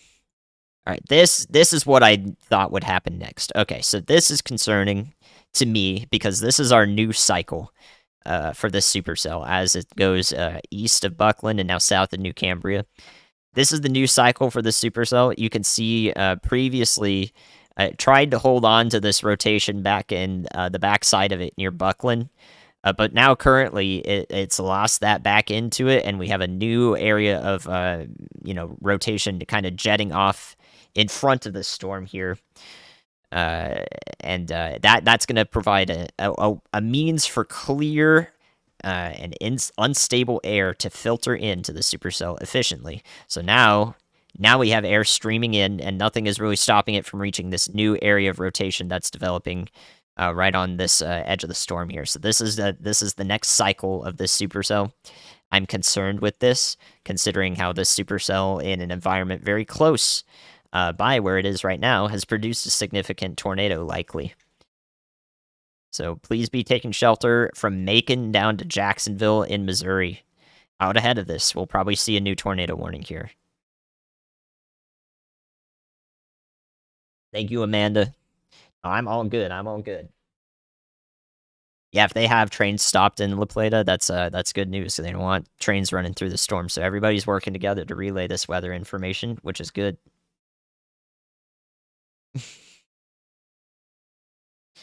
This is GR2 analyst radar. GR2. Also have Radar Omega on deck today. Been using that. It's really efficient to show the nationwide storms where everything is and the risks on top of that, and model data too. So huge shout outs to Radar Omega. Very helpful. Do I think Shelbina's okay? You might get in on some stray hail if that part of the storm does continue off a little more to the east towards your area. But I think the tornado threat's probably going to pass to your south. Yeah, I'm more concerned maybe down here towards Paris in Monroe County. Yeah, I've been talking about Shelbina for a time. It's a good idea to be weather aware out ahead of this thing, even if the tornado threat doesn't pass directly and, you know, on top of you. It's great to practice being in your safe spot and having the checklist, easy checklist to fulfill. The Midwest does have an enhanced tomorrow. It's just in Iowa. and starting in Omaha in Nebraska. Is Fort Worth good? No. Fort Worth is not good. You guys need to be paying attention. We're covering the storms back and forth right now. Fort Worth is the area I'm like equally most concerned with. Reported wind gust of 80 to 90 miles an hour here with the rear flank of this storm. So with this area of the storm that's pushing out here, we have winds coming out of the storm and spreading out as they hit the surface out ahead of this thing. So right along Highway 36, we have 80 to 90 mile an hour winds. So even if there is no tornado, again, the storm is incredibly powerful. It will do damage. Even Nick Gorman is retreating right now. So we have no chasers left on this. So this is now radar coverage because Nick Gorman is headed away, likely to see what's going on near Linnaeus. I don't want to see what happened there. Thank you, Zith, for the support. Much appreciated. Your good fortune, your family are in Lynn County, Missouri. And you're able to let them know. That's huge. Thank you for telling me. Lynn County got hit hard to the north of Brookfield. Thank you. All right, so will this affect St. Louis tonight? If this supercell somehow persists while moving to the southeast on this particular track, it's possible. But I think that the best conditions are over the next hour. I have no reason to believe that this would look as it does. Andy, I'm going back to help out Chris. He said it got hit pretty hard. Okay, good. That's Nick confirming that. I have no reason to believe this is how it is right now. Will be the same over St. Louis or near Bowling Green. I think over the next hours when we have the most pertinent threat with this as it approaches Monroe County, Paris, southern Shelby County. Okay, so that was Nick Gorman. So he's headed out too. If he somehow keeps service as he goes towards Linnaeus, I don't think he's going to be able to. But if he somehow keeps service, I'm going to keep him up for now, just in case we are able to see, what the chasers are seeing and rendering aid there. Just in case. Thank you, Doug. Thanks for the Dr. Pepper. Yeah, Minnesota is fine on Wednesday. There will probably be some thunderstorms, but the severe threat is focused south in Iowa and from Omaha east towards Davenport. So that's the bad thing. Let's take a look at tomorrow's risk on Radar Omega here. So this is today's risk. Still expected to develop for quite some time here. We have these severe thunderstorms approaching Burlington, Iowa, and areas around there down to Keokuk. And this one, a tornado producer right here in our slight risk. So this is a slight risk, guys. Still produce this Linnaeus tornado that we're in the process of rendering aid to. A slight risk can do this when it's conditional, and that's why I think it's a good idea to go live on these conditional days when we have multiple things to look at. So this is expected to maybe persist. It definitely will lose intensity by 1 to 2 a.m. when it reaches east central Illinois and as far south as St. Louis. So that's going to be the case. Those are just our storms down there ongoing. This storm in Nebraska is still ongoing right on the edge of the thunderstorm risk, which is just incredible to look at. So the latest update from the Storm Prediction Center actually, moved this thunderstorm risk south because the single cell has shifted the outlook. And then these storms down here in Texas, north central to northeast Texas now, are basically going to persist through the night. The next couple hours are the stormiest for Dallas-Fort Worth, and I am concerned with the storms moving in here. It is not over for y'all here. I don't like what I'm seeing, particularly for Weatherford and Fort Worth right now. They're about to get in on a powerful windstorm. So if that continues to be the case as it approaches Dallas and also goes through basically all parts of the metro here as it spreads out, we have this bow echo right here. That's my concern, and that's going to move into the metro through and through. So it is. I am going to be covering that in depth over the next couple hours. So that's for everybody in Dallas-Fort Worth. As far south as Waxahachie, maybe Hillsboro is the southern edge of that. So hopefully that storm is hopefully that storm decreases in intensity a bit, but I think we could just as easily see another intense push of the winds forward.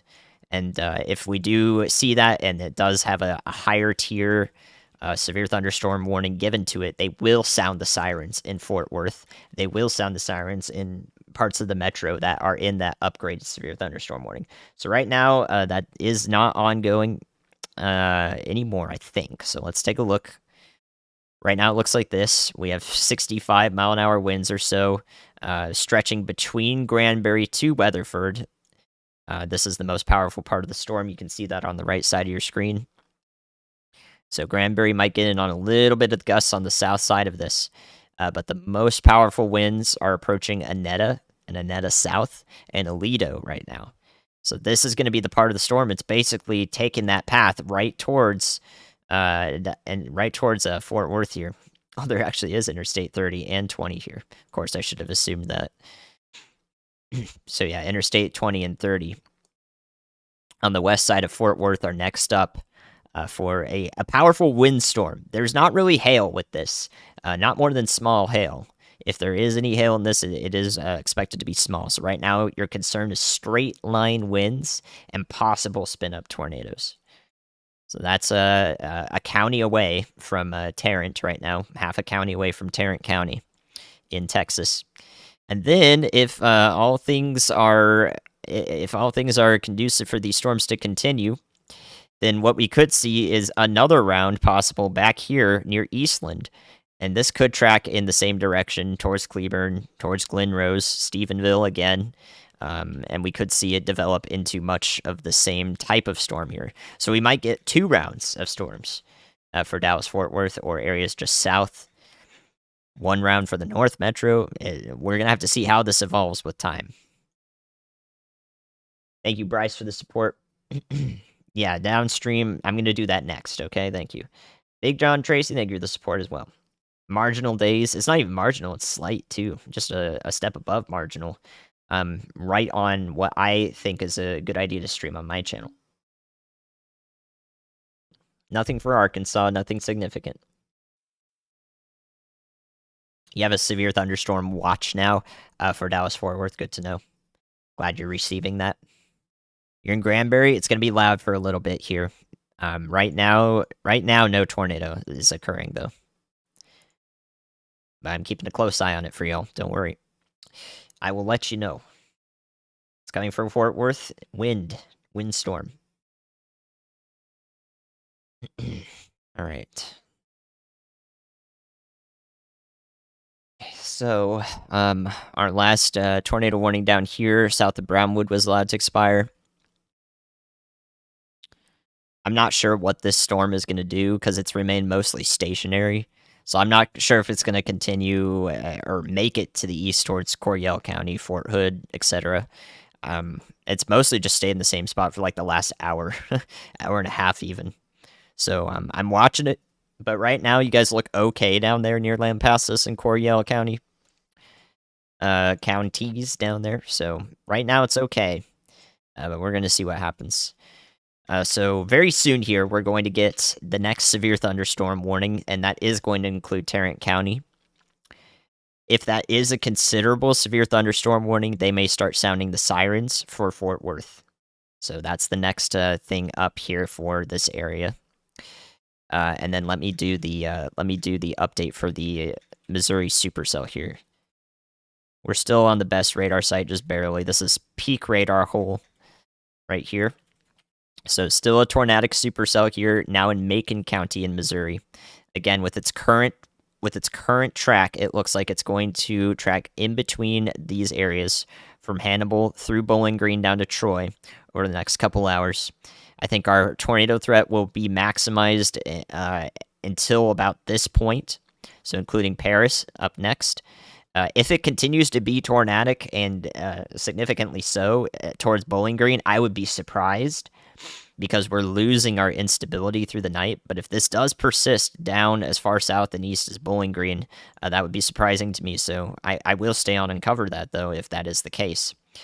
I have my doubts that it will be anything menacing towards St. Louis. So there you go. That's a look at that. Now the severe thunderstorms are moving through the tri-state area near Keokuk in Iowa, and also Burlington. Looks like just a strong storm for y'all. That's not severe warned. And then let's bring up Radar Omega again to see if we can find out where any other storms are that may be significant in any manner. This whole storm system is kind of it's kind of disorganized. It's not one central low pressure system. I think we did have the low pressure up here in and around Minnesota, I believe, but all of these storms down here in Texas and all these storms that happened in parts of the Midwest were all smaller scale perturbations, which means that the winds had a north-south component to them. So we had southerly winds at the surface, perturbation. So that's where we get all of our storms from. Just enough forcing, just enough lifting air to create this whole mess.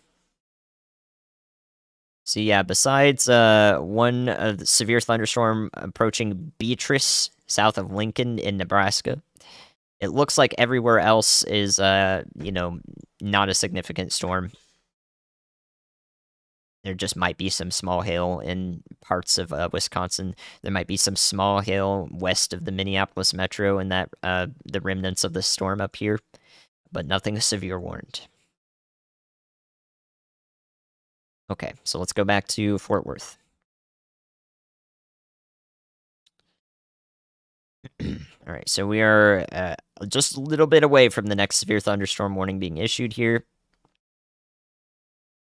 We'll see what they decide to do. The storm does look less intense than those previous really powerful pushes of wind there like that. That was about 25 minutes ago. So now it's pushing forward. Don't see another really intense area of winds occurring here, but it's going to be loud in Granbury. This is still a strong part of the storm as it reaches you. Looks like Weatherford is mostly avoiding the worst of this. It's just south of y'all. So let's see what we got up here. Let's see what we got next.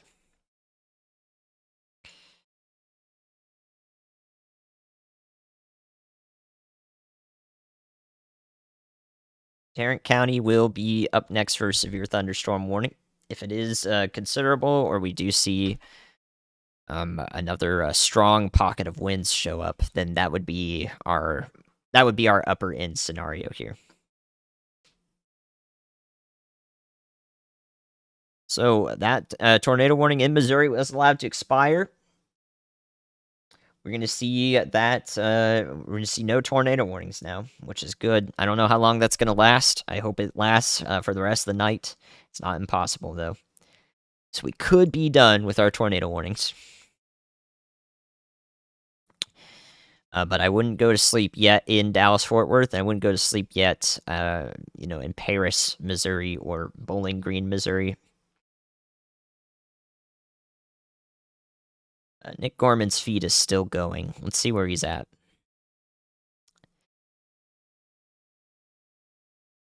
Wow, it's been a tough day to cover today, guys. Not gonna lie, these slight risk days can get to you. So Nick is just outside of Linneus. His feed's still working. I think it's about to go down though. This is right where we lost Chris Hall. So we may lose Nick's feed as well. Let's see if he can get there. But you can Chris has been here for like the last 20 minutes, 30 minutes. So this is where the damage occurred west of Linneus. It seems this is where he's been rendering aid. So right in this area might be the worst of the damage. Right in here.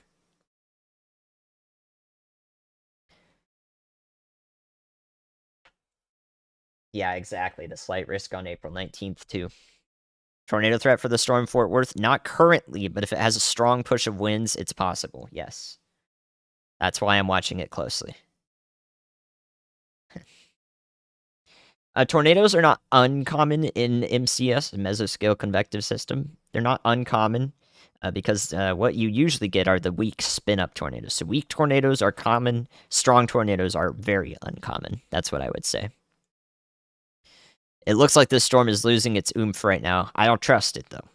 I think at any point we could see a re-intensification here, another strong pocket of winds, so I'm gonna watch this one again. I'm watching this really closely for Fort Worth.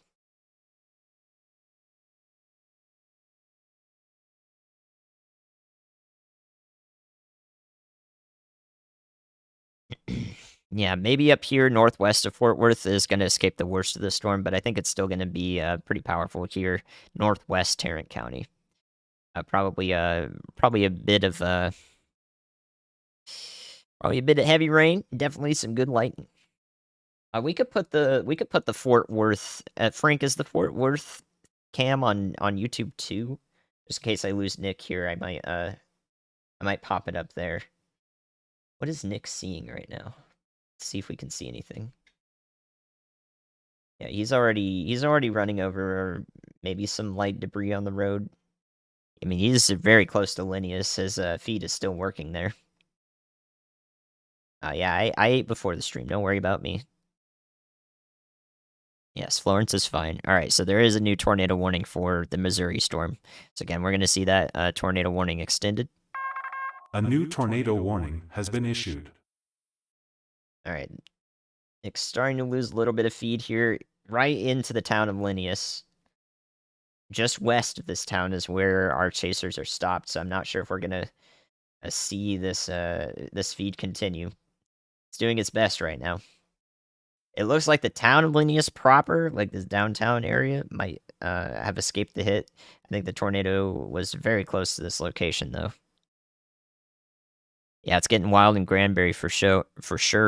And yeah, mostly seeing a lot of heavy tree damage here. Yeah, I see that, Nick. I've got your feed up while it's still working. So there's some trees in the road there, but it seems like west is where we were seeing some pretty bad impacts. Just west of the town. Yeah, no, I expected again, I said that the tornado threat would remain higher with that Missouri storm over the next hour. So I'm not surprised to see that warning come through, and we will thank you, Frank. Thank you. YouTube too. So Nick's feed's still working here. Let's see. I'm going to look at exactly where Nick is so that we can get some information out about this. So Nick is actually north of where Chris is now. He's gone to the north of Linnaeus now. Chris was to the west. Chris is actually behind him now. He's re-entering.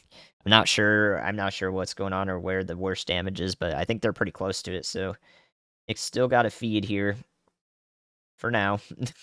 We'll see if anything shows up there.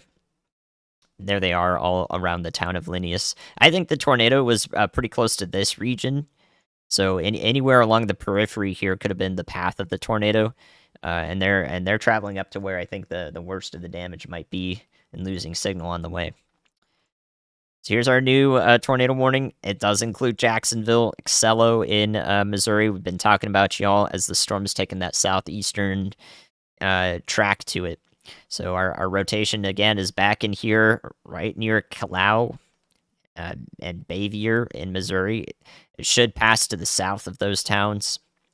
I don't think that I don't think there would be an active tornado on the ground yet with this radar signature. But again, we're looking pretty far up in the storm, so it's tough to tell. Please be taking shelter in these areas as we get into northern Randolph County in Missouri.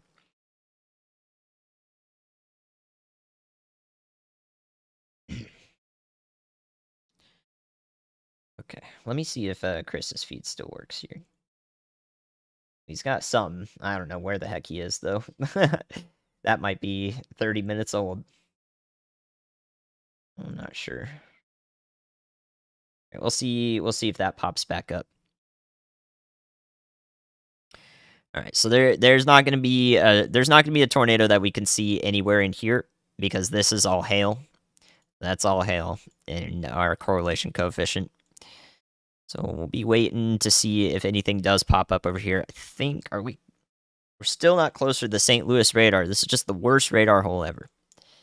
One of the worst ones here. Another one's Poplar Bluff. Like, you guys don't deserve that radar hole. That is ridiculous. All right, let's go back to Dallas-Fort Worth. Storm is still spreading out quite a bit. I think some pretty powerful winds are going to be in the Aledo area, though. The severe thunderstorm warning into Fort Worth is probably going to be a lower end severe thunderstorm warning right now. So I don't think they're going to sound the sirens. So we're probably not going to hear sirens in Fort Worth as of now with the storm as it is currently, which is good. I mean, it lets you know that it's not as powerful of a storm as it was recently. You're looking good. Yes, I will. I'm planning on being live tomorrow. Thank you, Brain Radio. Appreciate the support. Now, Chris is not. I don't think Chris is stuck. He went to render aid. Yeah, the thumb's probably got a bad one too.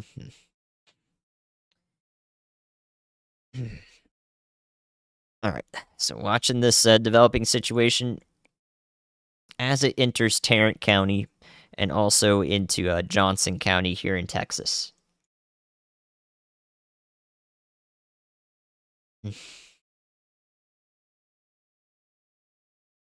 Weatherford, looks like you're past the worst of this. It's just going to give you some heavy rain on the north side. Our damaging winds are now east of you.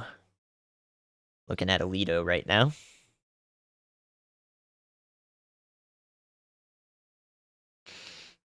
No, there's not going to be a tornado rating for a week, and I would not be thinking about the rating of the tornado. It's not going to change like anything that you're thinking about if you know that the tornado is rated EF2 or EF3 or what. What you should be thinking about are the people that were impacted, their property. You should be thinking about the humanity aspect. I will always say that same thing. The rating, guys, it's just not an important thing for us and the public. The response to focus on, like, it's not, that doesn't change. Like, we can't change anything whether it's EF2 or EF3. Like, you should be helping the people all the same.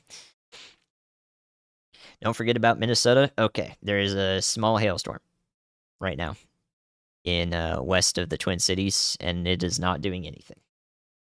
Gotcha. Hopefully that helps. There's some pretty powerful winds down near Glen Rose as well, here in the dark blues. This is a pocket of 70 mile an hour winds or so, 75 mile an hour winds. So it could get pretty gusty in Glen Rose in Texas. Still some strong parts of the storm. We could see these winds intensify really quickly too. In fact, if we look a little bit ago, you could see how fast that actually popped up. So on the next frame here, we could see 80 mile an hour winds. So Glen Rose, get ready for a really, really powerful windstorm moving through that area just around Glass in Somerville, Texas. Somerville County. So I'm watching that in particular as this storm goes into the Dallas-Fort Worth Metro and just south towards, I think, Hillsboro is going to be the southern extent. If this does develop a little bit further south, though, it could reach, you could see it on the horizon in Waco. So yeah, the next frame of data here could show us like 80 mile an hour wind gusts approaching Glen Rose. So this is still a dangerous storm. Let's see how it responds here. Yeah, if you're in Dallas-Fort Worth, it looks like a windstorm is going to be what's moving through the area. So lots of lightning, lots of heavy rain, but primarily wind. So really gusty winds is the theme right now. We've seen up to 90 mile an hour wind gusts near Lipen to the west of Fort Worth. So if that continues to be the theme tonight, that's something you want to be inside for. You want to let people know that, you know, that's going to knock out power in these metro areas too. That's something I should be saying. Oh, we still got Nick's feed up. Can you guys see anything there? I guess he is with Chris right now. That's Chris's vehicle, so I guess they're gonna communicate what's going on next. All right, so waiting for the next frame of data here in Texas. Let's go look at the tornado warning again, see if anything's changed up here in Macon County. Some hail is going into Bevier in Macon County. The tornado warning, and y'all should be taking shelter, extends down here to Jacksonville, Missouri. It looks the least concerning that this storm has looked in a couple hours. So right now, it looks less concerning than it did for quite some time before this. That's good, but again, we're scanning the storm pretty far up, about 2 miles above the surface, so it's not a guarantee that this storm is, done. But the hope is that, it's losing intensity. South Dallas good? I wouldn't say so, nope. Just in case that windstorm moves through your area. You're probably going to be woken up by it anyways, and it might knock your power out, so have a plan out ahead of time in place for that. I would be thinking the same throughout much of the Dallas-Fort Worth Metro, south of Denton, though, south of McKinney. I think it's really concentrated right now along this path from the downtown areas and just south, or just north of downtown areas and to the south. So still no data here. I wonder why they're running these radar scans so far and few between. I would really like to have more frequent scans here. If they could switch the VCP, that'd be great. Or put sails on or something. I would like to have more data here, because spin-up tornadoes are possible, and those can happen in 30 seconds. So I don't know why we aren't doing more scans here. There we go. So still some really strong winds right in the vicinity of Glen Rose here in Texas. So strong winds. Bad windstorm going to move through that area right along Highway 67, west of Cleburne. Looks like most all Parker County is good now, yeah. Storms mostly moved through your area. Any, concerning parts of it are moving out of the Weatherford area and the Aledo area. For those of y'all concerned in Parker County in Texas, you're just east of Glen Rose. Oh, on the Weather Underground? Yeah, no. Over here is where I have seen the attempt at some rotation for quite some time. So I've been watching this right here. On this frame, it looked like an attempt at some convergence from the radar site. And we could see a really, really brief spin-up tornado in literally like 20 feet across. A very small tornado. Right in here. So if that continues to develop, again, I would like more radar scans to be able to tell you that. Hey Andy, it's We'll Chris. see. We're in Linnaeus. We're just seeing a lot of tree damage. There's some structural damage, but I'm personally not seeing a lot. That's But good. it's also dark too, so don't hold me to that. But as of right now, it's just a lot of tree damage and some structural damage. All right, that is good to know. Yeah, that's why I took that report of the house flattened. I took that with a grain of salt. Like, people do tend to be hyperbolic and, stressful and anxious situations like that. So I took it with a grain of salt. It could still have happened, of course, because it's dark, but we don't want to be relaying things that are just wildly inaccurate, or having confidence in something that we just don't have confirmation of. So got to take it with a grain of salt for sure. Of course, Virginia.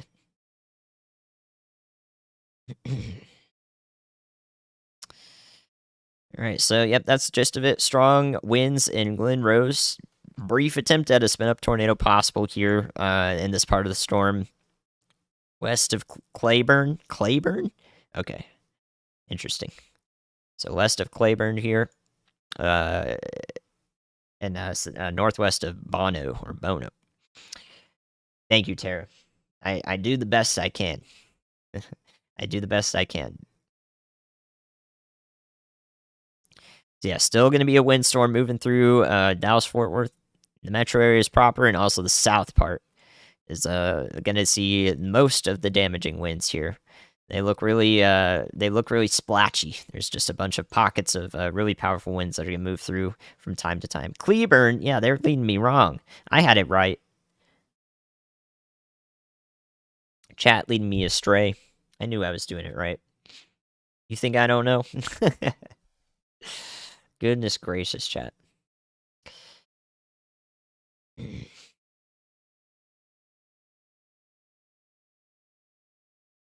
All right, good that we have sirens going off in Randolph County, Missouri, too, on the north end.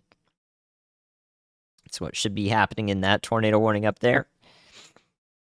And since it's taking forever to get new radar scans down here, I think we're going to get one right now in Texas, which is I I don't know why, it's just really annoying. I would rather them scan much faster than what they're doing. I need more data to look at here. Okay, so still looking pretty closely at this. We could have spin-up tornadoes that just occur really quickly here. Tough to actually see in time if we take a while to get updates. So we should have a look at the winds here right now. Okay, so I was looking for any sort of debris there that may have shown up, and I don't think there's anything there. Anything here that could have been spin up has sort of fizzled out. But again, since we're looking 5 minutes between scans right now for whatever reason, things could slip under the radar here, literally, in those gap periods. So yeah, Glen Rose is really going to get in on the worst part of the storm for a while here. But eventually it does look like it's going to go through parts of the South Metro in particular. All right, let's go back to Missouri. Again, this is like the least concerning that I've seen this storm look. It actually has more of a hail signature with it now near Macon in Missouri. It's the least concerning I've seen this storm look over the past few hours. I think its tornado threat is definitely decreasing. This might be the end of our active tornado warning for this storm. It looks disorganized. Of course, it has the chance to ramp up again. And we're in a massive radar hole, so it could just be it could elude me as well because I just don't have good data to look at. So I want to advise y'all to keep taking shelter in these areas, and we could still have preventative tornado warnings out in front of this towards Paris, Madison, and east of Moberly in Missouri.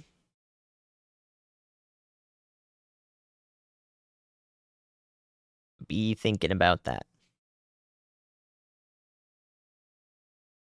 All right, so Nick's still staying the same place there. They're not moving right now. I want to see that Railfan camera in Fort Worth. This is on the... Oh, wait, no. I got to refresh that. So this on the bottom here is the... Oh, nope, this is also La Plata. Uh-oh, we have two La Platas. There we go. I think this is the Fort Worth one. Oh, yeah. Okay, well, yeah. There's some lightning over top of it. Okay. So, yeah, there we go. So this is the Fort Worth Railfan cam right below me, and La Plata down to the bottom right of the screen there. Lots of really bright lightning flashes happening overhead of this.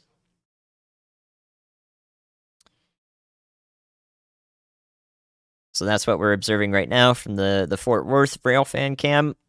Looking at parts of the storm that's overhead here, and also parts of the storm that's further away. This is definitely more powerful back in here. All right. Well, it is a windstorm. I don't see any spin-up tornadoes right now. That can change.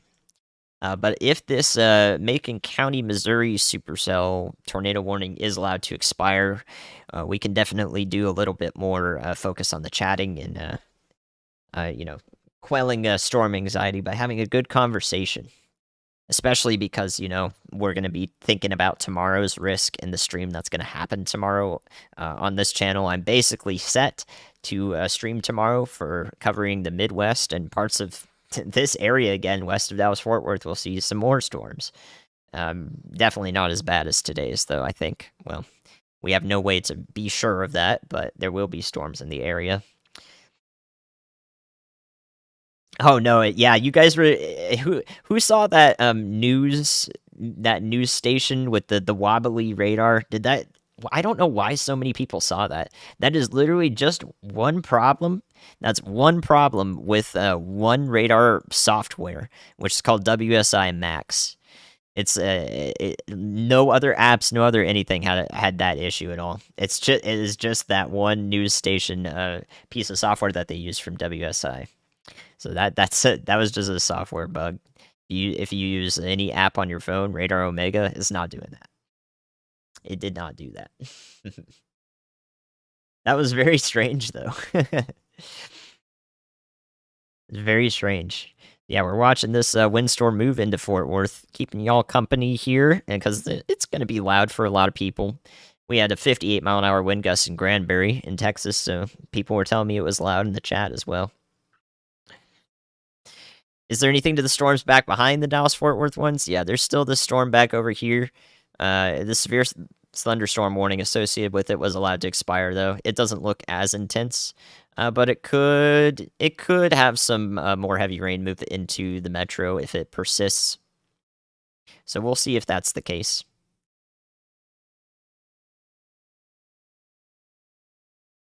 Alright, current radar scan, still don't see much of anything here, but it's a bunch of sporadic velocity data, so we could see a spin up pretty quickly here. Keep that playing. Storms moving into Fort Worth right now. Davenport, Iowa, I would be paying more attention to tomorrow than today, or the rest of tonight, but it's not impossible for severe weather to move through the area tonight. It just looks unlikely now. It looks like northern Illinois will be where that goes. So there we go. Our last tornado warning is about to expire. There we go. There's still the tornado watch out ahead of that supercell and that general area in there for parts of Missouri. So we have that tornado watch in place, and also moving into western Illinois. Right now, no more tornado warnings. Thank goodness. Hopefully that stays the case. Yeah, if you're in Beatrice, in Nebraska, south of Lincoln, it's a wind and hailstorm. Wind and hailstorm moving through for y'all. So it's probably going to be pretty loud for Beatrice. Yep, watching back today and tomorrow. I'm still going to be on tomorrow for the risk that's primarily focused on the Midwest. So it's going to be a Midwest focused risk, even though there's still going to be a slight risk down in west of Dallas-Fort Worth again tomorrow. So it's like we flip-flop. We take the enhanced risk in Dallas-Fort Worth, and we move it up north. We take the slight risk up north and push it down south. But our tornado threat is definitely up north in Iowa, Omaha, Nebraska, and through to Davenport in Iowa, across the state, basically, tomorrow.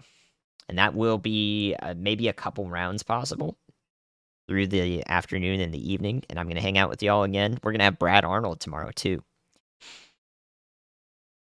You're in Crowley? Well, you're going to get in on a windstorm. It doesn't look too strong, the part headed towards you, but you can definitely hear it out, I bet, because that's why you're asking. So you're already good because you're being weather aware. They're in Crowley. Beatrice, gotcha.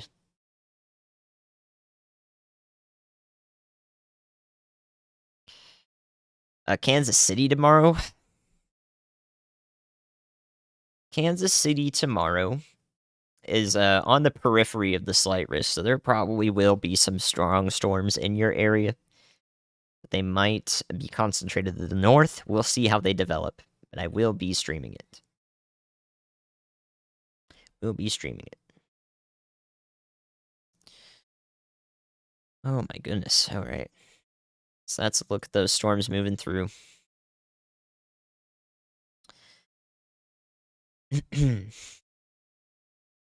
Yeah, I mean, this was the end of our primary severe threat today. It does look like this is the end of our primary severe threat, but from time to time, we're still going to have these powerful wind pockets showing up in here. So here's this new one, again, south and west of Glen Rose, right where I was looking. We have 80-mile-an-hour winds showing up right here over Glass. So this area has been in powerful winds for like 15 minutes now. Right around Glen Rose and Glass in Somerville County. So that's the most concerning part of the storm right now. This may incur an upper end severe thunderstorm warning, but it would be down here towards Blum, Rio Vista, south of Cleburne. So we'll see if that warning comes through, because that's definitely a damaging pocket of winds. Much more concerning than the northern half of this that's moving into Fort Worth right now from the west.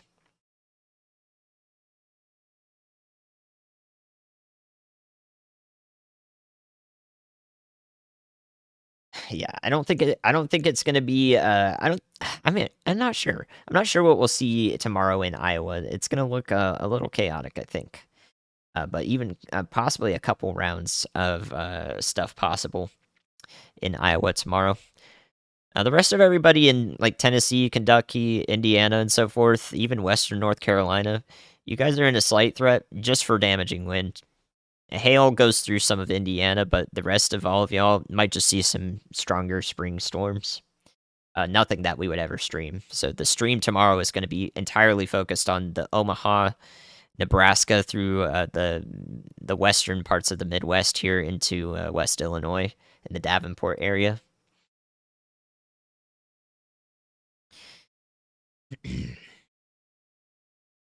Yeah, this has been our area of a little bit very, very weak spin up. Concern's been consistent there, but it's definitely gonna have more powerful radar presentation for it to do anything.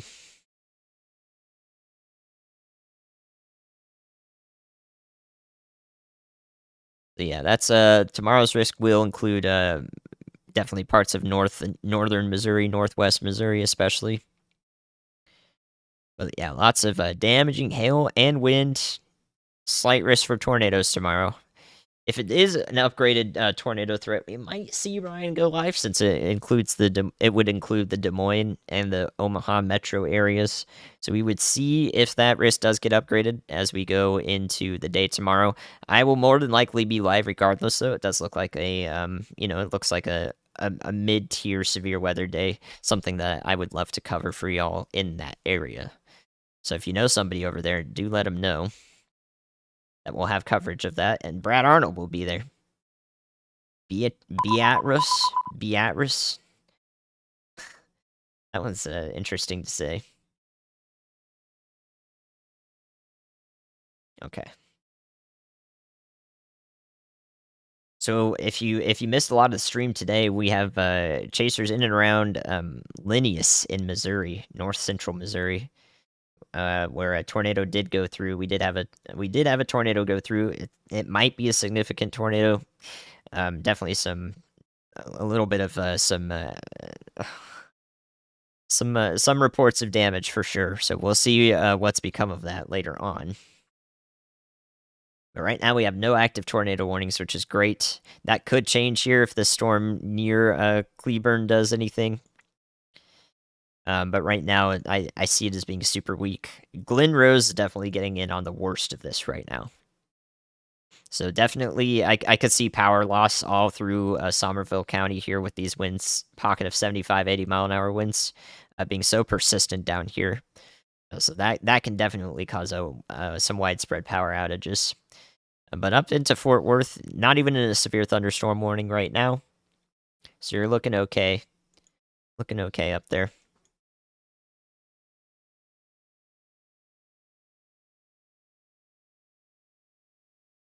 I don't think there's anything in Indiana. If you're in Indiana, it might be stormy in the early morning hours. Looks like Chicago, it's going to be in the early morning hours when it gets to you. If it does, I think the storms in southeast Iowa will probably make their way somewhere into the Chicago vicinity.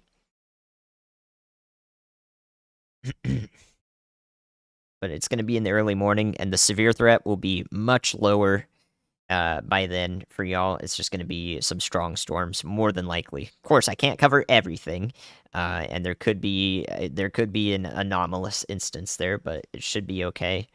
Rockford, again, tomorrow, you might be looking at Monday morning before the storms get to you, like Monday at 2 a.m.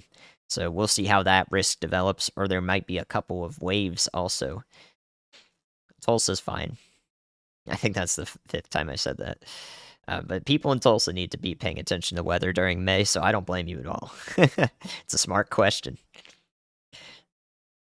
Smart question. St. Louis looks okay for now. We're still tracking that one supercell in Missouri. So while we wait for more radar data, showing you guys here, it's more so the hail that's a problem right now. In and around now to the south and east of Macon, so you can see golf ball size hail reports here in Macon, Missouri. And that's really what this storm is turned into, is a more of a damaging hail threat out ahead of this. So as it goes south and east towards St. Louis, we got probably 3 hours before it gets there. It's taken 5 hours to traverse northwest Missouri to here, so it's probably got quite some time before it gets there. But there might not even be any storms in Chicago tonight if there isn't any additional development. These storms back in here near Burlington, I mean, these all might just go to the east southeast towards Springfield, maybe as far north as Peoria, maybe as far north as that. All right, we'll look at Beatrice. Beatrice. Let's see what we got here. From which radar are you freaking out about? Kansas City? That's very far away. All right, so Beatrice going through that severe thunderstorm right now.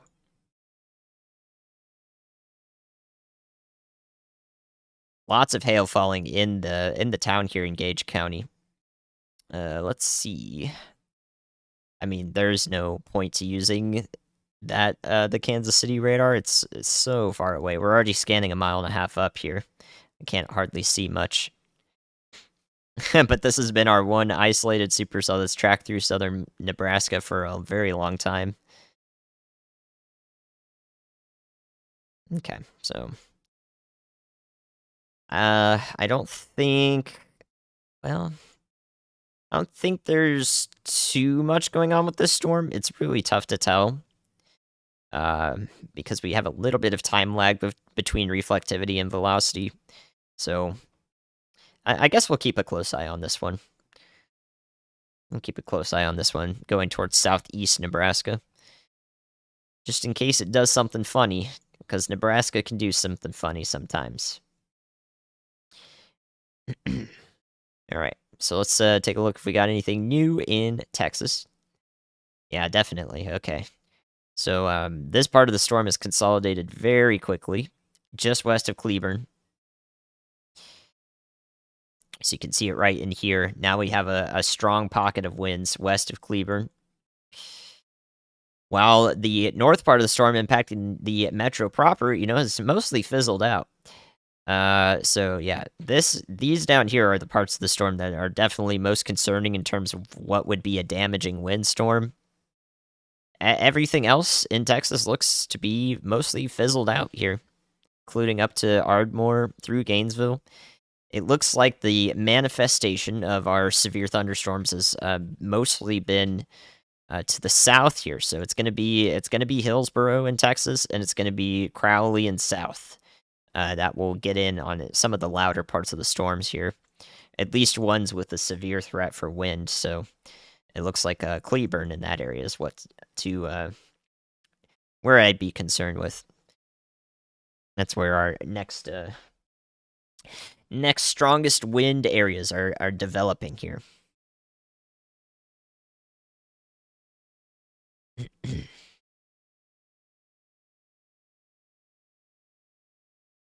So that's a look at since we're only getting 5-minute data here from the Fort Worth radar, which is really aggravating. We can go look at the Missouri storm in the meantime. Looks like some really big hail, and a lot of it, probably west of Shelbina. So that might be pretty close to the town there. It's actually beginning to move, further to the east now, which would mean it would go really close to Shelbina. So this area of hail might travel in this direction over the town. You guys are barely in that considerable severe thunderstorm warning, so very loud hailstorm is possible. So the reason why the tornado threat has now just dropped off of this storm completely, and the hail threat has seemingly intensified rapidly here. This is a significant hail core here in these pinks and purples. So this was the storm that produced a tornado earlier near Linnaeus, back in here, a couple counties west, and now we've since then transferred over to a hail risk with this thing. Now producing a lot of hail, and some large hail as well. The reason for that is because the wind profile, so how the wind changes with speed and direction and height, they're different in supporting hail and supporting a tornado. They're not entirely synonymous. So so when we see a hail core develop like this and hail is the primary threat, the tornado threat decreases. But each new radar scan that we get that shows a hail core decreasing in size, that could mean that the tornado threat increases. So hail core goes down, tornado threat could be higher. Hail core increases, we could lose that tornado threat. It's not 100% accurate, but it is one pattern recognition thing we can use. Thank you, Rebecca. So that's what we're looking at. That is what we are looking at. All right, so let's look at the latest model data while we wait for Fort Worth radar to scan extremely slowly. So let's look at Radar Omega here. Let's look at our latest model data to see if we have any better idea of what's going to go on here for these next few hours. So there's our big glob of storms in and around Dallas-Fort Worth. This wants to take that southern storm and move it right through the center of the metro. That's not going to happen, I'm pretty sure. It really doesn't look like that's what's trying to happen because this would be in 30 minutes, and we see a strong storm well south of what this model is showing. So it goes to show you that model data is not truthful even in the next couple hours. That's the best we can look at it. And the same is true, like this has it modeled over Kirksville, and we already know that didn't happen. So what it looks like is that I think what's more true is that Chicago may not get in on that super strong storm that looked like it was a model to go through earlier, but rather we're focused on central Illinois through the early morning, which I will not be here for. I will not be live at 3 a.m. When these storms are going through Champaign or Urbana and Decatur and Springfield and so forth. I will not be live at that hour. Peoria looks to avoid it. And then eventually, like, when we're at 6 a.m. Sunday here, so in 8 hours from now, if you were to go to sleep and wake up now in Bloomington and St. Louis, all along the leading edge of this, the storm that could look like this in the early morning. There is no significant severe threat associated with this. This is a marginal risk. It's going to be a strong spring storm. You might see some small hail. It's probably just going to be some lightning. It's nothing that you're not used to living in these areas, is what I can say. It would be very unlikely to see something that would, be more than a severe thunderstorm warning. So this is what it looks like at 6 a.m. Central, 7 a.m. Eastern, even into western Ohio. It's just going to be a bunch of heavy rain here. And watch as it goes south through Kentucky into the mid-morning, into noontime. It's really not all that impressive. So that's why you are in a marginal risk down there. But I'm not concerned with y'all. So yeah, you can go to sleep in Kentucky.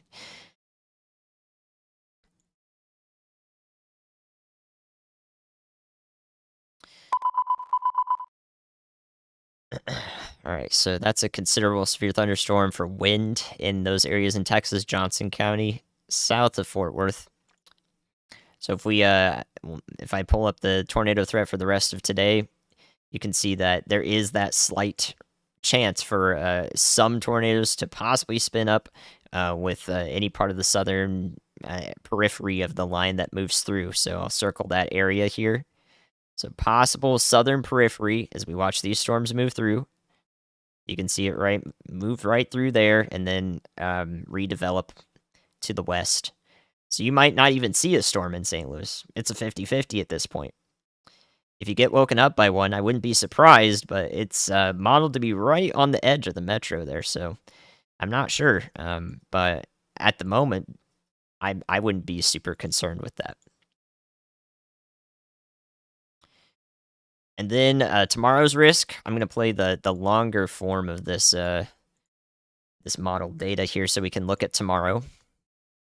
An hour earlier so that we can look at tomorrow's risk, because I will be live for this. So tomorrow we have this enhanced risk currently in place across much of the Midwest and back to the west towards Omaha, Nebraska, and even really close to Topeka and north of Kansas City here. So this enhanced risk is for damaging wind and hail, but there is a slight tornado threat also associated with that, subject to change. It could go up as we get closer to the day. So this is the day 2 risk, which means an upgrade is possible and expansion is possible. So if we play this through, so here it is at right about storm initiation. The worst storms that we're going to see today will be in the afternoon to evening hours once again. That's when we see a lot of our severe thunderstorm risks show up. So here it is at 4 p.m. Central. You can see a bunch of the storms are moving off to the south through Tennessee. Some damaging winds even as far east as western North Carolina here, and some rain moving into the East Coast area. So just some strong storms possible in this area, but our area of concern now pops up 6 p.m., 7 p.m. Central here. We could have a couple strong storms entering central Nebraska, entering the Omaha area from the west, and a couple of strong storms popping up around Des Moines. So that continues. There's another train of storms near Omaha. And then, this is 10 p.m. Central from this model. We can see that across the risk area in orange here, there's a lot of storms. So whether some of these are tornadic, whether most of them are wind bags, lots of lightning, remains to be seen. But then this thing is just going to do the same thing. You can watch it just spread out through the same areas. Lots of windy conditions to be followed with it. And then we could see another one also just develop over here and go into Louisiana. So all sorts of these MCSs, mesoscale convective systems, is what we're watching here during the month of May. So we're going to see a lot of those develop, move through, and progress as a line of storms. Almost all of those, you should be fine. Very unlikely that that a tornado warning is going to come through, but if it does, particularly in this area of concern tomorrow that you see on the screen now, if it does through tomorrow night, then I'll be here for you. So down in Texas, you can see the slight risk also. We traded spots. It's just a glob of storms that moves through.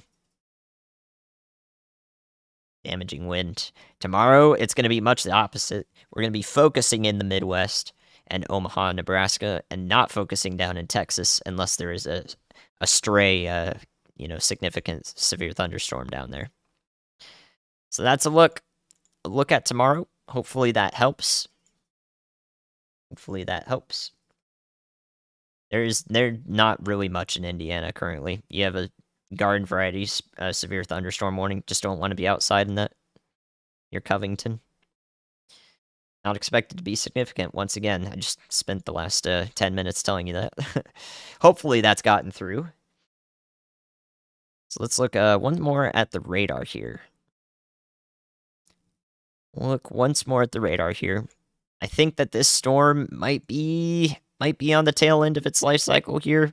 And we see the damaging wind threats starting up here in west central Illinois, well south of Davenport. We do have some more initiation back here near Ottawa. So perhaps Davenport may get in on some storms.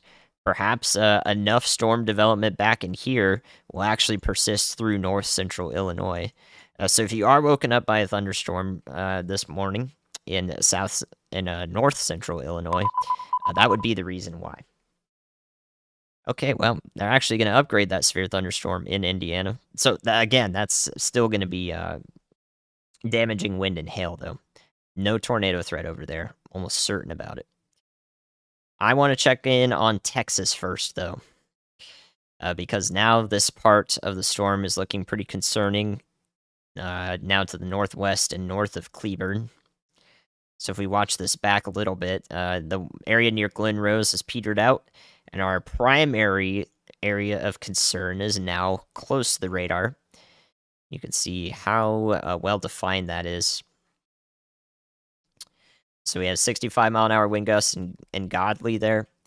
Approaching south of Crowley, so Burleson, Briar Oaks, Lillian, toward Mansfield is where it really looks like we're going to have a concentrated area of damaging winds. So perhaps that model was a little bit hinting at, what would try to actually move back into the metro here. So if that continues to be the case, then that'll be what I focus on now for the near term, because this could spin up a few tornadoes when we have really strong winds right here and right here next to the radar.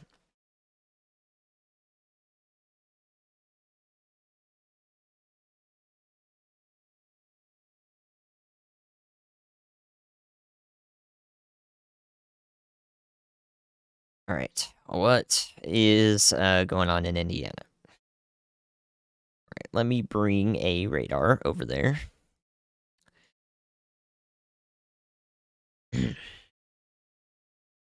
Fountain County in Indiana. They had to get in on the fun here. Here was with a little bit of a hailstorm. 2-inch hail possible right over Covington in Indiana, just north of Interstate 74. We have a small hail spike right here. Small hail spike right here. So some larger hail is possible around Covington. Definitely falling. When you get a hail spike on the radar, it shows pretty properly that we've got large hail in the storm suspended there. It's looking good. I guess that, let's see where the track of that is. If I could get more. That could go towards Lafayette here in Louisiana. They got me with that one. Lafayette here in Indiana. That was definitely a brain twister right there. So that's just one hailstorm that's popped up and then remains a little bit more significant here. Not sure how long it'll last, but this is definitely an elevated storm, meaning there is no tornado threat with this. Here in and around Lafayette in Indiana. Yeah, you can sleep in northern Illinois. You're in Fountain County. How is it? Is it loud outside? How is it? Yeah, happy to help. Happy to help. Thank you guys for all the comments today. It's great to keep up with the chat. I appreciate it. Hope I was able to help a lot of people today. We had really good coverage of that a tornado in north central Missouri. So that's a look at our west central Indiana storm there. One hailstorm. All right, now let's go back to Dallas-Fort Worth. Developing situation here with really strong winds right next to the radar. South Metro. Again, this is remaining pretty concerning.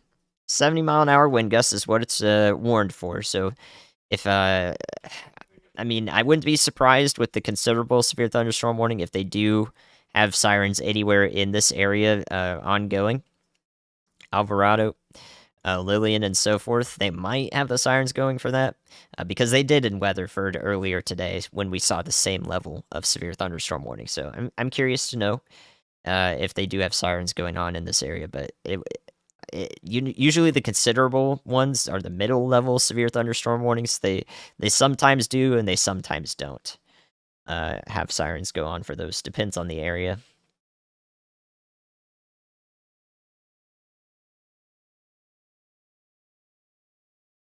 Well, I mean, if this reaches Arkansas or Louisiana, it's not going to be as strong or as pertinent of a threat as it is right now for Dallas-Fort Worth.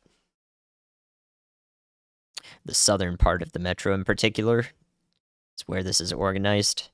So I'm concerned with spin-up tornadoes in the near term here.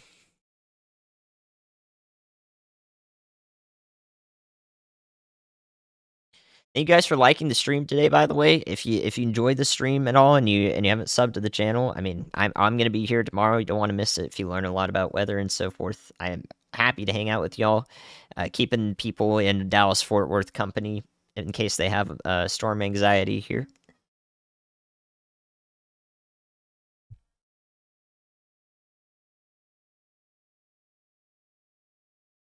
That is what we're busy doing here. Still busy keeping track of them.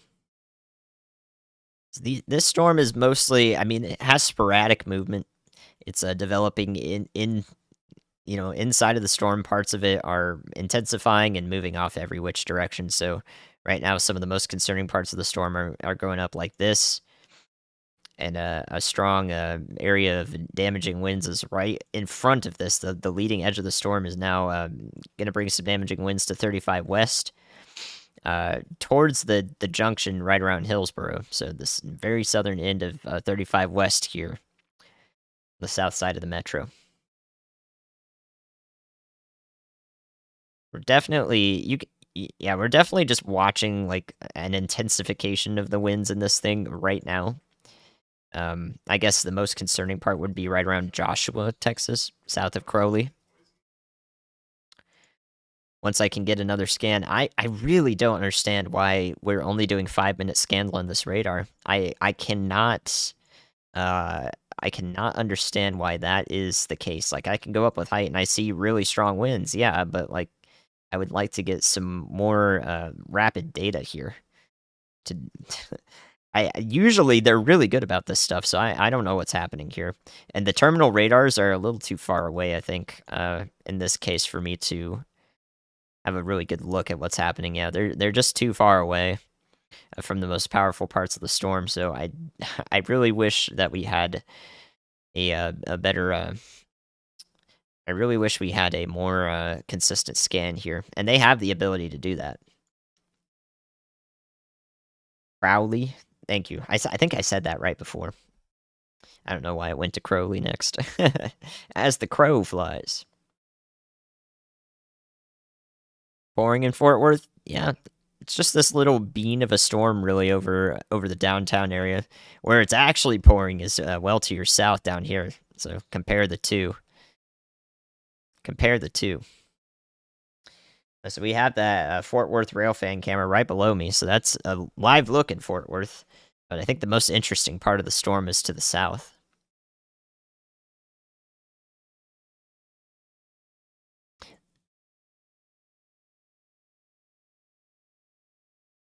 No, you can't really. It's really hard to get a tornado, or at least a legitimate one that's not like a land spout or like a water spout with snow on the ground. It's an interesting question. You don't have to put it in all caps though. Thank you for the question. There have been a couple of snow nados. Wasn't there one in like Scotland or something? That was pretty cool.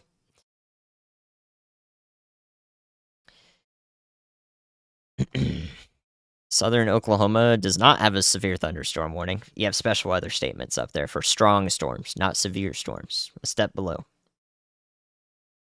Very marginal threat for Springfield, Illinois through the early morning hours. I will not be on to cover that, but I will be on to cover tomorrow's risk in the evening and early night. The new development in Iowa, yeah, already severe. I understand that for sure. Yeah, so we'll see how that tracks through northern Illinois as well and through Davenport if it does continue to develop.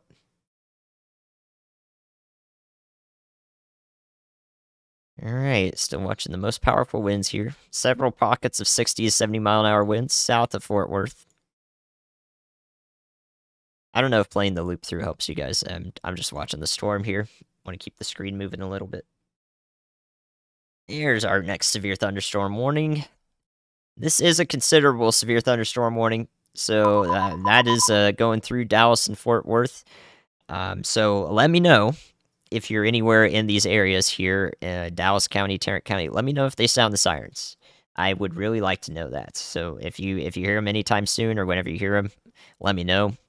The middle tier severe thunderstorm warning has been issued for a lot of these areas, including Midlothian, Duncanville. So that's for wind gusts. That is for wind gusts. So let me know if you hear sirens anywhere in this area. I'm curious if they would do them for this. They might not, but I know that Tarrant County has done it before, and Parker County just did it earlier. So we'll see if they do it.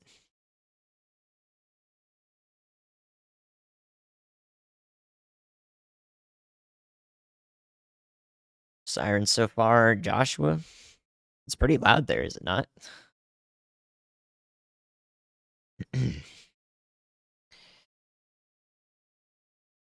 Oh yeah, let's take one more look at that Nebraska supercell. Okay, it's done. All right, so it's basically petered out. It'll be gone in the next few minutes, so we'll exit out of that radar. Very good.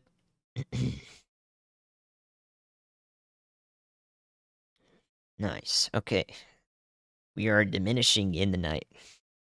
There were sirens in Cleburne, none in Irving. You're a little north of where they might sound them. Yeah. So I saw someone in Midlothian. 10 minutes from Midlothian, yeah. So down here, interested in hearing about it. I think Irving, you won't be able to. I don't think they'll sound them up there, or Grapevine. It's too far north. So anywhere in this in this red box in particular, it sounds like they might not do it, but we'll see if they do.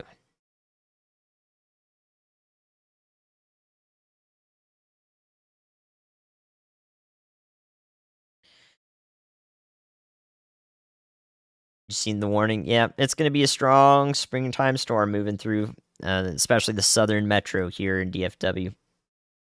So that's about all I can say. I've been on the lookout for any sort of weak tornadoes, spin up tornadoes. I see none. I haven't really seen anything here. None in Waxahachie, Burleson. All right, keeping ear out just in case. If it does come through, that is the reason why. But I'm so on whether or not they'll do it or not. Ohio, you guys are fine in Ohio. You're gonna hear a thunderstorm. Yes, it's not gonna be bad.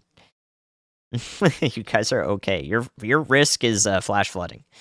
There's like a marginal risk for flash flooding over there, so you'll be okay. Yep, no sirens yet. Okay, good to hear. Thank you guys for the reports. I appreciate that. Yeah, that Railfan camera in Fort Worth right here is really popping off. a lot of lightning there. And you can still see lightning in the distance from the La Plata, Missouri camera down there. Waxahachie, thank you. Yes, topography affects storms in many different ways. Actively, it's hard to tell you how it would change the storm. It could be beneficial, it could be detrimental. Depends on the wind direction, depends on the topography, the orientation of everything, where the winds are originating from. So I don't know if you want the answer to that question because it's very complex. There's whole PhDs that people do on topics like that. I don't have a PhD in that, so I don't want to try to talk about it, especially try to put it in terms that are easy to understand.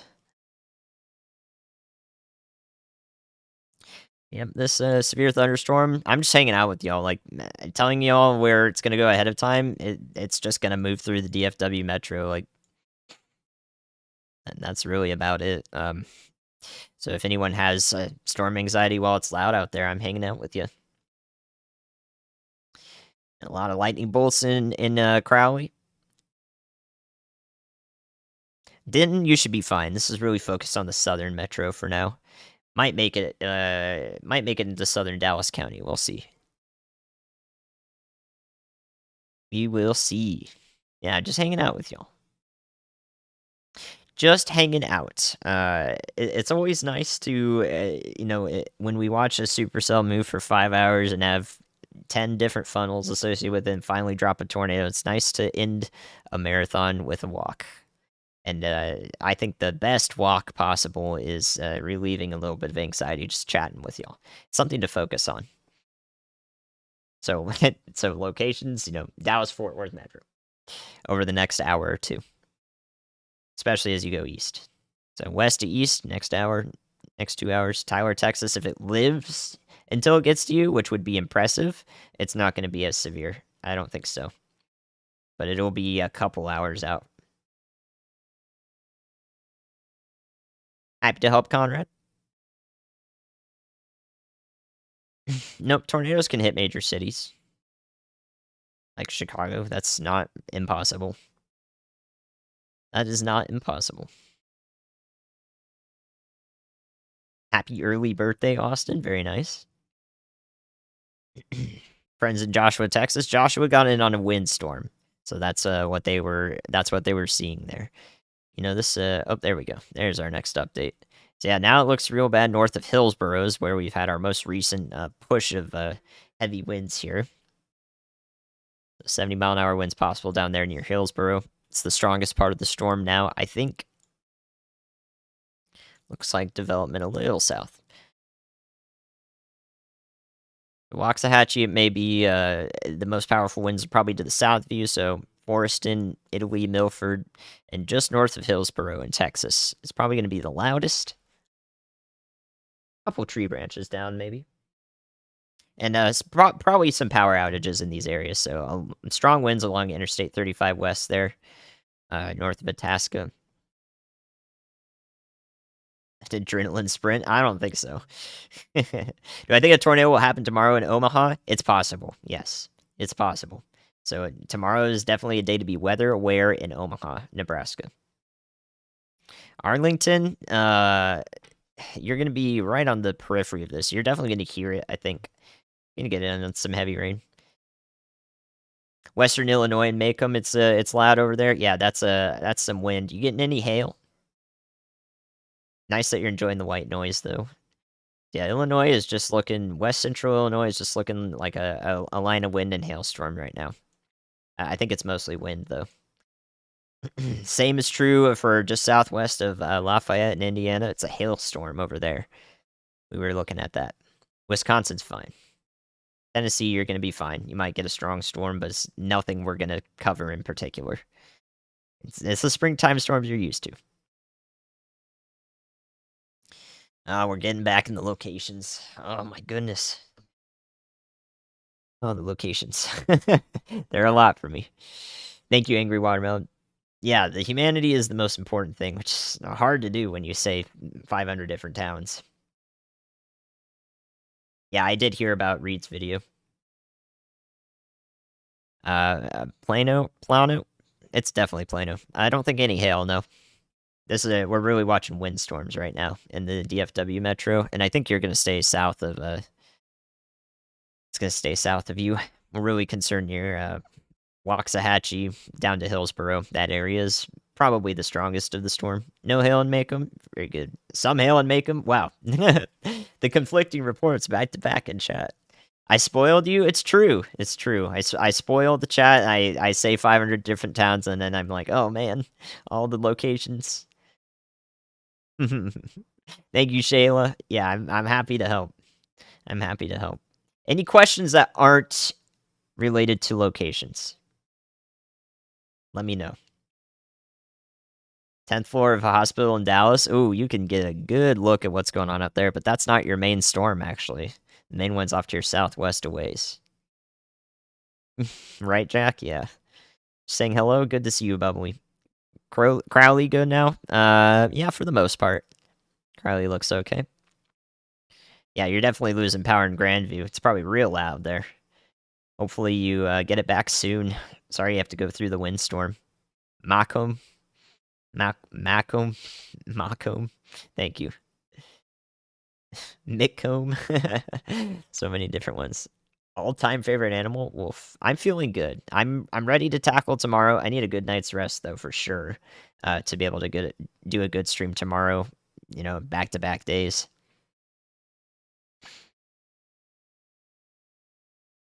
Yeah, happy to help, Luke. Thank you, Andy, for the support. How big the hail in Lafayette, Indiana storm? It had some golf balls associated with it, and it's warned for 2-inch hail. So, right in the core of it, there could be some pretty large hail in there. Whoa, best free phone weather app? Oh, goodness gracious, that's a lot. There's quite a few. The Ryan Discord has some really good resources there. I've heard a lot of opinions, so I really don't know which the best one is. Yeah, this is definitely the strongest part of the storm near Grandview. That a person in chat in Grandview losing power makes total sense. You can see the winds are really concentrated down here. So I'll watch just in case of a spin-up tornado out in front of it, just to see if it does come through.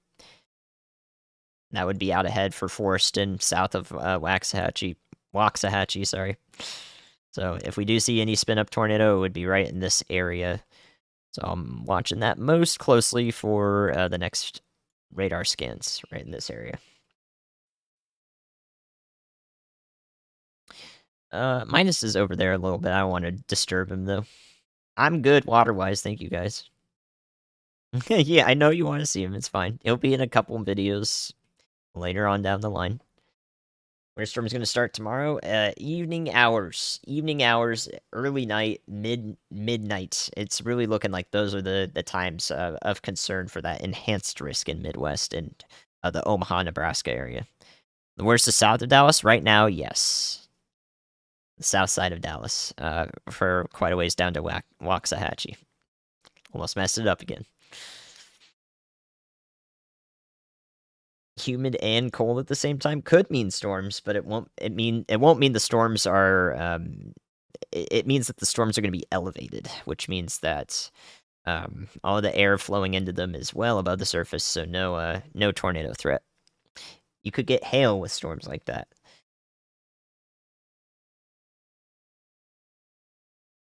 Is Joshua in the clear? You guys are right around yeah, you guys are mostly done. Just some stray lightning strikes, probably. Where would I like to start my weather career? I think I'm doing it right here, right now. Right, guys? Or are you talking about yourself? How you would get into meteorology? What about Monday? Let's see what Storm Prediction Center has for Monday. They just have the extension, that slight risk, probably for the leftovers of the damaging wind and hail threat from the previous day.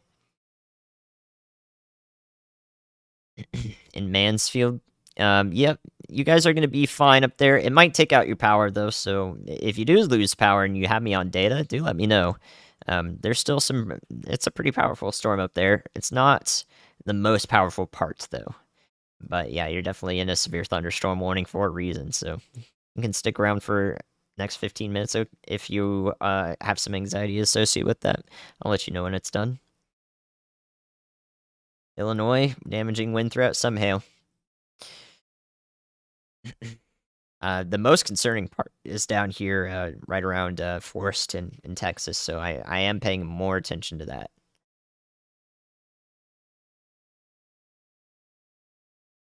No, I have not seen a Sprite or a Blue Jet. That's a great question. I'd love to see that on my storm chasing trip, starting next week. Happy to help, Helena. Happily snoring through the thunder. That's great. I wish I could do that. We finally had a thunderstorm yesterday in South Twin Cities Metro. What I had for dinner, I had a can of beans. They're ranch beans. They're really good. Ryan a meteorologist? No. He does not have a degree, but he is extremely well versed in weather analysis. So I trust his opinion. And while he doesn't have a degree, that leads to constructive conversation and good, camaraderie, because we can go back and forth discussing, the science and the outlooks and the personal opinions. And that's why he has me on the team too, and our other meteorologists, Ben Price and Heidi Oberlin. To be expanded too. I think we'll eventually take on more meteorologists.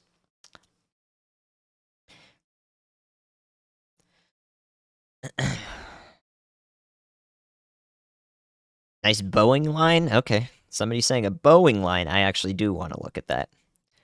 So here's that severe thunderstorm in West Indiana. Again, approaching Lafayette. Looks like it will reach it, so you're going to get in on probably some thunder there. In Tippecanoe County. But if we have a Boeing threat in western Illinois, I do want to look at that, because that means damaging winds are going to be more concerning. For all of our friends that just went through that in Macomb. You are correct. And all of these storms up here actually did get up to Iowa City and become severe warned. Wow. So that development continuing. Looks like our storm near Shelbyville, it's petering out. Starting to move more to the east towards Quincy and Hannibal, which means that it's losing its steam. When it's changing directions away from what we'd expect from a right mover, which is when it was moving southeast like this, that means it's done for now, which is good. So if it becomes a problem again, it'll again track more to the south and east. But right now, it's starting to get that look to it that it's not going to be a problem anymore, and it has no severe thunderstorm warning anymore. So Shelbyna, hopefully okay. Hopefully okay. Just some remnant lightning with it. On a news station, it's pretty restrictive. I prefer this quite a lot for my level of experience in radar meteorology in general. As a content creator, I don't think I would prefer to be on a news station. I like the potential of what we're doing here on YouTube. Yeah, Wisconsin's fine. Palestine, Texas, possibly, yeah. But it's not going to be anything that I would stay on to cover. So hopefully that helps reassure you a little bit. There it is into Tippecanoe County, Lafayette, Indiana, and surrounding areas. That is a considerable severe thunderstorm for hail. In particular, hail. Nice hailstorm to wake you up at midnight Eastern, right? St. Louis tonight? Yeah, I mean, St. Louis tonight is probably going to be some conglomeration of these storms up here that eventually has a southward moving component into the early morning hours. That's what I expect. If it does reach you. So we'll see if that storm does actually stretch out and reach St. Louis as it travels to the south. It's going to be an interesting situation to monitor, but I'm not super concerned with St. Louis, which is good. Good news. You know, that's not an end all be all. I'm one meteorologist, but to the best of my ability to tell, I hope you guys are okay. All right, so that's a look at Illinois. This storm is bowing out just a little bit if we play it back. I mean, has a consistent shape to it, but yeah, this is going to carry a damaging wind and small hail threat with it. So Peoria, again, I've been saying you guys might be clipped on the north side of this. The same is probably going to be true through Bloomington, down through Decatur and Springfield, and eventually towards Champaign-Urbana. Yeah, the Railfan cameras are La Plata, Missouri, and Fort Worth, Texas. Fort Worth, Texas, and then La Plata down further. So yeah, maybe Davenport will get in on that severe weather. No tornadoes, though. I would be extremely surprised to hear about a tornado warning up here into the night. Tomorrow, though, might be a slightly different story, though really I think it's southwest Iowa and northwest Missouri, the Omaha area, that we're concerned with tornadoes tomorrow. That can change, but right now that's the current thinking. So let's look at this mess. No idea what's happening down here except for really strong winds. So it is turned into a mess. So Mansfield, Texas, still getting in on some strong winds. It looks like a pocket of strong winds is headed for Midlothian proper here. And this is just garbled velocity data. So what happens when the radar scans a lot of strong winds and starts to get a little bit disorganized here. So just a little bit of interesting data.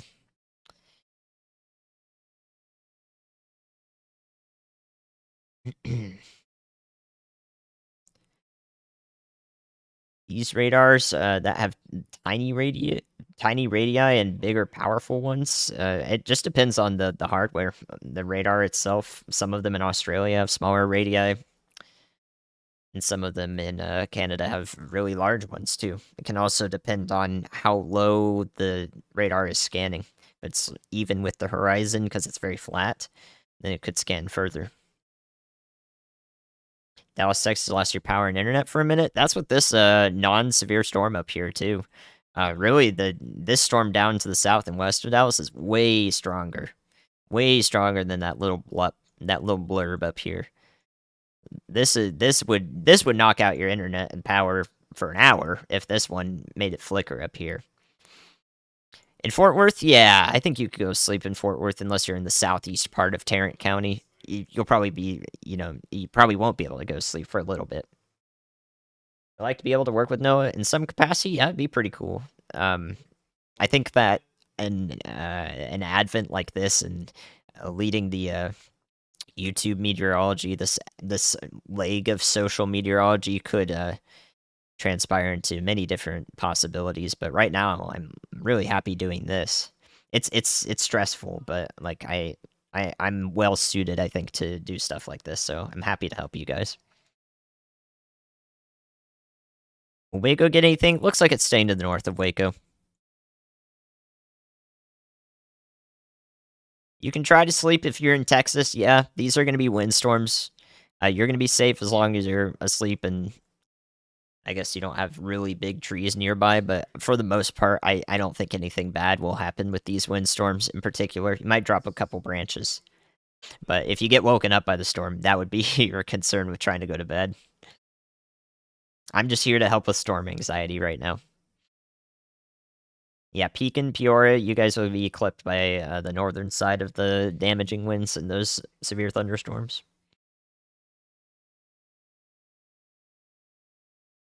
Yeah, for sure. Mansfield getting in on a strong part of the storm. Severe in Wisconsin. Oh, yeah. That was issued 8 minutes ago.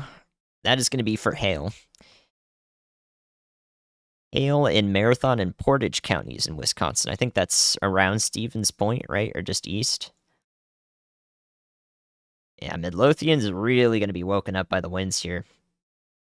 So 80-mile-an-hour winds showing up here near Venus. Venus and Midlothian. So a couple really strong pockets of wind now, right in southeastern Tarrant and northwestern Ellis County here. And northeastern Johnson County. So right on the triple counties here. So it looks like this is the strongest part of the storm right now over here. And we didn't see any spin-up tornadoes as this approaches Waxahachie and Forreston, so that's good.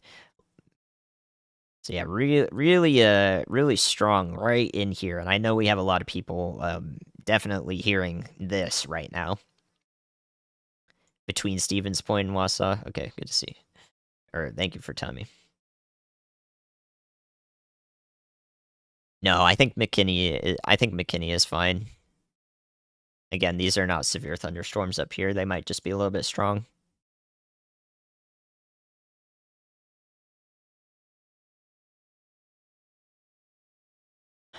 Just moved to Oklahoma. Oh, welcome to the chaos in May. Oh my goodness. Should you be worried in Waxahachie? No, but it's gonna be loud. Just, I'm here to tell you what to expect just for a little while here while this moves through the metro.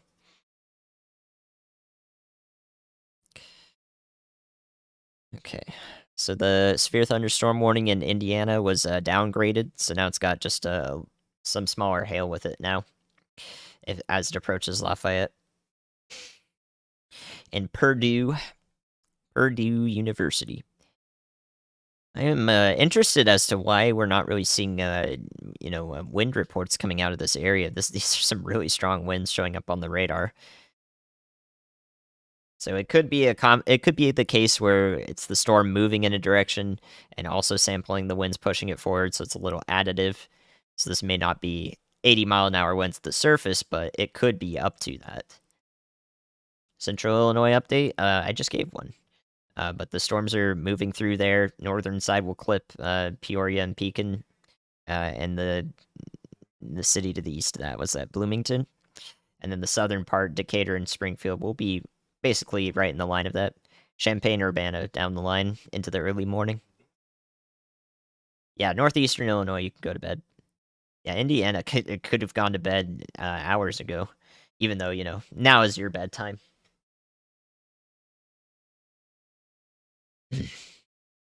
Who got snacks tonight? Yeah, tonight's definitely a snack night. I agree with that. Is Red Oak gonna get it? Possibly, yeah. You guys are right out ahead of where the strongest winds are here, right around Midlothian, so yeah. We could see some pretty powerful winds right in the Red Oak area.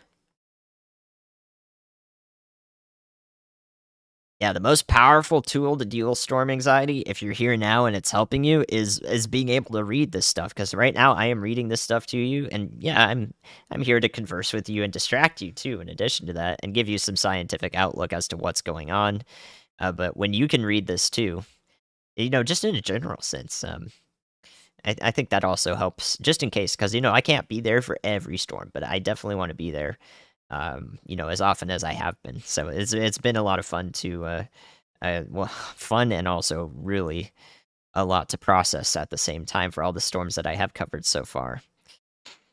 Thank you, Daniel, for the support. I appreciate it. I much appreciate it.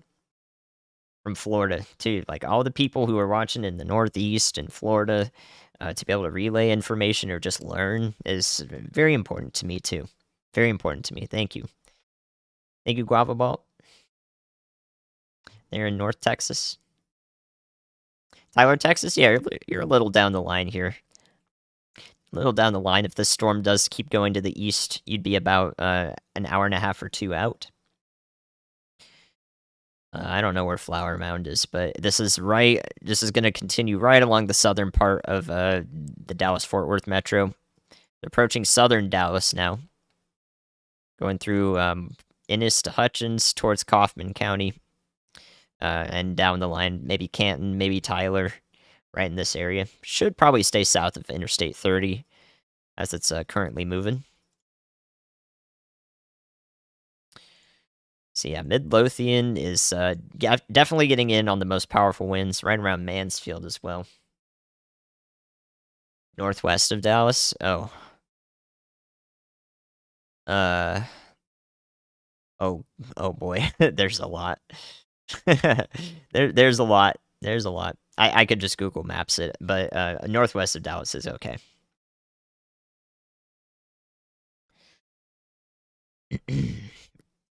Yeah, if you're in Rowlett, I'm pretty sure that's up here. This is not a severe thunderstorm. Our main concern is far to your south, which is a much more power-hungry storm here that's gonna knock out a lot of people's power, I think. Very good, Jack. Oh, it's right by Grapevine? Okay. Oh, there we go. Yeah, you guys are okay up there. Maybe a few more lightning strikes, though. Whenever you have returns like this behind a storm in these yellows, you can definitely get a few remnant thunder boomers. So if that wakes you up, that's the reason why. It's been constant. Yeah, I think you're in the worst part of the storm now in Mansfield.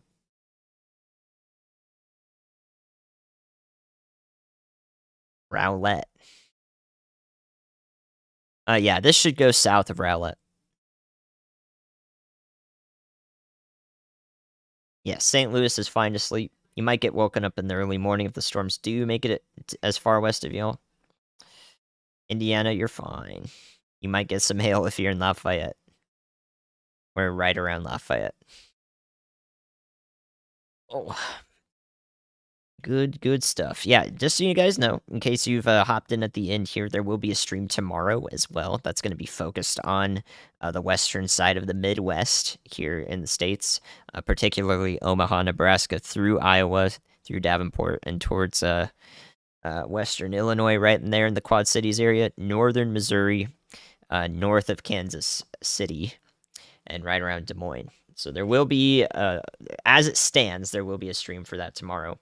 If the risk is downgraded on the day of tomorrow for some reason, then there will not be a stream because we want to communicate, the changing aspect of the storms, whether they're significant enough to incur a something that is worth a social watch, essentially like this stream. There's an implication here that the storms are significant enough to cover, and we don't just want to be on to talk about whatever or cry wolf or so forth. So there's a reason we're on these days. There's a reason I'm on.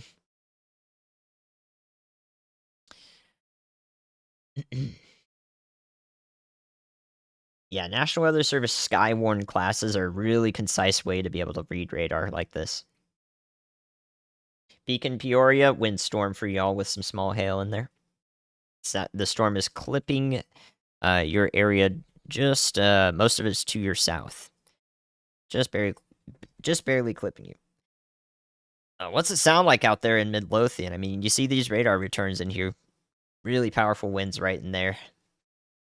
Cedar Rapids, you might get woken up by the storms just to your south, but yeah, you're fine. Michigan's fine. Minnesota's fine. No, and southern half of Indiana is fine.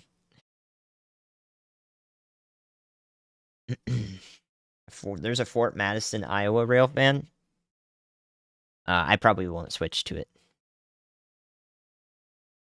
This is just garbled velocity data. When the storm or when the radar has to scan through a lot of velocity data, it's a sensitive variable, so it can often get some messed up returns like this, especially when we're looking at a windstorm. I've seen this happen quite a few times. Cleburne, yeah, you guys are fine.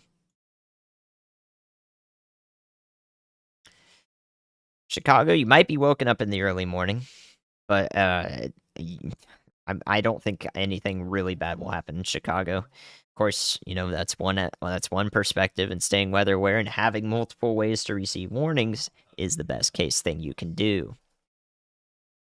Indiana's fine. If there is a hailstorm, it might keep you up. Otherwise, you're good to go. You're good to go. North of Dallas-Fort Worth, anywhere along Highway 82, you guys are okay. Oklahoma's okay. Columbus, Missouri is okay.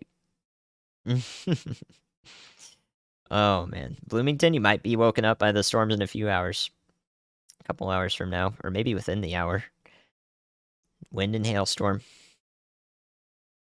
Oh my gosh, you guys, the towns, the cities. If the severe threat is not focused on your area, and you are not the reason I am live today. So for Kaufman County, next up, in the Oak Grove area, you guys are going to get in on that severe thunderstorm. It's moving basically in your direction, so it's going to be loud, windy, so forth as it currently stands. But I think that given this nearly 6-hour stream, actually I don't know how long it's been. Yeah, just about 6-hour stream here. I think that we are good to go for the remainder of the night as this passes through Waxahachie, dang it, and Kaufman and the southeastern part of the Dallas metro in particular. It's going to continue to be a damaging windstorm. But really, I have not seen a single spin-up tornado with this so far. So what I would urge you to do is have multiple ways to receive warnings. Of course, you can find those radios, the Midland radios that relay the National Weather Service warnings to you and wake you up in case you need to be woken up on shopryanhall.com. And I don't chill out the shop or anything like that unless I know it's a life-saving thing. I prefer to, focus on the radar and the humanity aspects, and that's important to those in particular. So, I think that we are okay to go tonight. As this goes through Waxahachie again, it's going to be a windstorm, maybe as far south as Corsicana here in Texas. But you guys are just going to be awake for the next hour or so if you're in southeast Dallas. But everywhere else, or if you're in central Illinois, it's going to wake you up maybe. But I would advise going to sleep if you have multiple ways to receive warnings. Yeah. So over here in central Illinois, like, you guys are going to be fine. Just some damaging winds moving through. Same is going to be true for Quincy and Hannibal. Same is going to be true again for Burlington and Iowa, just about that location. And same is going to be true for Davenport, maybe all the way through northern Illinois towards Chicago through the early morning hours. But I think we're good. I think we're good to go down there or up there, everywhere. So hopefully this stream has helped. Thank you, Andrew Dunn. That's huge. Much appreciated from Austin, Texas. Thank you. Thank you, guys. We have not had a tornado warning in like 2 hours, so I think we're good. Cool. Thanks for hanging out with me. I hope I helped some people. I heard that a lot of people I heard from some people that they were watching the stream and they relayed information to Lynn County, Missouri, which is where our primary tornado went through earlier today in and around Linneus. So I know that we were able to make a difference with today's stream. I will be on tomorrow for those in the Midwest and also a spare storm or two in the Texas areas west of Dallas-Fort Worth tomorrow in the late night hours or so. So we will be back tomorrow. I'll have Storm Chaser Brad Arnold. So we'll cover it once again. If anything bad happens tomorrow, I'll be here for it. I'll see you guys then. Make sure you sub to the channel so you don't miss that. Make sure you got those notifications on so you don't miss it. Until then, I will let you guys be. Try to enjoy a little bit of the thunder if it does come through. Peaceful white noise. It shouldn't be anything, hopefully not life-threatening as long as you're indoors for the remainder of the night. So don't go out driving in flooded waters. Just don't be scared. Be prepared. And I'll see you guys tomorrow. Thank you for watching. Peace out. And thanks to the Storm Chasers and the mods and everyone as well. Much appreciated.